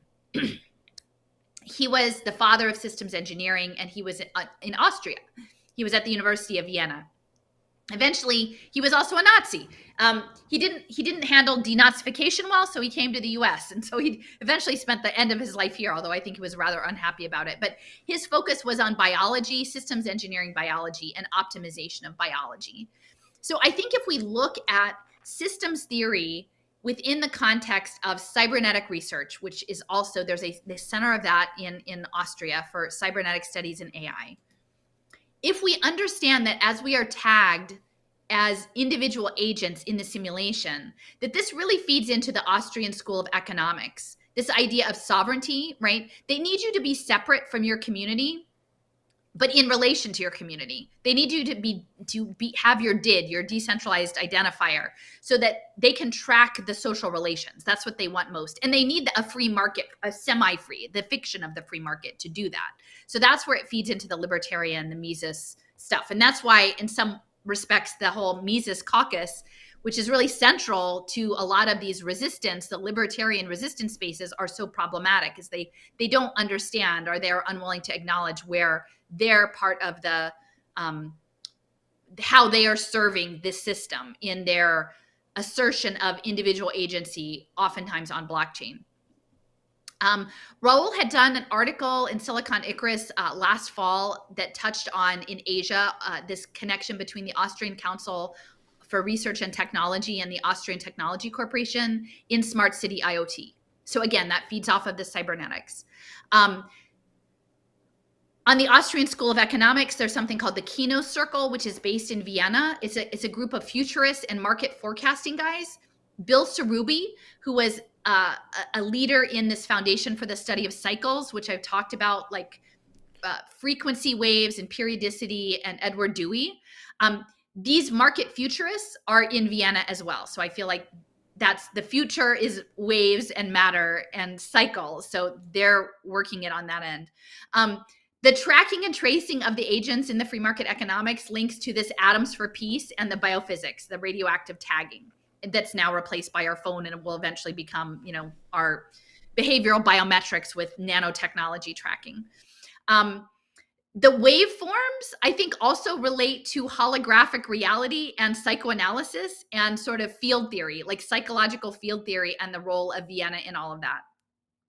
And this leads to like sort of the esoteric mysticism of Vienna, both in the Jewish community of Vienna, the Kabbalah, but Austria is very Catholic, so the Catholic mysticism, and the aspect of Freemasonry that's very much embedded. And those are in the first 2 of Raul's members-only pieces about Steiner, like connected Hungary and Austria, the Austro-Hungarian Empire, and Freemasonry, and some of that aspect. What I was not familiar with before was something called the Vienna Circle of Philosophers. They were from the early 20th century. They rejected the religious. They rejected metaphysical. They were only on logic and empiricism.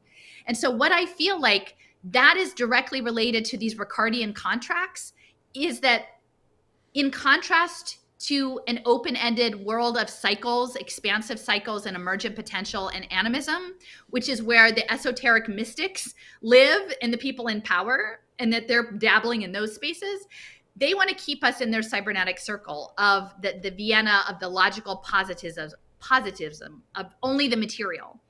And within all of that, like this was all triggered by Ian Grigg and his press flower currency. Like it was in Amstetten, but sort of greater Vienna area, is looking at cybernetic currencies, social values, artificial societies, learning agents. I think if you get people's values, that you can manipulate them better from a psychoanalytic perspective, right? If you can tag their thoughts, if you can tag how they think and how they feel and their emotions somehow as a frequency wave, you can literally create this multiverse reality within the machine. And I hope we're not in the machine. Like I hope that that's not it. But this is my last slide, and I just want to bring it back to Soshi. Yeah.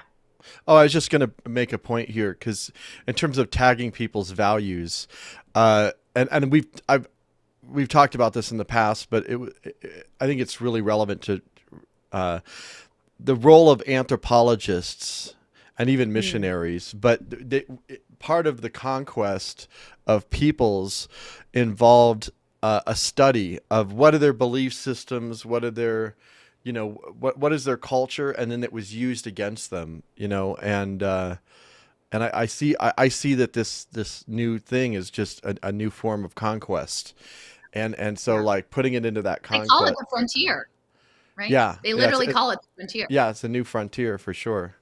Yeah, so I just think that's really relevant. That you go in and you can actually use people's values and their beliefs against them.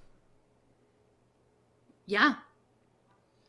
Well, and I feel like that's what they're trying to do is tell a story that is acceptable enough or intriguing enough that we walk in.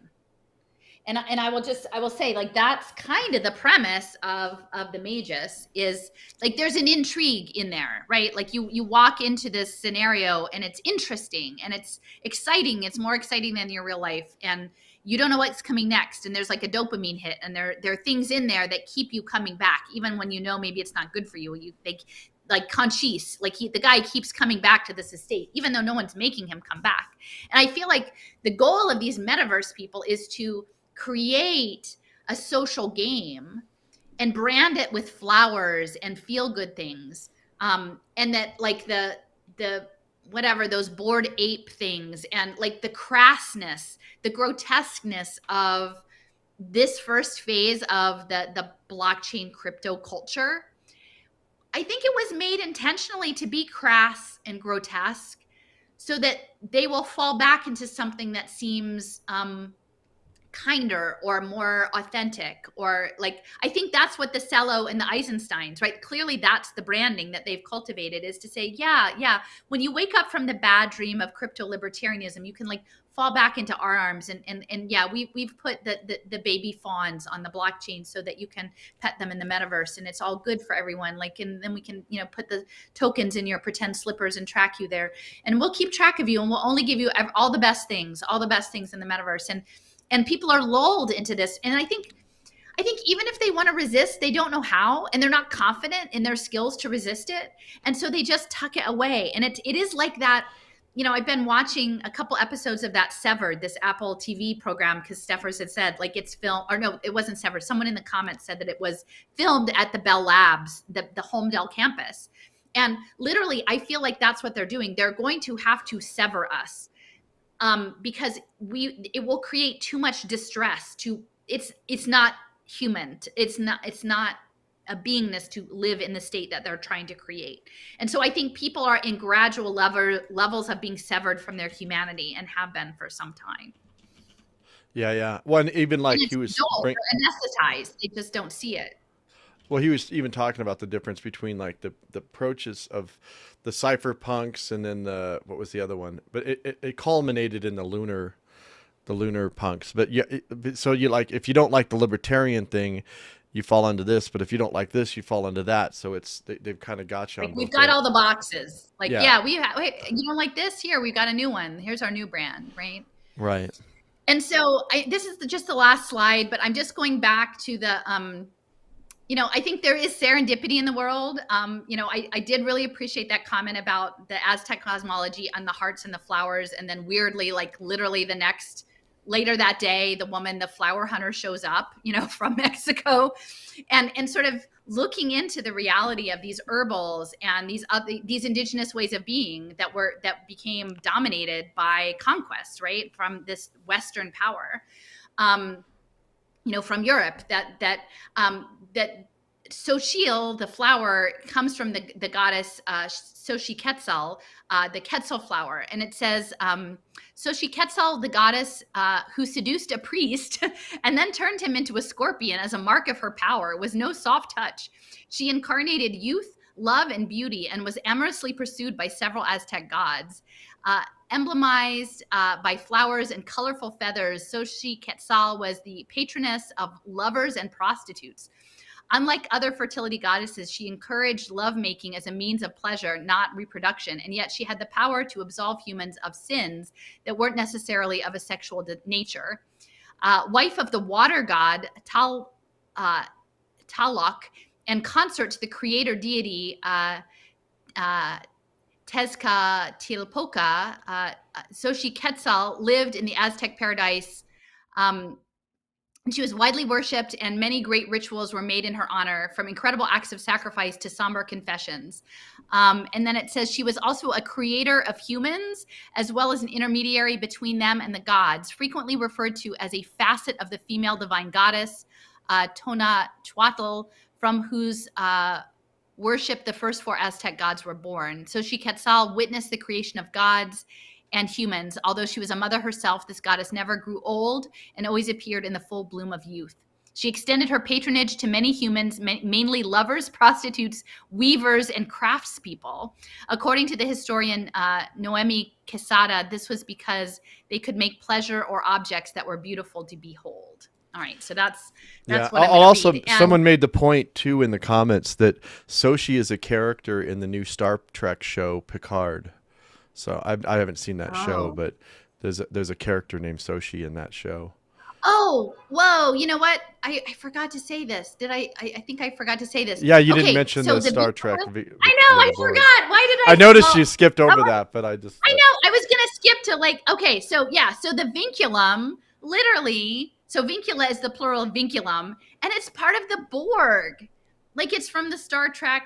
What is it? It's not the. This Voyager. Star Trek. Star Trek Voyager. Yeah, Voyager. Yeah, that. So the object that keeps everyone coordinated as part of the collective through transneural stimulation is the vinculum. And there's some episode that's really well known about them running into one that's floating in space, and then it tries to reintegrate. So yeah, so I called Jason yesterday. I kept having these bad things happen, and I'm like, Jason, the guy's company is named after the Borg engine operating system. And I don't think that these things are coincidental. I mean, maybe it's on multiple levels, right? Yeah, sure. It can be the mathematical. It's probably like the tendon, again, with the liberal free markets, the tendon has some flexibility. You're attached, but you have some range of motion. You're not free. It's not a detachment. It's an attachment with a range of motion. And, so to me, there was a story about this beautiful feather work because she was connected to flowers and feathers. And it was a headdress that was, I think, maybe loosely attached to Montezuma, but it was taken and stored in Austria for many years and damaged and then restored. And I think it had a golden beak, and the beak has disappeared, and I think a lot of the gold probably disappeared too and was replicated. But this beautiful headdress is like a symbol of Mexico, and it's held in Vienna. So this is part of the Vienna conversation. And to me, so there was a question about Obrador asking for it back. And again, it's a legitimate ask of repatriation of original objects that were taken, right? So this history of theft of artifacts, right? And that's what Xochitl, the goddess, was Xochiquetzal, the craftspeople and objects, like that would be her thing. And they're like, no. It's too fragile. It's not safe to send it back. We can't transport it. We'll keep it here. And so to me, like on a meta level, is these two different world cosmologies. One that is more of an indigenous centered natural energetic cosmology, which is exemplified by this. Roel had done this piece about Chiapas, the floating gardens of Mexico City, and the axolotl, which ended up being put on the 50 peso note after Jose Maria Morelos got bumped off, like lives in these floating garden areas of Mexico City. And so that is actually this circular economy of beautiful connection. They grew food year round, and they had very sophisticated science of how this was done with using the water. And again, she has connection to the consort of the god of the water. So there is a creative process, and she's the Kundalini energy, right? The erotic energy of the world. That's what Piturim Sarapkin and Fritz Kunz were after, is the eros. Versus the Ludwig von Bertalanffy cybernetic system, right? The systems engineering, the enlightenment, where everything is contained within a circuit board, a nanosensor. And like, I feel like in some ways that the gentleman from India who got pulled into UC Boulder, right?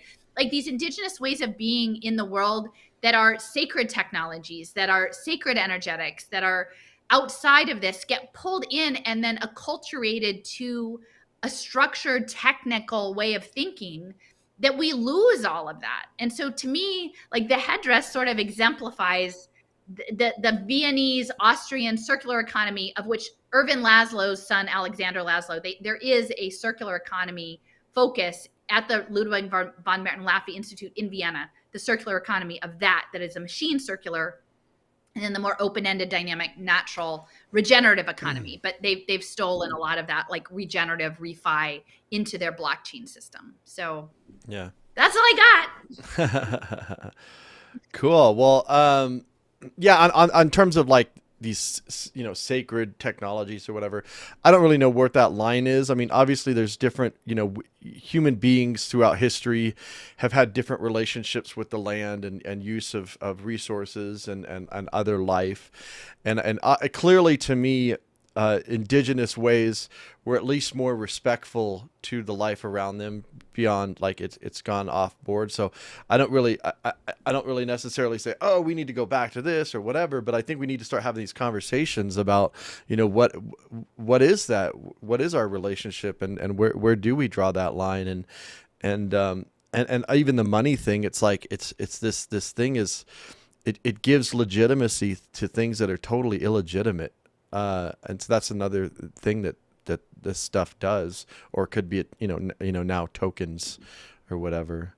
But yeah, that's a lot. And Thanks. They don't want to have these conversations. They do not. And it's interesting, if you look at the IEEE logo, it's I think it dates to 1963. So it's this sort of slightly curved diamond shape that's supposed to exemplify Franklin's kite.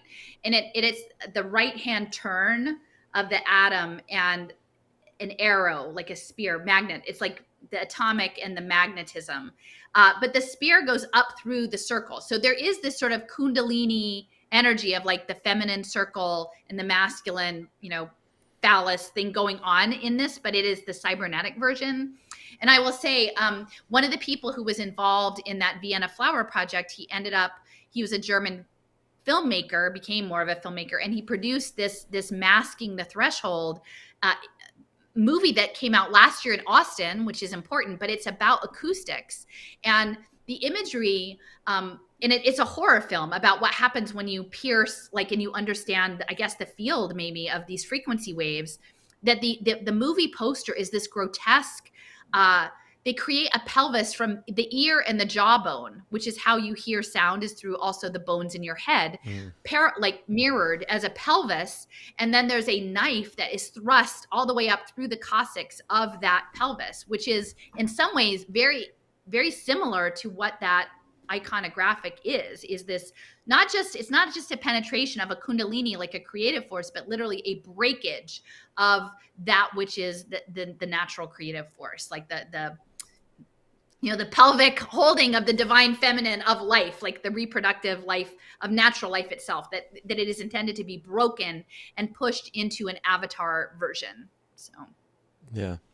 Earlier in the comments, someone had that had been talking about like the messaging in the on your blog and the wording and how it doesn't appeal to certain people. You know, and it's true. Like people were conditioned. You know, we need to have it written in a certain way and like framed in a certain way, and the images look a certain way. And they had also mentioned. I just saved this from earlier, but in terms of language and terms, the people who get this stuff are not necessarily plugged into the terms. Are born with these that are born of these conferences. No, I think that's wrong. I think that's wrong. Because guess what? You know, poor people get me. Like if you want to say like there are people like, oh, you talk too hard. You're trying to make it too hard and too difficult. Like, no, I'm asking people to step up and learn. But actually, a lot of it involves resistance to understanding the system of domination and your part in it. It's not language, I don't think. Because a lot of times, even with languaging, you might not have to know the term to get the gist of what I'm saying. Yeah. Right. I mean, and I've conveyed things in construction paper, in like a lot of different formats. So I would say I actually like. It could be a crutch or an excuse. It is. Yeah, it is like people say, I don't. Yeah, something. and that's the thing. Like I was actually talking with a friend the other day, and we kind of had a little bit of argument about this. And I'm like, you're not getting what and he was asking me about a term, and then he even admitted, like, well, I guess I could have looked it up.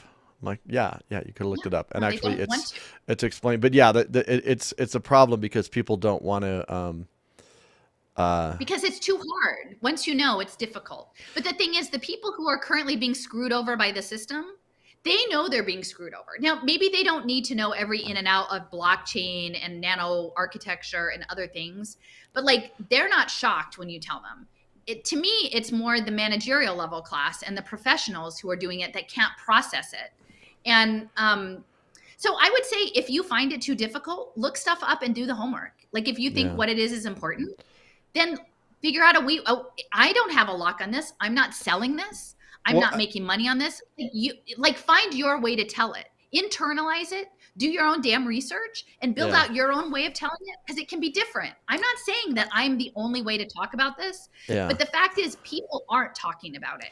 And if like a ton of other people were talking about it, it would be easier, but they're not, Jason. They're not. And the reason why the reason why I brought that up was that, you know, if someone doesn't understand a term and they don't want to look it up or they want to learn about it, you know, and different people might be more receptive to a different way of presenting it.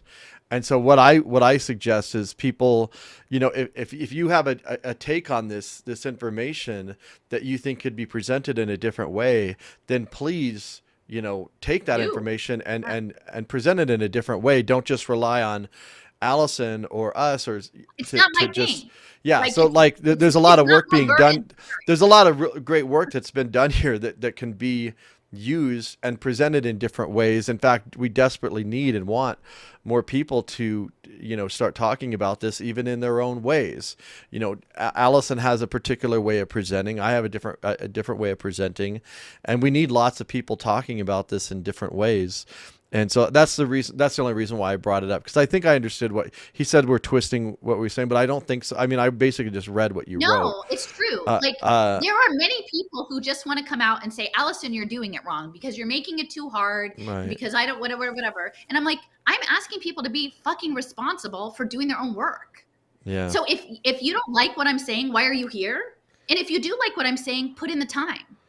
Yeah. Like literally. Well, I don't think this person was saying they didn't like what you were saying. I think they were saying that like a lot of people get lost in the language and that's what prevents them from learning more. But no, what prevents them, because the people who it resonates with, who are willing and ready to walk into the space, they'll binge it. The people who are not prepared to walk into the unknowing and the uncertain will not. But most people aren't. Is the point. People aren't. And the thing is like, that's why I'm feeling like what this is it's not a battalion. It's clear thinking individuals. And that's what Trudell always said. The most dangerous thing to this is a clear thinking human being. And I don't think you need millions of them. In fact, all you can do is like have small numbers and people of principle and conscious. Why am I the only person in the Metaverse Congress chat, guys? Hello, it was free. Anybody could be registering for these things. It was on the discourse. You know, I'm not here. Like, I'm here to do what I need to do for my own soul. And I model stuff and I share stuff freely and I offer it, but I can't do it for you. I can't do it for anybody else. You actually have to want it. Right. And again, like if you can help present this in a different way, please do. And yes, different people. But Jason, the people who would do that wouldn't make those kind of comments. Well, I don't know. I'll give the person the benefit of the doubt that they're just trying to be helpful but again, well, like, I'm saying, I'm tired. I guess at this point, I step up, people. Step the fuck up. Like, I mean, I don't know how else to tell you. Eve has a zine. It's beautiful. What is your thing that you can do? Yeah. What is the thing that you can do? Like, do it. Don't keep resting on me. If you don't like the way I'm doing it, you do you. Yeah, and I've had people say, like, can you translate it? And I'm like, well, it's actually really important that you learn these terms because that's the way they talk about it. And if you see it out in the world, if you don't know how to translate, if you don't know, oh, wait, I've heard that term before and this is what it actually means, you're going to be it's going to be difficult for you to navigate this if you don't actually understand some of this stuff. And someone mentioned a glossary. We've started a glossary. We've got lots of definitions on the discourse. I mean, hundreds. Yeah. So that stuff's out there. About education is that you have to actually want to know it.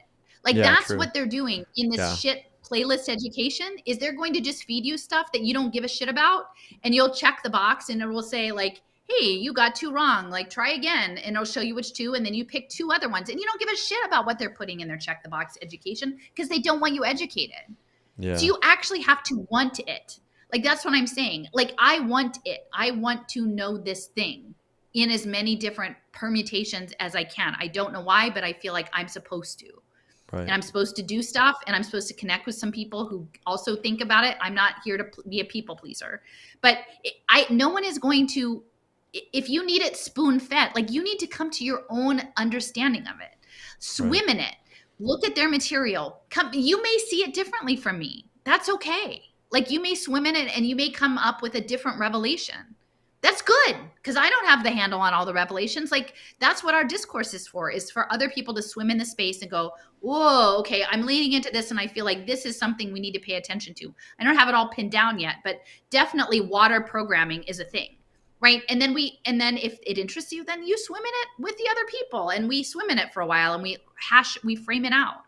But it's an active process. And the sickness that is social media is that has deconditioned people to essentially be just pawns, just stupid pawns of this sharing and consuming junk. Like, and again, I'm making stuff, and I would, on the one hand, like people to share it, but I don't like the making the content isn't the thing. It's your own journey that is the thing that matters. And I'm a little sympathetic to people who do that, because I've done a lot of that in my past, where I just, I see something interesting and I share it, and it's almost rote.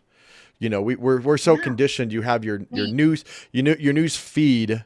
You're getting fed your feed that the algorithm is deciding what you see, and then you see something interesting, never mind the fact that a lot of this narrative and a lot of the framing is constructed to begin with, even in the quote unquote resistance space. And so, like, I've been having to push myself in terms of, like, oh, I'm not just going to do this. I'm actually going to try to, like, look this up and try to actually really understand it. And it takes a lot more work. Where, unfortunately, I don't think we can't just market this thing. People need to have a genuine understanding. We can't trick people into understanding it. The people need to have a commitment, and you can't give them that. Like, if they don't want to do it, they're not going to do it. But just think about, like, the principles we're talking about, right? So we're saying, like, if you're in the US or, the West, you need to understand empire, right? Like, you need to understand that, not from, like, a woke standpoint, but literally the basic contours of what happened and what the consequences are for us today, that the empire, the imperial project never ended. It's just transmuted, right? And so wherever you're situated, if you're either in a culture that has been exerting the domination, like, you have to be willing to look at that, like, not from a shame, I'm going to just go do a bunch of guilt tokens, but, like, actually think about what that means and, like, incorporate that into your analysis. You have to understand that the whole political ideology I mean, many of the most baseline understandings that we have about money and democracy and difference, political, ideological difference, are constructed to create the polarity that is moving this forward. You have to understand basic principles of artificial intelligence and simulation technology. Yeah. Like, there are some basic things that you have to get to. And if you're not willing to look internally at Empire, and you're not willing to step away from the ideology, or at least entertain that might be useful, like, that's going to wipe off probably 80% of the people out of the gate, because they're just not willing to do either of those two things. And then people who are like, but I'm not a math person, I can't understand AI or finance, like, then you lose more people. So, like, but I can't make it any easier. Like, I can't say, oh, well, the thing is, you don't actually have to understand Empire. You can just stay in your box and talk about critical race theory, or talk about, like, you know, racist Christians, or like whatever. And you can say spinning there, because they love that. They just love you to be there spinning. And I can't help people who don't want to get out of the spin. Like, none of us can. You just don't want it. Absolutely. And it's weird. Like, I mean, I don't know why we're like we are, but yeah. I'm not saying we're better. It's just like, we're in a different space. We're literally we're in a bifurcated reality now. Yeah. Well, it's just interesting how many people, I mean, we're here presenting a lot of useful information, and it's so often that people are coming up and just telling us how to do it better, and, oh, you should do this, you should do this, and then you're like, you're doing it wrong or whatever. It's like, well, do it your way. Like, we don't necessarily need you to tell us how we're doing it wrong. Like, that's not helpful. Like, we're like, a lot of people appreciate the way that we present this, and I think that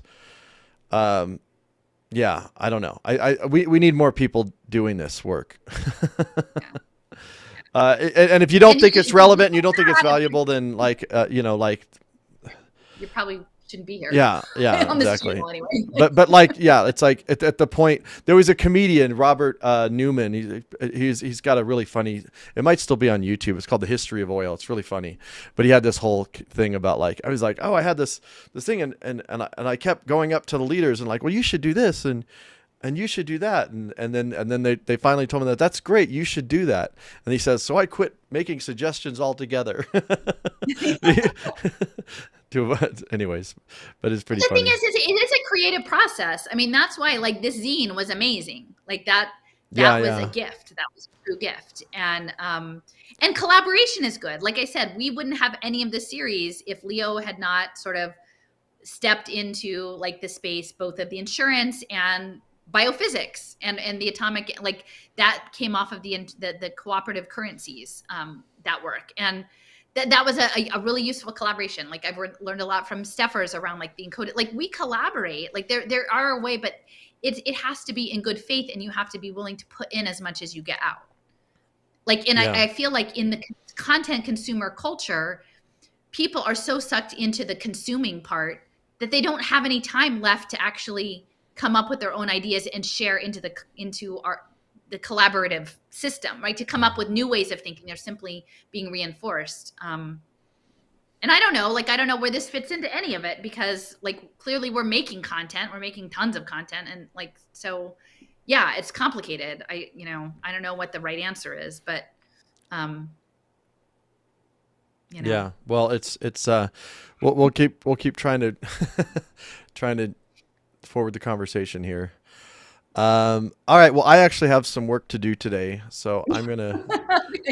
I'm sorry for taking up so much time, Jason. Thank you. No, it's good. Well, I appreciate you, Alison, and Leo. If you're watching this later, thanks again for joining us, and thank you all for participating and listening in. And yeah, go. Till next time. Till next time. All right. Bye. Bye.